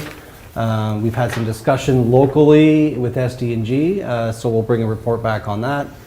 We are in the process of cleaning up both compost sites. The one in Morrisburg is completed, and some of the brush was brought to Iroquois so that we can finish up everything that we need to do in Iroquois. So both sites will be completed. And then in the budget as well too is 100 units as our phase 2, which will consist of 50 of the small units that we used in phase 1. Plus another 50 of the Maestro, which is the brand new unit, which is like double the size capacity. So, anyways, we'll kind of dive into some numbers then. So just visually, you can see where we were revenue-wise, expense-wise, and revenue-wise, and then that's driven by this page. So. Yep. So, a few things I'll touch on as far as the revenue side. So as was indicated earlier, our Waste Diversion Ontario grant has been increased, therefore it reduced our tax rate. We have our tipping fees. We did do some changes to our tipping fees last year, so we're hopefully confident that we can meet the $170,000 revenue. Down in our expenses, as I indicated, our waste contracts and garbage has all gone up, plus the fuel surcharge, as well as there is a CPI component to that contract as well. So that's all reflective in the GL. As well, under materials and supplies, you'll see the compost. So a few things. So there is the 100 units in there for the food cycler. There is a revenue up top that offsets that because we would get them for a reduced price. And then we would charge the residents for, I think it was $150 for the small one, and the Maestro was selling at about $350. If council decides to go down that road, the food cycler does have a buyback program, whereas after a year, if we still have units that have not been sold, they will buy them back from us. As well, there is some money in here for if we want to look at the compost sites itself. So last 2 years, we've done 6 compost depot days, 3 in Morrisburg, 3 in Iroquois. I did reach out to HTC just to see what the cost would be if we wanted to offer a compost or a curbside pickup for composting. The price that they've given us is $20,000 per week. So if we're looking at doing 2 in the spring and 2 in the fall, that'll be an $80,000 hit to the budget. Whereas the original depot days that we've done has been $15,000 for the year, plus people are able to bring back their compost to Matilda at any time. So that's where we are with that. Yep. Go I ahead. will mention with the depot days that when we have it in Morrisburg and the bins are removed, people still think it's a depot day. And they keep bringing their compost to the Morrisburg shop, which is not the case. So there's extra fees for us to go in and remove it because the program's not running. So I just want to bring that to your attention, that just because we offer depot days in Morrisburg on a said day, residents feel that it's every day, and it just becomes a scrapyard at the Morrisburg shop. So I just want to bring it to your attention. We'll need to consider some signage and some better communication because we can't continue to have that. That does not stop. You need fencing. Whatever we'll need to address. I guess my point is we can't do nothing. We have to do something because we can't create a waste site, right? That's It's communication. against the law, right? So Yeah. we can't do that. So, yep. Yep. We'll have to come back with some strategies on that. Yeah, point well said. Yep. As well, under our landfill site consulting fees, so that is for WSP. They currently do quarterly monitoring and reporting to MECP, as well as they do an annual report for us. Although the Williamsburg is capped, there's still a requirement for monitoring and reporting, so that has to be done as well too. So that's just all consulting fees. I do have probably an extra $15,000 to $20,000 in that consulting fees. We don't know if there's any changes under MECP. We'll need to adjust, so there's some buffer in there as far as if we need any additional reporting done. Under our hazardous waste, so there's $5,000 in there. That is a partnership we have with North Dundas, where residents can bring back to North Dundas any hazardous waste they have throughout the, what are their hours right now, Councillor Ward? You probably know better than me. It's posted on their website. It Clearly is on posted the- on the website, yep. And as well, under capital, there is money under there, and that's some of the discussion I want to have down the road is when we come to transfer station. We've had the discussion just kind of preliminary, but if we really want to start going down that route, we need to start looking at some concepts and some other studies that might need to be done as part of that in our long-term plan. And as you will see, as far as our contribution to our reserve, we have increased that since last year. We increased that back to $360,000. If you look at, when we looked at this morning, our reserve funds for our landfill showed, I think, 1.6 million. That number, based on the acquisitions of those 3 properties, because the transfer hasn't been done yet, we're probably well below $400,000 left in that reserve. So over the next 3-4 years, we need to get that contribution back up to 1.5 to 2 million, because we'll have to cap and close the Matilda landfill at that time. And that, Williamsburg cost us $1.5 million 2 years ago, so that cost will continue to go. The plan will be is if by that time, we'll have that contribution to that reserve to pay for the capping, that contribution will still be there, that we can look at options when it comes to transfer station. Where do we ship it to? Because there'll be all those costs as well too, right? So we're trying to get a little bit ahead of it. Still not enough, but it's something that will at least mitigate future tax rate hits. But certainly, if there's any questions in regard to this, I can answer it, Jeff can answer it, and if not, I will go back and find an answer for you. I was kind of looking Well- at Councillor Ward. Do you want me to Some go people first? know a lot about fleet, some people don't know environmental, so we'll ask the environmental person if they have any questions. Councillor Ward. Thank you, Mayor. So I actually just have a few comments, and I've talked to staff about some of the first one is fairly simple. I'm just looking for the amortized closure costs to be moved out of environmental services budget to the other budget where we allocate debentures to. So Mr. Mason and I already had that discussion, and he was going to do that. It doesn't affect the tax base in any way. It's just Proper. organizational wise, it looks better. My second comment, it's more of a comment, and it's for future budget, is I appreciate that the CAO reached out to find out how much curbside collection is. I know that that's something the tax base has been asking for. One thing I'd like just so it's on record, me saying, is that once we no longer are responsible for recycling, should that be council's decision, and I will be upfront and honest, I will be advocating that we no longer be responsible for recycling because it's very expensive. You'll notice the collection for recycling is included in this budget. We could look at allocating that collection cost for recycling to leaf and yard waste. So I would like the tax base to know that we would like to offer that service maybe Yes. one day, and it would free up those costs to do that, because $20,000 a week is a lot of money. So, and then I guess. I also have the You also safe have- sentiment on that, to have that program in place somehow, some way. So let's continue to look at that and find a way. Continue. And then I think, looking at the transfer to reserves, like the CAO said, it's a very healthy reserve until you look at what was spent last year.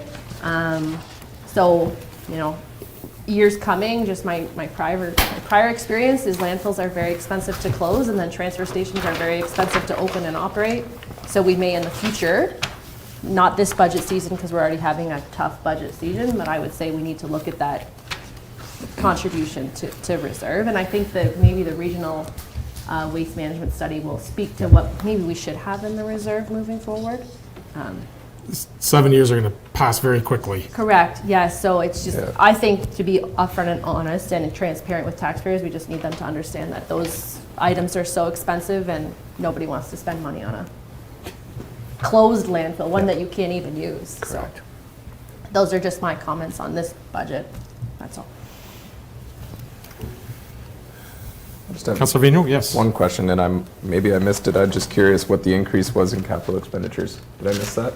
That was for the acquisition of lands. Got it. Okay. Yeah. Yeah. Oh, yes, and the And work the done to the drainage. drainage. Okay. Okay. Yeah. Okay. Good. That's a good. Shall we take a 5-minute break? 10-minute break? And then we got David. And we'll move into recreation, parks, facilities. And we have David, I think, is the last piece, I think. David will be our last piece. Yeah. You got one out. Just on the, Time's up at 3:30.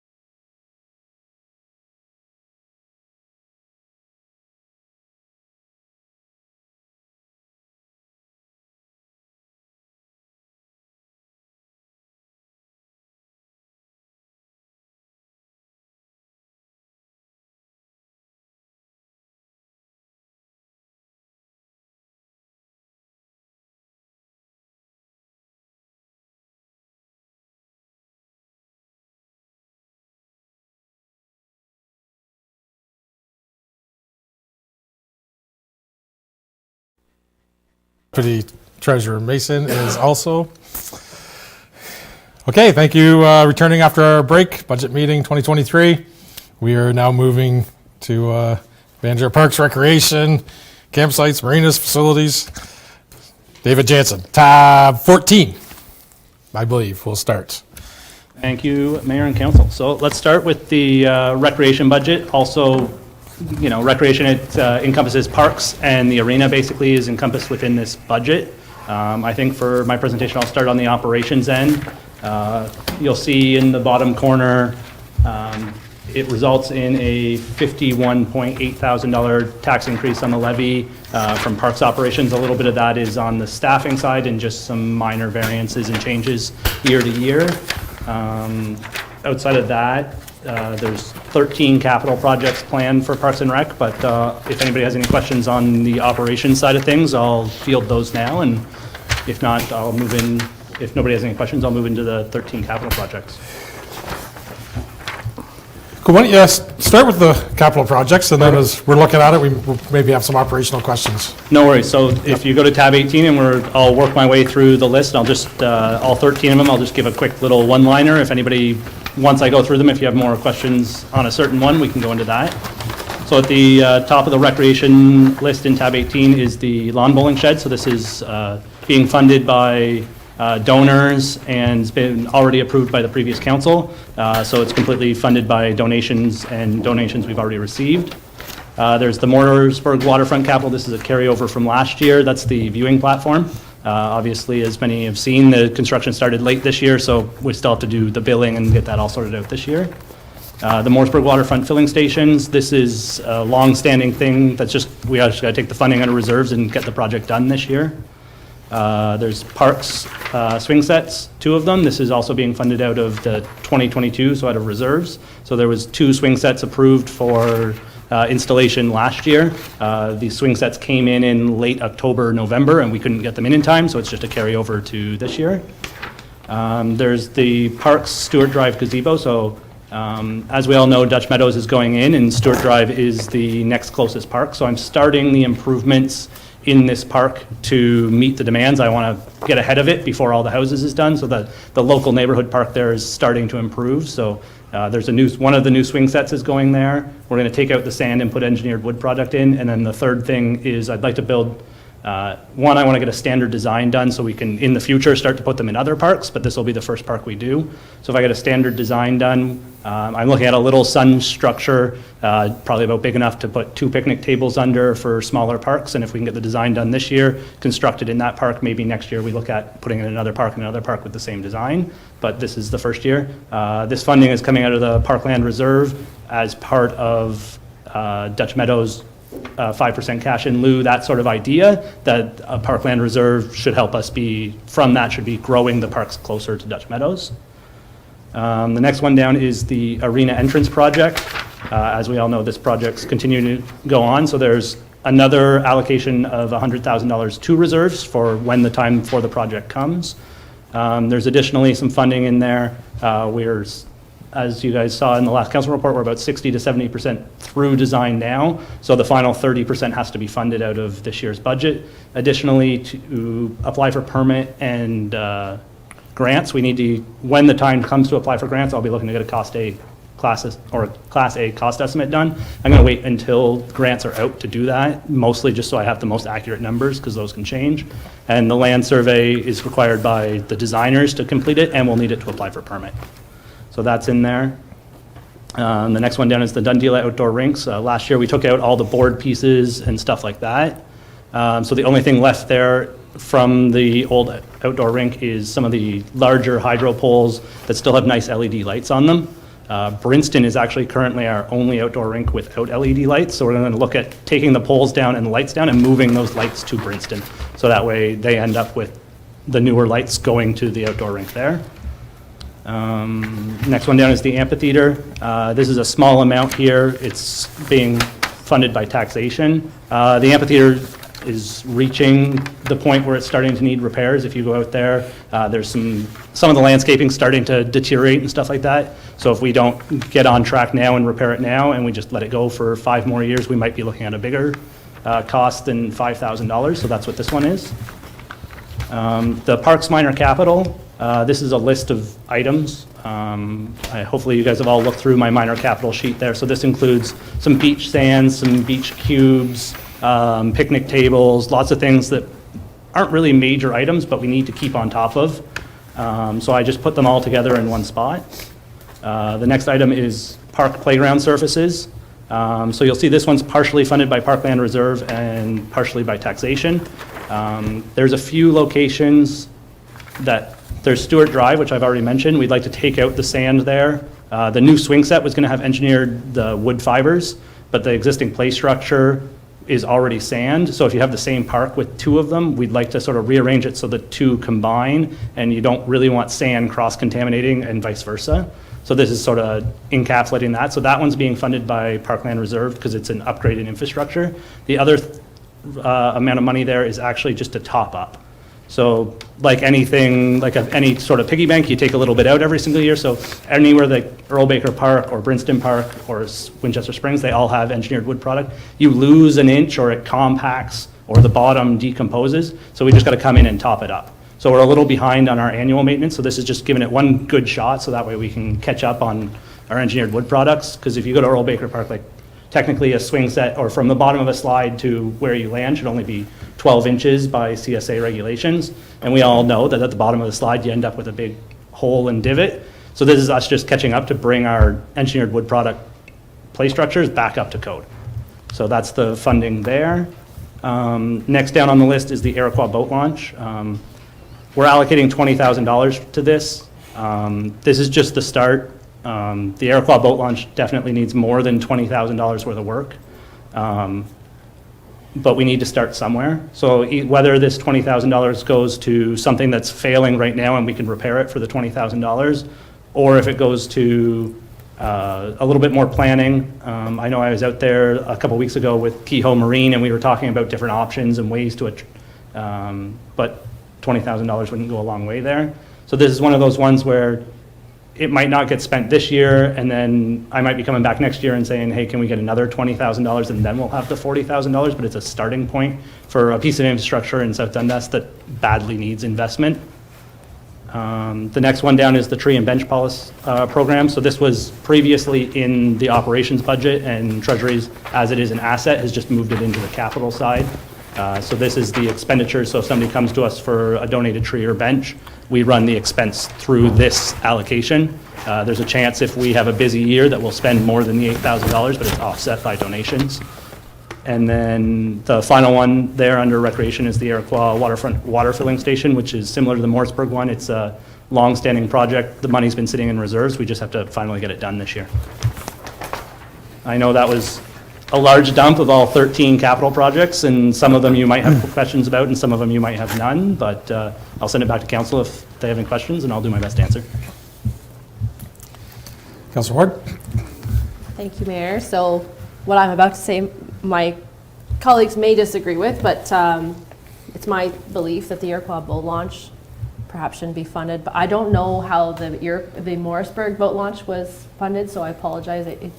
I know we took out a loan at one point, and I'm not sure if we're still paying it anymore. But I guess my point is if it's going to be more than, if it's going to be a continuous funding of that, not every taxpayer uses the boat launch. It's a lot of money every year. I know it's not a percentage point or anything like that, but it needs quite a bit of work from my understanding. And if I had to cut a capital project, I just feel like this should be funded in a different way, whether it be funded through the marina fees, or I don't know the answer to that quite yet, but I'm just not sure the general tax levy should be paying for this repair and upgrade. That's all. It's just my only comment. The other projects I'm okay with, and that was just my only comment. Yeah, I would, just a comment on that. I mean, there's certain things that the municipality own in many other places. Boat launches are one. Marinas and campgrounds aren't things that other municipalities own. So, you know, there's definitely a debate on those two, which every council previous to us have talked about. Like the Morrisburg boat launch is funded through our budgeting process today. Correct, CO? Yeah, so the new dock that was put in at the Morrisburg, that was financed through the reserve back in 2015 or 16. Anything that's done at the Morrisburg boat launch is all funded through taxation. Because ultimately, in the day, residents can launch their boat here in Morrisburg, or they can launch their boat in Iroquois for free. Right. I would guess my point would just be that regardless of, if my point would be if we didn't fund this through the tax levy, we shouldn't be funding Morrisburg either. Like both should be, I think they should be user fee based. I'm sure other people will disagree with me, and I appreciate that. It's an additional expense to the tax base that not everyone enjoys, and I do understand it brings people to the community, and I appreciate that. It's just quite a bit of infrastructure, and we also have liability and everything else, and I just think it would be nice to get some sort of income coming in at one point to consider looking at this to see how we can offset the cost anyways, at the very least, in the future. Yeah, so two comments, income versus who's funding it, so good points on both. Councillor Vino? So historically speaking, there what used to be income at the Morrisburg boat launch. We used to pay outsiders this different fee, and residents had to pay for an annual fee, but it was only like $25. We used to get was it $50? It was $50. So we used to get an annual pass to use the boat launch. You used to drive back to Williamsburg, get it, you have to leave it on your dash. And but it was never enough money to warrant that. I don't think we'd ever have enough users to be able to do a user pay method there. I think this is just another one of those municipal services that we provide that we have to decide if we want to provide or not, basically, because it's no different than the arena. The arena is 50% user pay, we decided the other day, and it's 50%, and not every taxpayer uses it. I think it just falls into line with the parks and everything else. And on the liability side, that Iroquois launch is a liability. Like if we're talking, if that's our property, right, and our insurance covers that right now, we are not in good shape in Iroquois as far as damages and slips, trips, falls, all that other stuff. So I think something needs to be done in Iroquois, but I'm not 100% sure how to fund it. But like if we had unlimited money in the world, I would say get a loan and put a new ramp in and build some docks and go for it. But we need to do something there, I believe, because it does see a lot of use. Deputy Mayor? Through you, Mayor Broad, and I agree with Councillor Vino. I think the key is if we're going to do something, let's do it right, because I'm not convinced what was done at the Morrisburg ramp was done right. I think we need to consult more than just Kehoe. I think we need to consult with some boaters who actually use that. And David, maybe you're a boater, I don't know. But I think we need good key information from the boaters, small boats, bigger boats, who can afford the bigger boats, and whatnot. But it's just more than the ramp. It's the dock system. It's the launch system. I think Morrisburg needs to get corrected as well, big time, because you want to talk about liability. It's surprising somebody hasn't gotten hurt off of them rocks that were placed. If we're going to do something, let's do it right. How it's funded, I agree with Councillor Ward. We got to figure it out how we fund this. But it is a facility that's used a lot. It's not just used periodically. I mean, it's used from the time it can be used. Morrisburg dock gets used even when we have it closed. There's still the odd small fishing boats that are still getting in and out, which is that's on them. But I think if we're going to do something, we do it right. It might be a project we've got to take on as a side note. Yes. And we figure it out once and for all. And maybe that's part of the waterfront committee initiatives and having discussions with them. And can we raise money? That's it. Whatever. I'm sure there's something. Do we go and do a delegation in front of our ministers and see if we can get funding? I mean, that's all good stuff. So I think we need to start somewhere. And let's get a plan in place is where we got to start. Yeah, agreed. Okay, thank you. Okay. Excellent.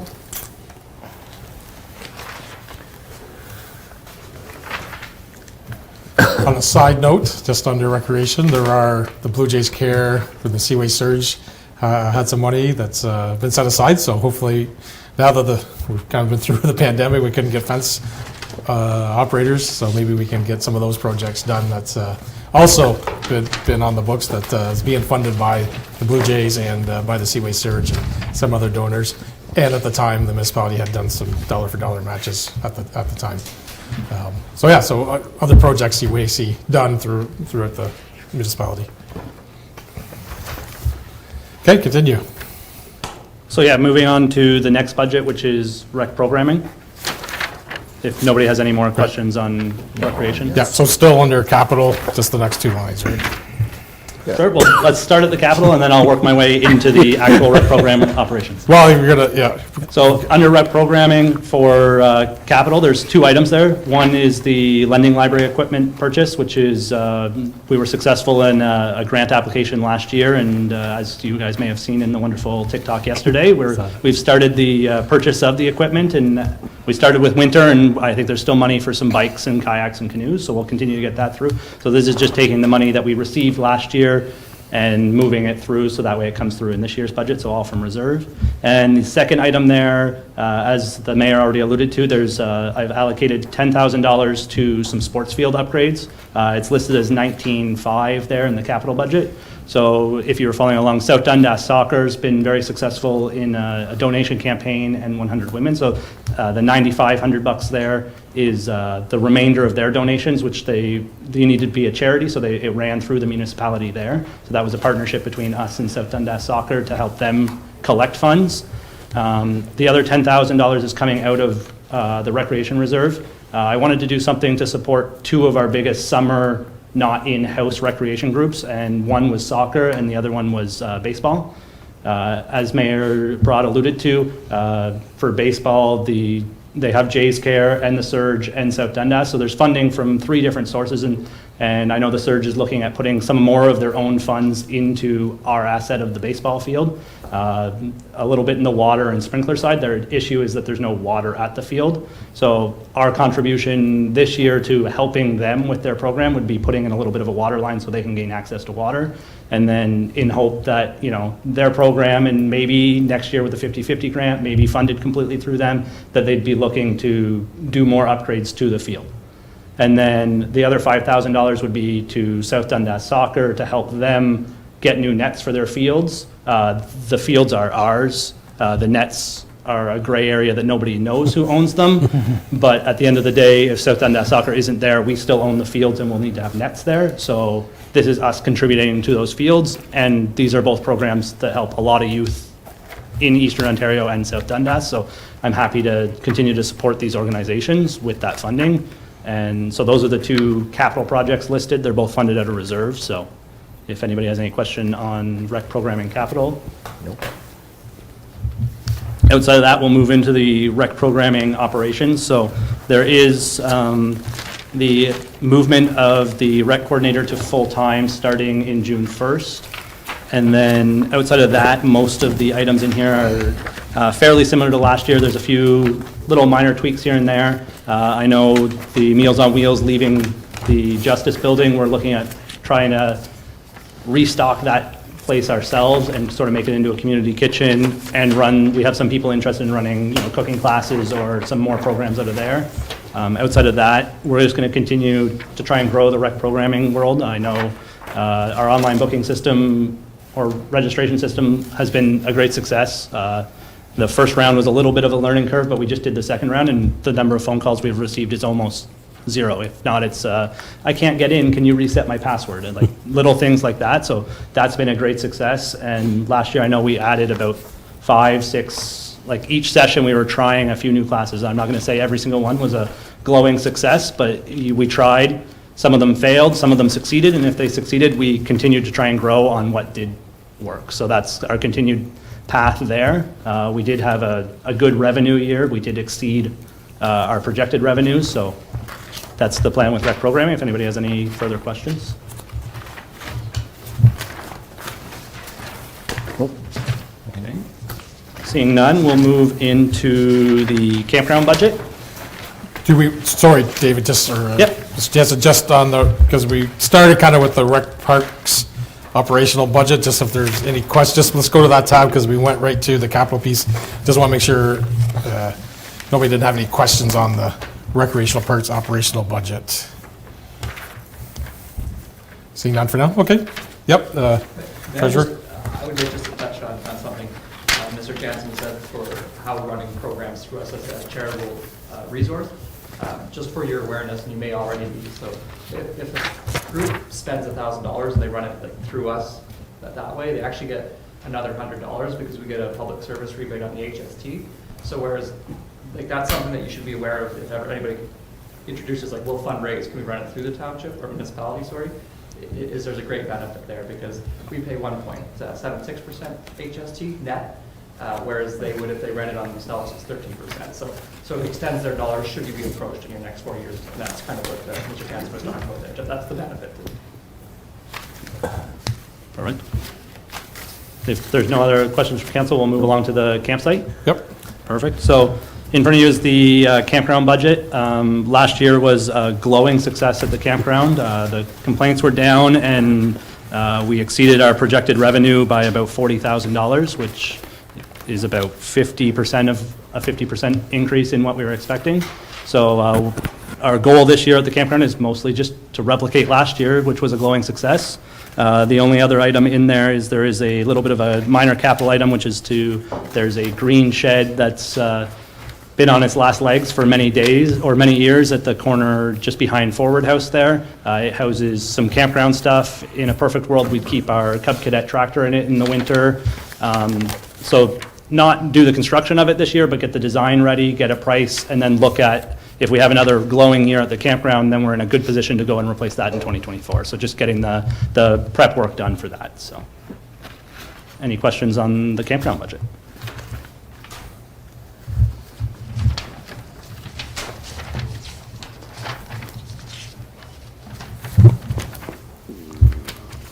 So next up is the marina budget. The marina had a successful year last year, not as glowing as the campground. We did come out in the positive. We had a profit. The marina does not operate at as high as a profit, and from an asset management perspective, it's still trying to prove itself in long term if it could be a sustainable business. I will say our new campground and marina supervisor, Lisa Gibson, had a great year, and she does have, I think there's about 15 more deposits put in for this year for slips, so we're looking like it's going to be, hopefully this will be our glowing year at the marina, that we're almost at capacity right now, just on reservations for this year. The big changes here are you'll see fuel sales on both the expense and revenue side is turned down. Last year, the projection was a little high. We didn't come close to it, so we're just turning that down. We're just adapting to the fuel sales we did have.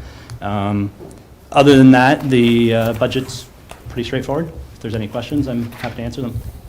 Councilor Ward. Thank you, Mayor. So to my earlier point about the boat launch, you'll see there's a section in the revenue that says boat launch fees. So something to think about in the future. We already have the line item. We did collect fees. I'm assuming that's from the tournament, maybe? Yes? Yes. So through Mayor Broad to Councilor Ward, that's generally revenue that we collect from the Renegade Bass Tournament every year, or they have changed names, so. So I guess my thought here is that if we see revenues or if we recognize revenues like that in the future, perhaps that should be going into a reserve to fund the repair of the boat launch, since it's not really, it shouldn't be going to the marina in my mind. Especially if we're realizing them as two separate. If the boat launch is not included in the marina budget, is my point. Correct. The boat launch fee shouldn't be offsetting the marina budget. I would agree. That's just my only point. I know it's been done historically, so it's not anything on there, but, and I think we also paid the loan for the docks in this too, right? Yeah, repayment, yeah. Yeah, okay. Probably shouldn't have. Correct. Oh, the docks That's part the way of we're the Well, they're boat launch part of side both. or the marina I side? think it's both, correct? Marinas is both Mooresburg and it includes the No. Mooresburg ramp? No, it's just Iroquois. Okay, just here. This is just Iroquois, so that they could be related to marina slips versus boat launch slips. Yeah. Right. Yeah. Okay. Councillor Vino? Yeah, just on Councillor Ward's point, so paying to use the boat launches is something that I think this municipality really does need to look at. So every other boat launch up and down the Seaway from Cornwall to Brockville to Kingston, you have to pay. And there's a reason why during the Quebec construction holiday, there's a bunch of trucks and trailers parked at the Legion because they don't want to put in their boats at Chrysler because Chrysler makes them pay. I boat a lot in Cornwall. Cornwall has a digital setup where I have to pay $20 a day to launch the boat, and if I park the truck there for 2 days, it's it's $40 for the weekend to park the truck and trailer there. And that money I expect goes right back to their boat ramp, because if you look at their boat ramps, they are immaculate. They're great. So at Iroquois, it's somewhat easy to collect fees because there's an attendant there. Morseburg has always been the problem because we used to have a donation box out on the pier in the middle. That thing had cobwebs in it. There was more garbage in it, I think, than anything. So I don't know, it's not, I guess, pertinent to this. I shouldn't be on this tangent, but it's something for us all to think about ideas maybe in the future to see if we can come up with a way to collect it. Maybe it is a digital, but then you have to have somebody, a bylaw officer, to enforce if anybody's paid or not. So I think it's always been just difficult, the logistics of it. In the digital age, it certainly should be easier than the steel box age. Till it goes down. So through you, Mayor Broad, to Councillor Ward. I know on the breakdown here, it shows boat launch fees. Maybe finance will tell me I'm wrong here, but that's not included in the detailed marina budget. If I am remembering correctly, I believe that actually goes to the Parks and Recreation, that revenue stream. The boat launch piece does, sorry? Yeah. Okay. Or it did. Or it did. Regardless, Yeah. future money, Yes. if we collect at the boat launch, Bring let's it put back. it to the, Yeah. Let's We just can put it think- wherever the think funding, I about it. guess, is Yeah. coming out Yeah. of. Yes. Yeah. for sure. Good Any to other see questions? good to see these marina campgrounds zero or profitable. Excellent Yes, work. very good. And kudos to the staff. I do know we get good compliments on that from the last couple seasons.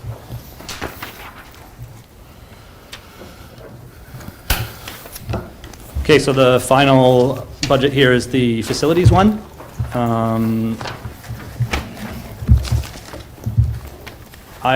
Let's do capital first instead of doing operations. So there's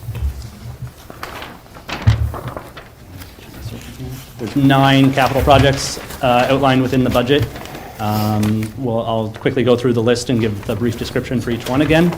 So the Matilda Hall washroom and hallway, obviously this project's currently underway, hopefully completed in the second week of March. It's being funded partially through taxation, partially through grant, and partially through reserve. The second one is the Public Works overhead garage doors. So we've budgeted $25,000 there.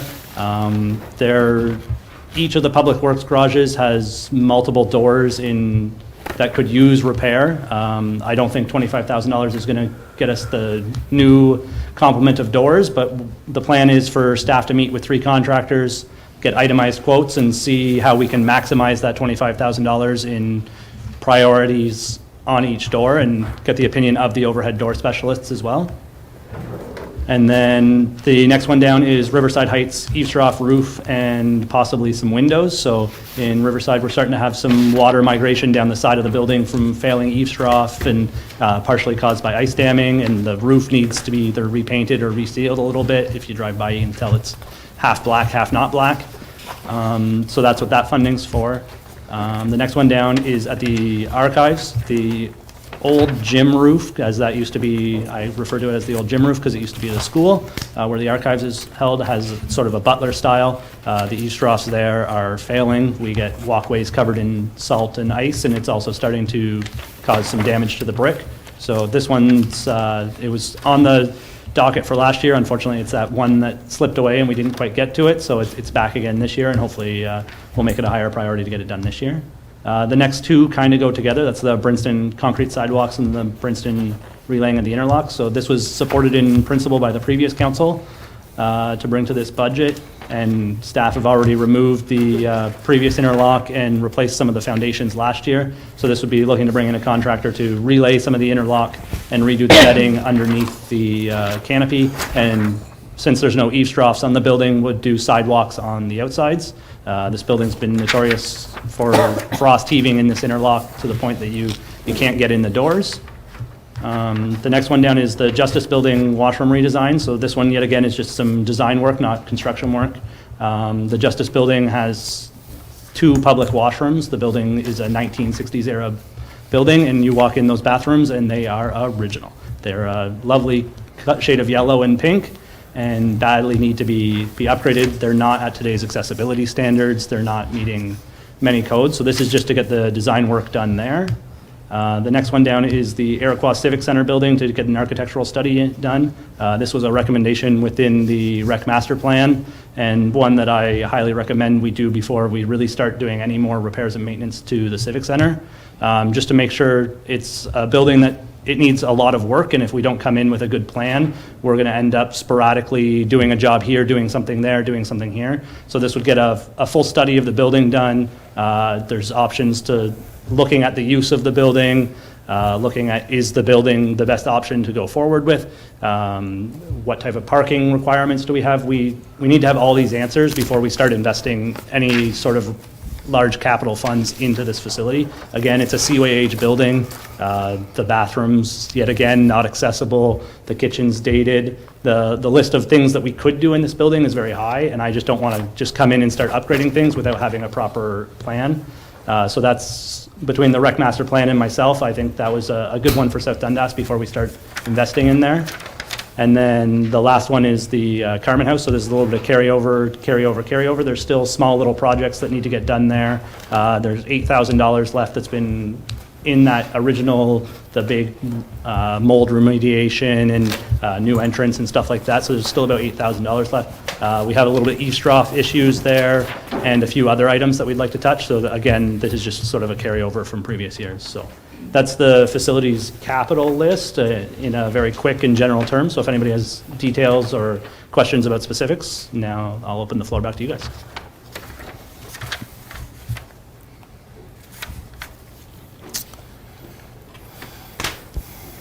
Good news was we did tour these facilities January the 7th, so we are quite familiar with the age of some of the bathrooms and some of the situations in those buildings.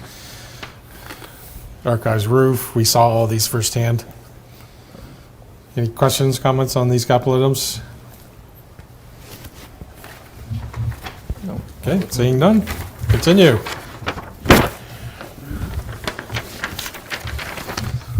So the final item for us is the facilities operations budget. So this one encompasses, it's a very long PDF budget as we're broken down by facility. So it can be a lot to take in. There's lots of minor adjustments here and there. A lot of the repairs and maintenance, I sort of left the same. One of our big items that we're looking at this year is adding either a seasonal maintenance line. Some facilities used to have a snow removal and some didn't. I'll give you an example. The Carmen House didn't have a grass cutting or a snow removal line, so that just came out of repairs and maintenance.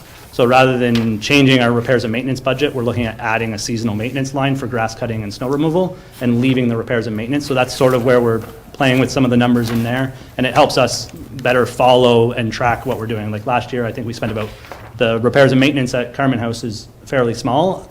We didn't spend much of that money on repairs and maintenance because it all gets eaten up by seasonal maintenance and leaving nothing for us to repair and maintain the facilities that we own.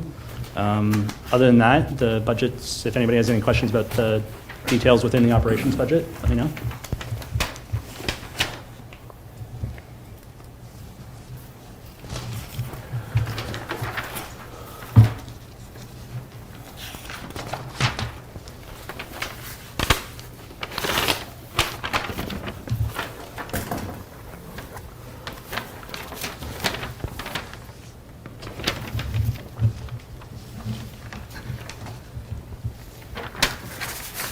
I do, and I was just trying to make sure I wasn't missing something. So just on this particular page, the last page, so it's top, pretty close to the top, 1-471-500-8,000, the facilities capital expenditure. So the change was 228. 228,000. I'm trying to correlate that back to the capital items that's referring to. The 268, I had a note on that too, I forgot. these line items here, the top. So, your Yeah, deputy so- mayor, your deputy treasurer. 4. She's 4. Excuse me. I'm the deputy mayor. It's been a good day. We shouldn't have Long nicknamed you the day. counselor 8 years ago, and then I wouldn't. Here, does this help? No. Thank you, Mr. Mayor. The change of 228,000 for facilities capital, if you look at the long capital sheet for the facilities subtotal is 268,000, and that's the 268,000 that's attached in the, sorry, I don't have the total, it's just the 213 plus the 55 is 268, and that's the number that's highlighted under the 7,500-8,000. Okay, that now makes sense. Like I said, I was pausing because I was trying to put the two numbers together myself.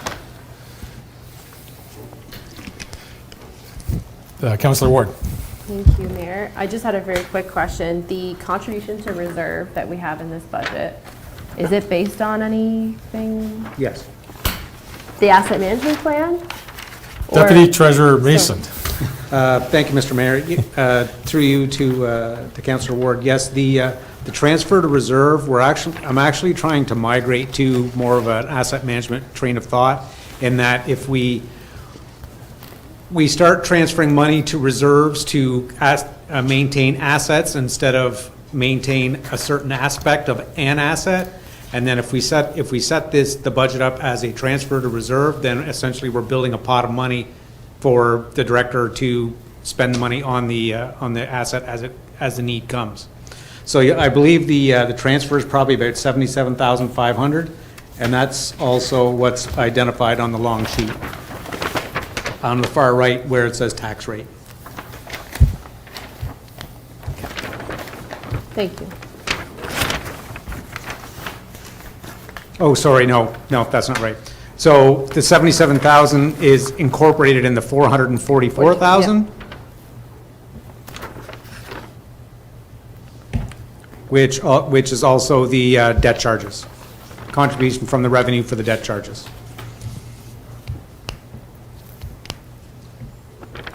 Sorry, Yeah, Mayor. it's Now you lost. lost me. Sorry, Sean, you lost me there. That's okay, take the time, we'll make sure we got it right here. Just, So I guess just the question I had really was that the fund that we're putting into reserves is based on some sort of asset management plan to replace facilities? Yes, Okay, specifically. specifically. Yeah. That's, that Not is. just replace, but also for major maintenance and any time of, like, for instance, the downspouts and gutters, that's something that's more of a one-off to maintain the asset over time, and that's essentially where those dollars would be assigned to, if that makes sense. Through you, Mayor. Yes, thank you, Mr. Mason. I think that makes sense to me.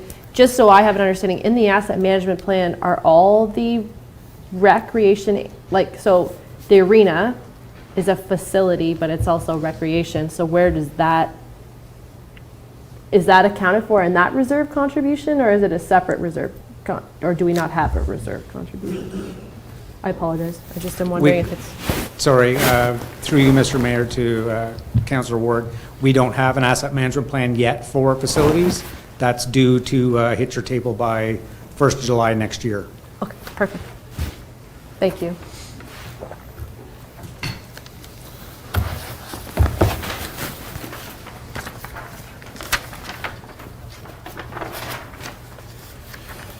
any further questions, Mr. Jansen, on, I guess at this point, anything, Parks Rec, facilities, which includes marina, boat launch? Nope. We're good for now. Thank you, Mr. Jansen.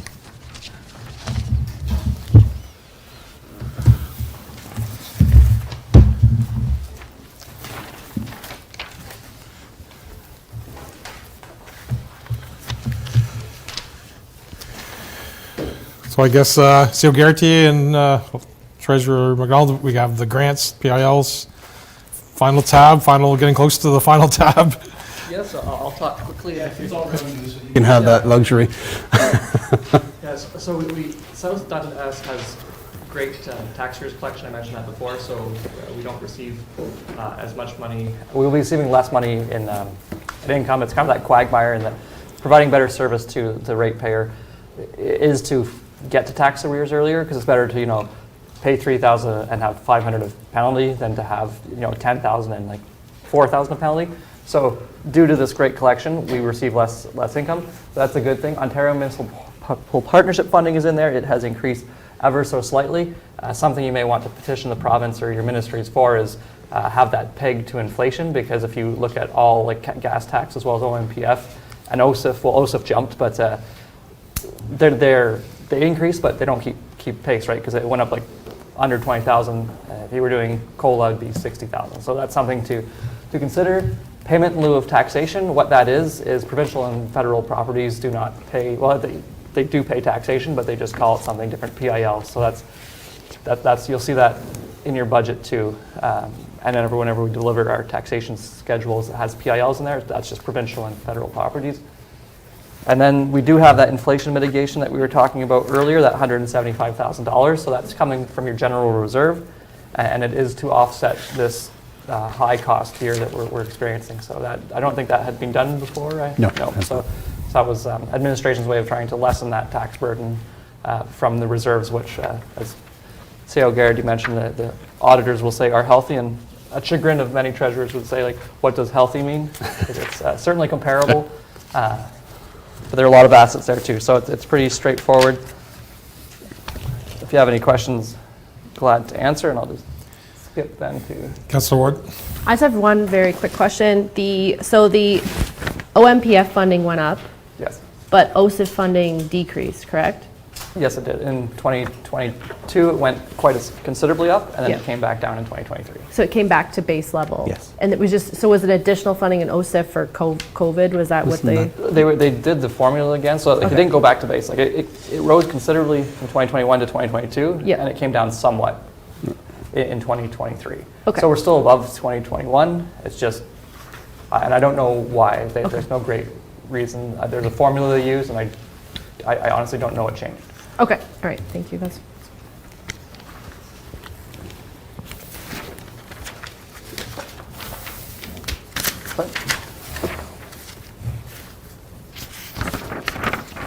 Health services. Just skip to here because it has most of it. They were looking last year to put money into recruit a doctor. It didn't happen, so that's less $80,000 in your expenses. There's a transfer to reserve last year of $40,000, so that's the difference a little bit. And it also has all of your most all of your loans in here, the debt repayments. So that $40,000 really is $80,000 expected to be out last year and $40,000 offset the doctor recruitment. Those are both not in this budget this year.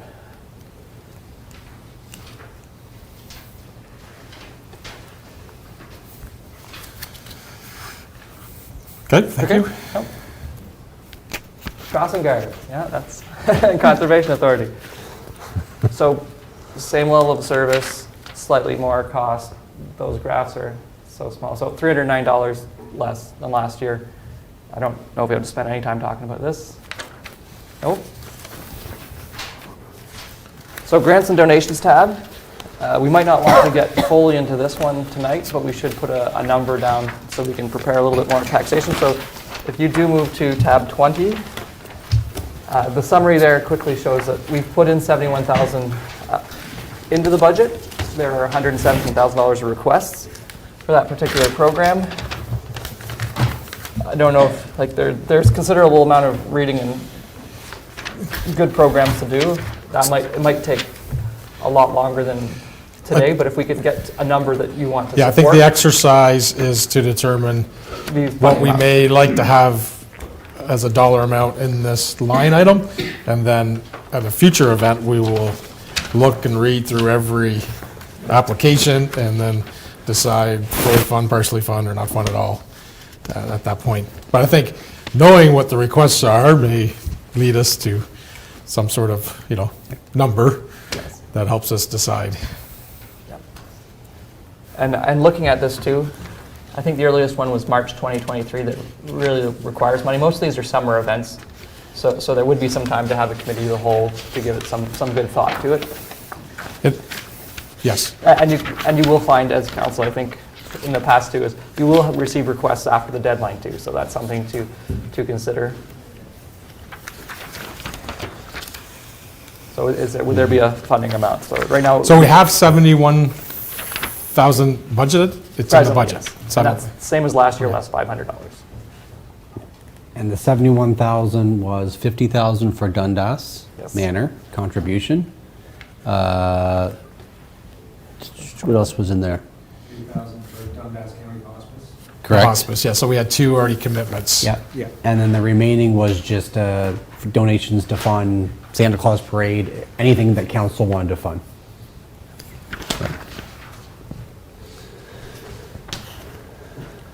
So you said 71,000 is already included in the budget? Yeah. But that's earmarked for Dundas Manor Yeah. 50,000. Well, not all of it. and our hospice. So you've got about And the hospice. 18,000? Yeah, 18,000 is what you have unallocated. Okay. Yeah.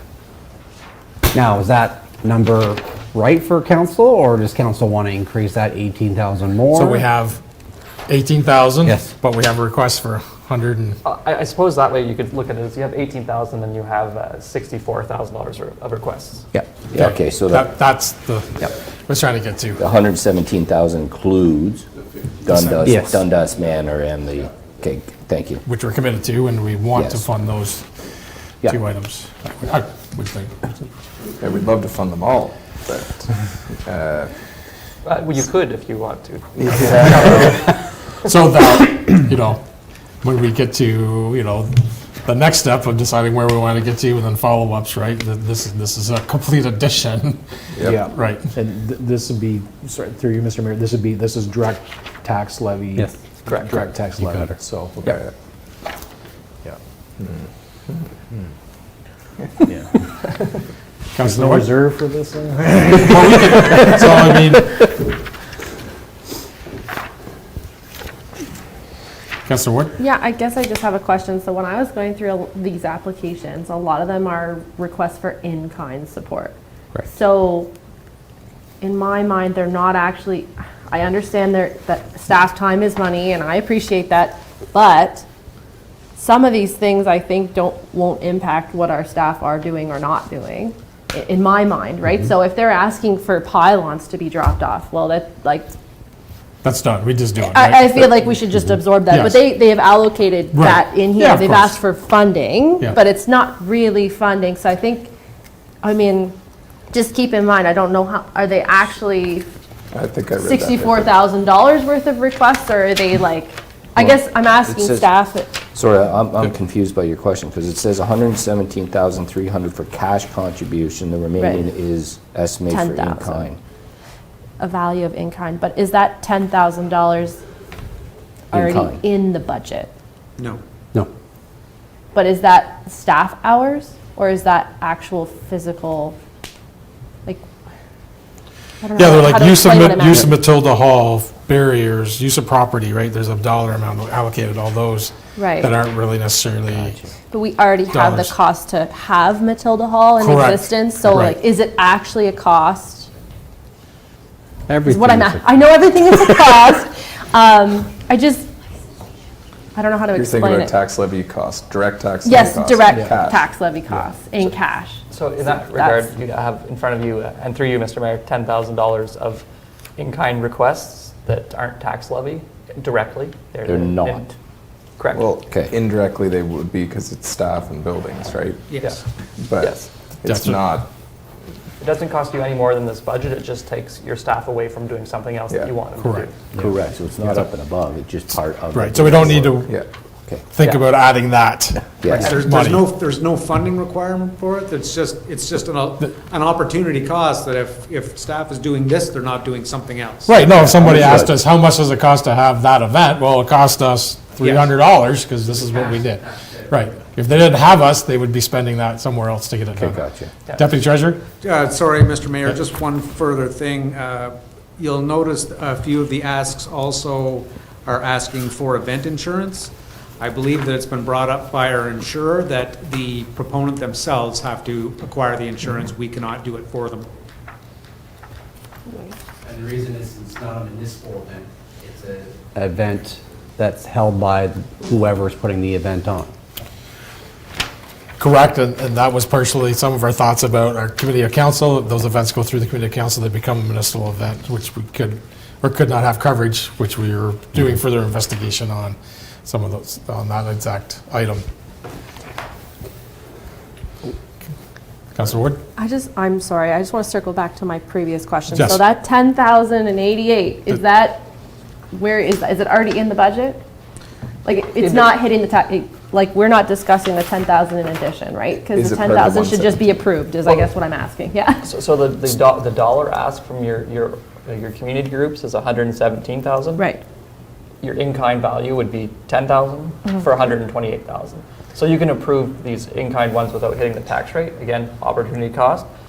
But this specific slide, what we're looking for is that dollar value, because if you're inclined to give that 10,000 in-kind, then that's just simple, doesn't hit the tax rate, it's the 117. Okay. What we need to consider, though, is if that in-kind request meets our standard.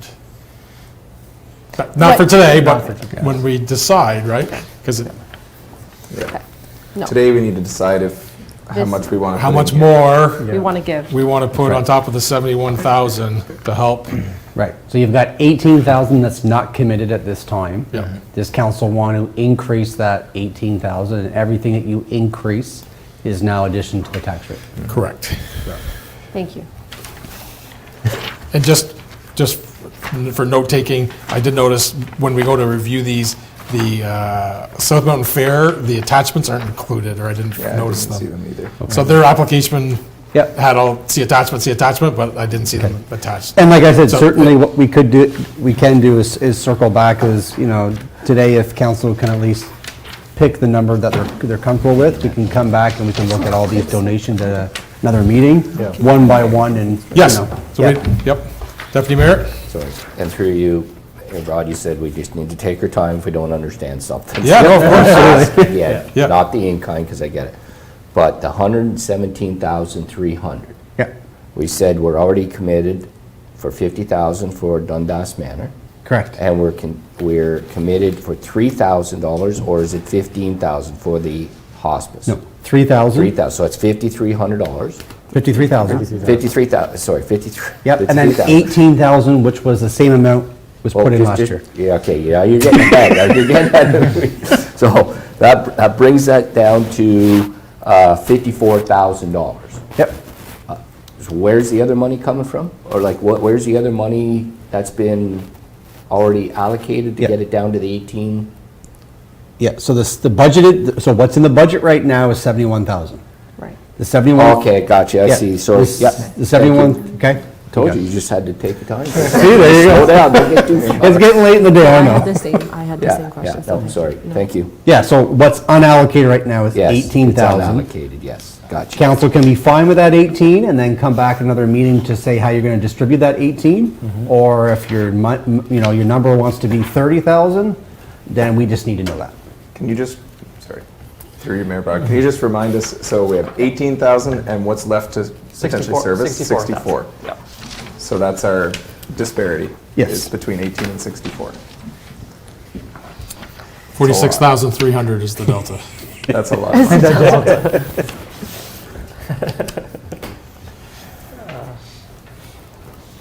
Yes, it's right there on the screen. Now that it's explained, you can actually understand the screen. I will admit that the 10 and the 128 threw us off a little bit. It is quarter to four. Yeah, no, we've done an excellent job. We've done an excellent job. And this is the first time we've had to think about adding Yeah. today, because we're going to be thinking about subtracting.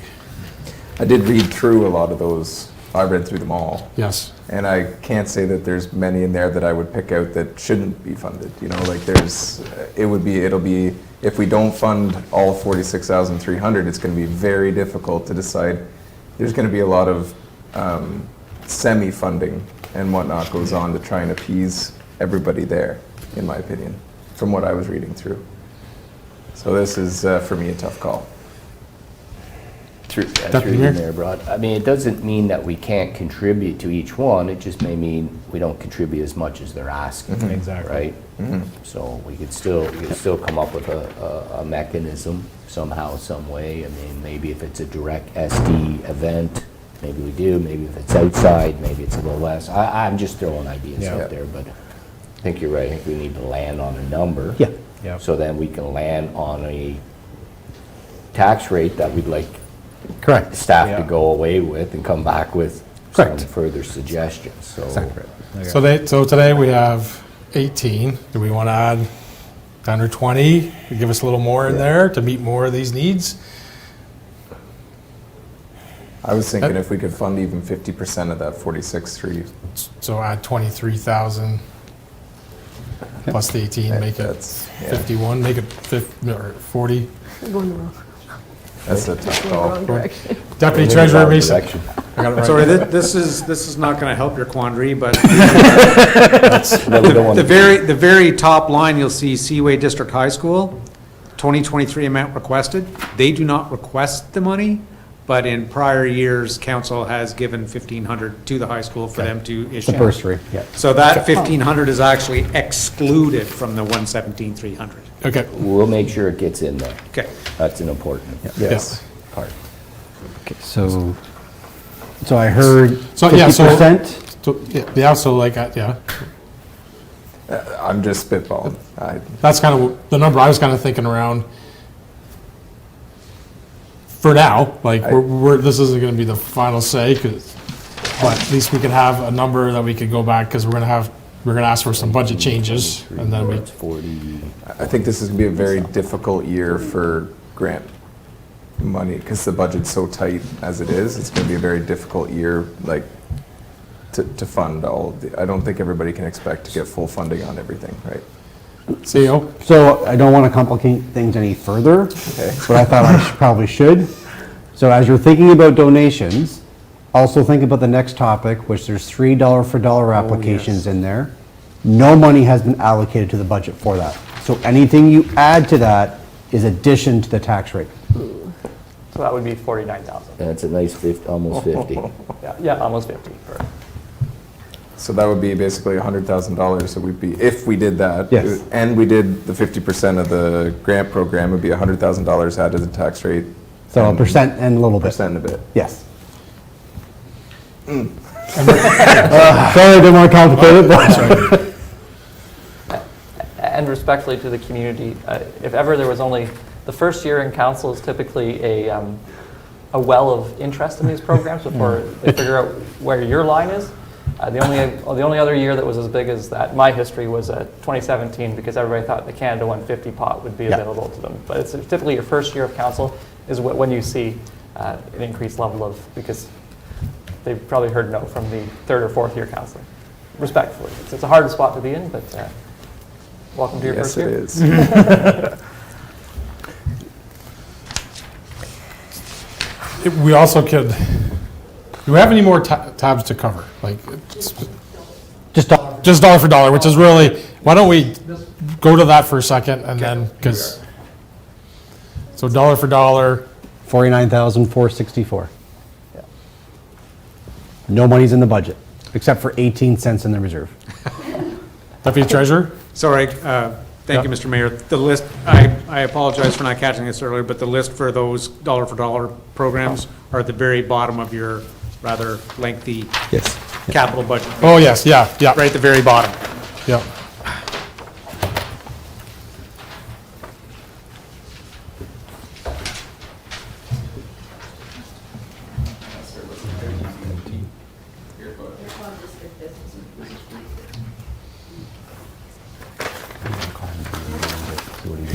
Councillor Ward?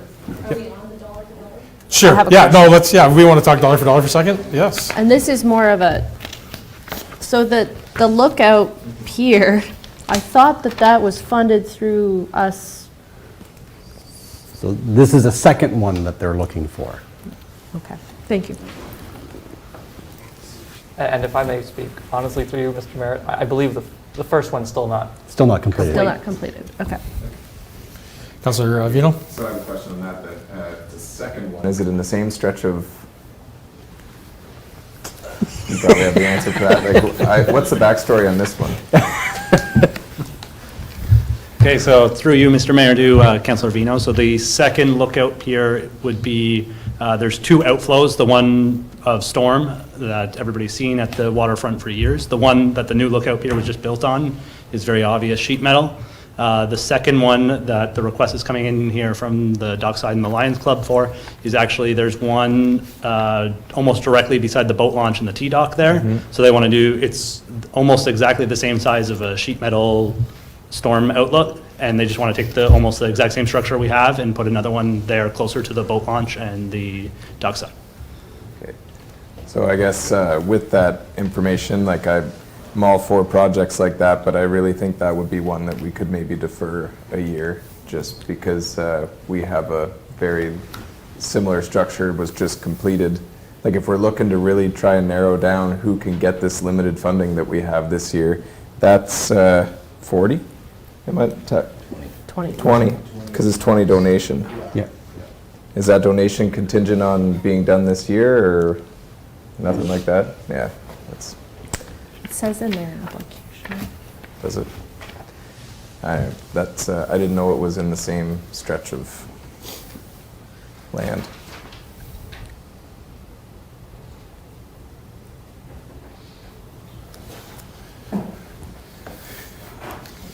So what we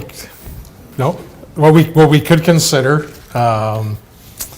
we could consider having a roundtable discussion, to say where we'd like the budget to end up at. So we've spent all day looking at all these numbers and the staff have done an amazing job getting it down to the starting point, versus it being somewhat higher and then us, line by line figuring out some savings or whatever.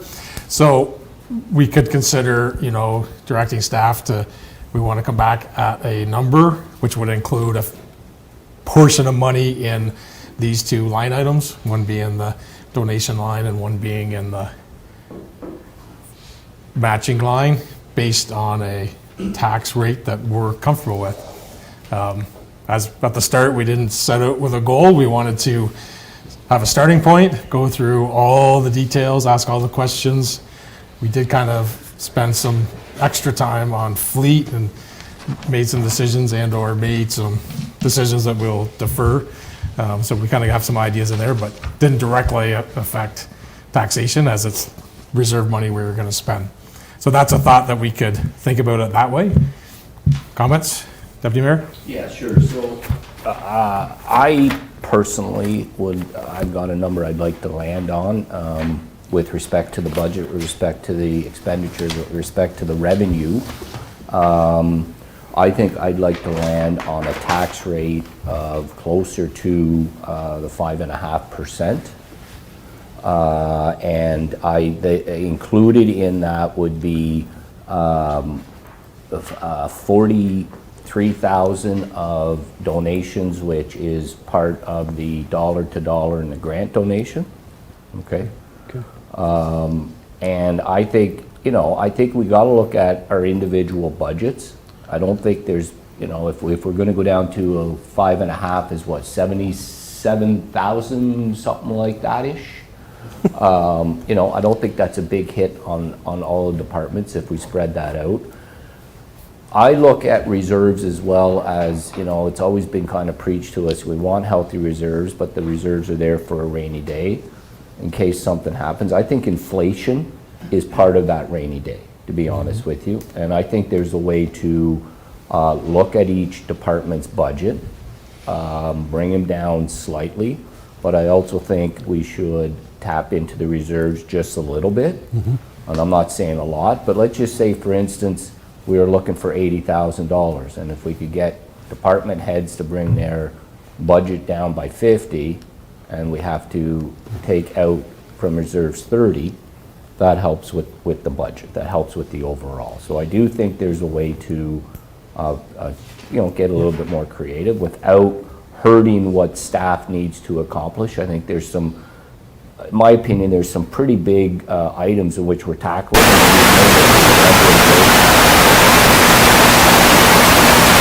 With that, the Zamboni is a big item. So I don't think we're going to skim it, that things aren't going to get done and also meet the operations cost, but I think there's a way that we can do it. So that'd be what I'd be proposing, is kind of a 5.5.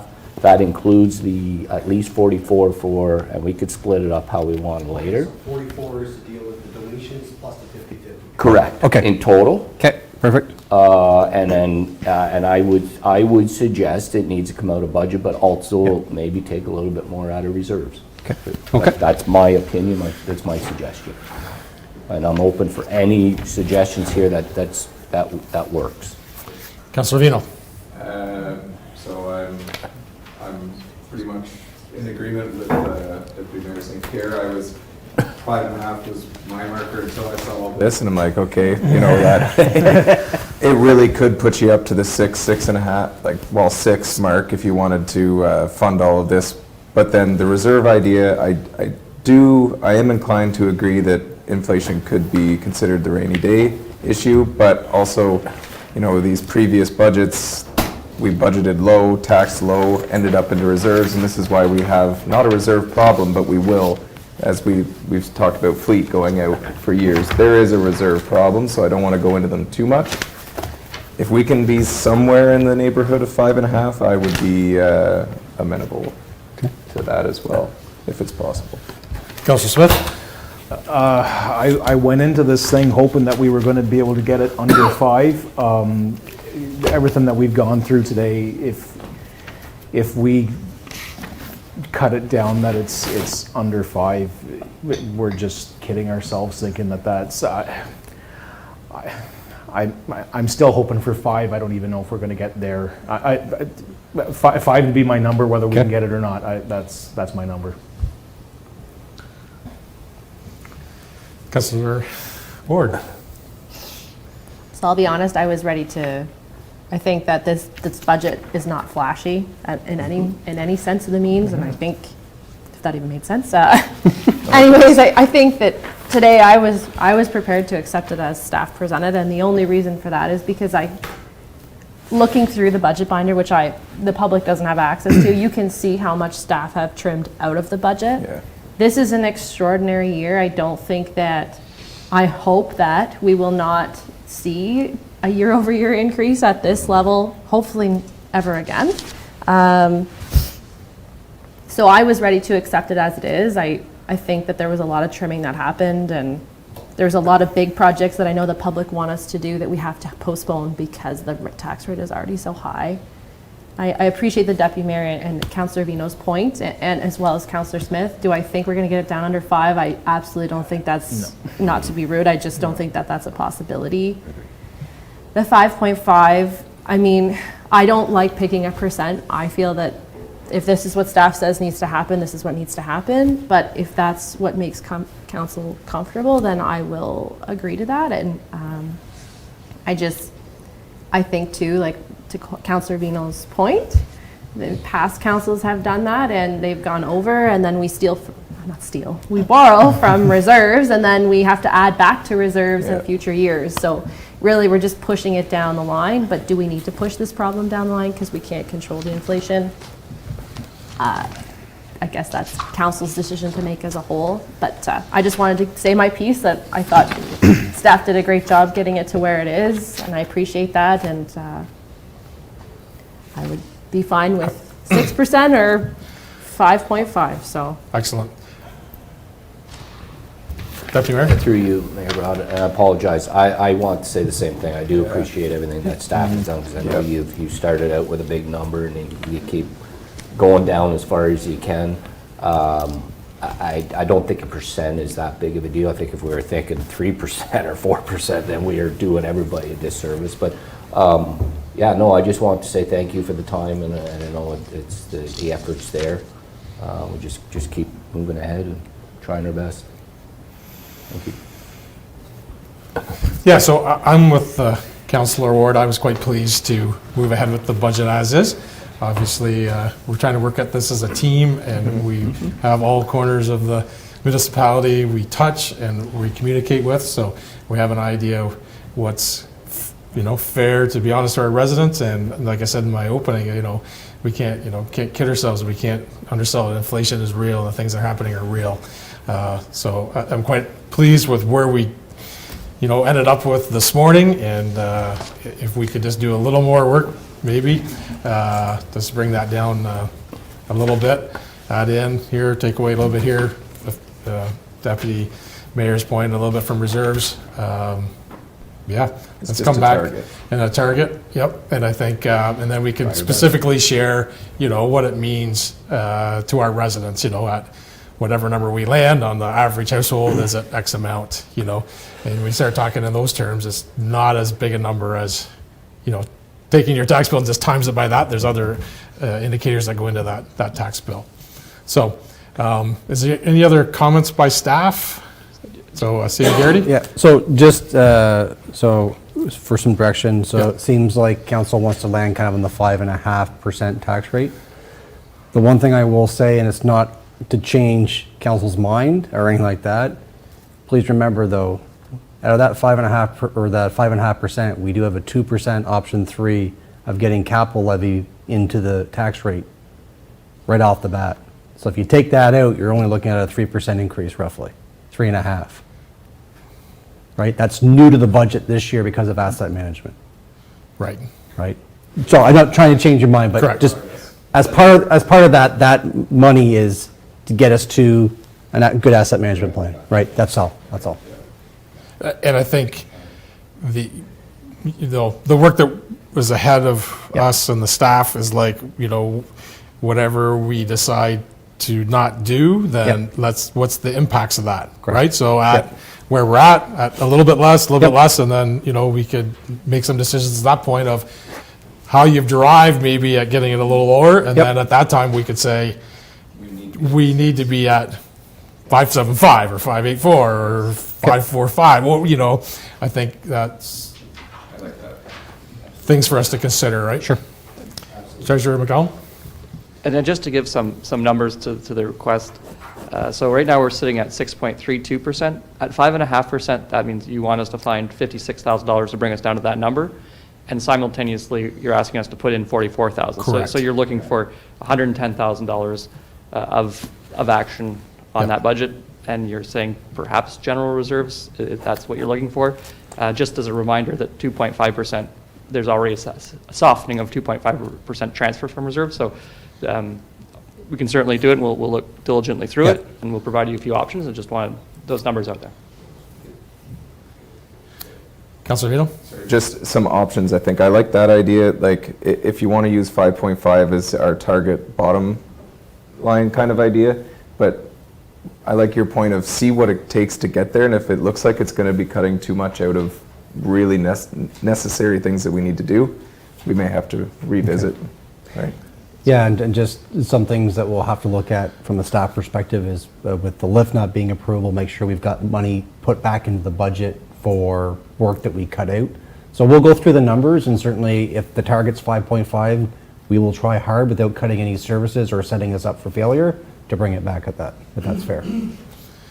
Treasurer? Would it be beneficial, and through you, Mr. Mayor, if this is where we are today, just an itemized list of what we've taken out, and then this gives you 5.5, and if some of those things aren't acceptable to you, you'd be like, no, we want this, we need this. 5.9 is what we derive on, depending on your conversation on that action.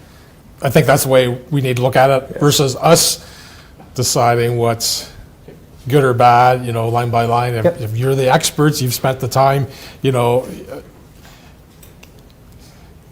staff, you spend 12 months of the year either creating the budget or spending the budget. So you're the experts in those line items, and we're here to, oversee, have some input, have some thoughts, but that's why we didn't sit here and say, spend less on gas, spend less on cutting grass, don't cut the grass to 2 inches, cut it to 3 inches. We're like, we want you to tell us, what it takes to deliver the service we're asking for and where we can work around it. So that's why we've kind of looked at it this way. So we'll provide a list of what we cut, but we'll also provide some comments on what the impact is of that cut. So that council gets the full picture. Yeah, Okay. I like that. Treasurer McDonald? I'd just like to thank Deputy Mayor Sean Mason.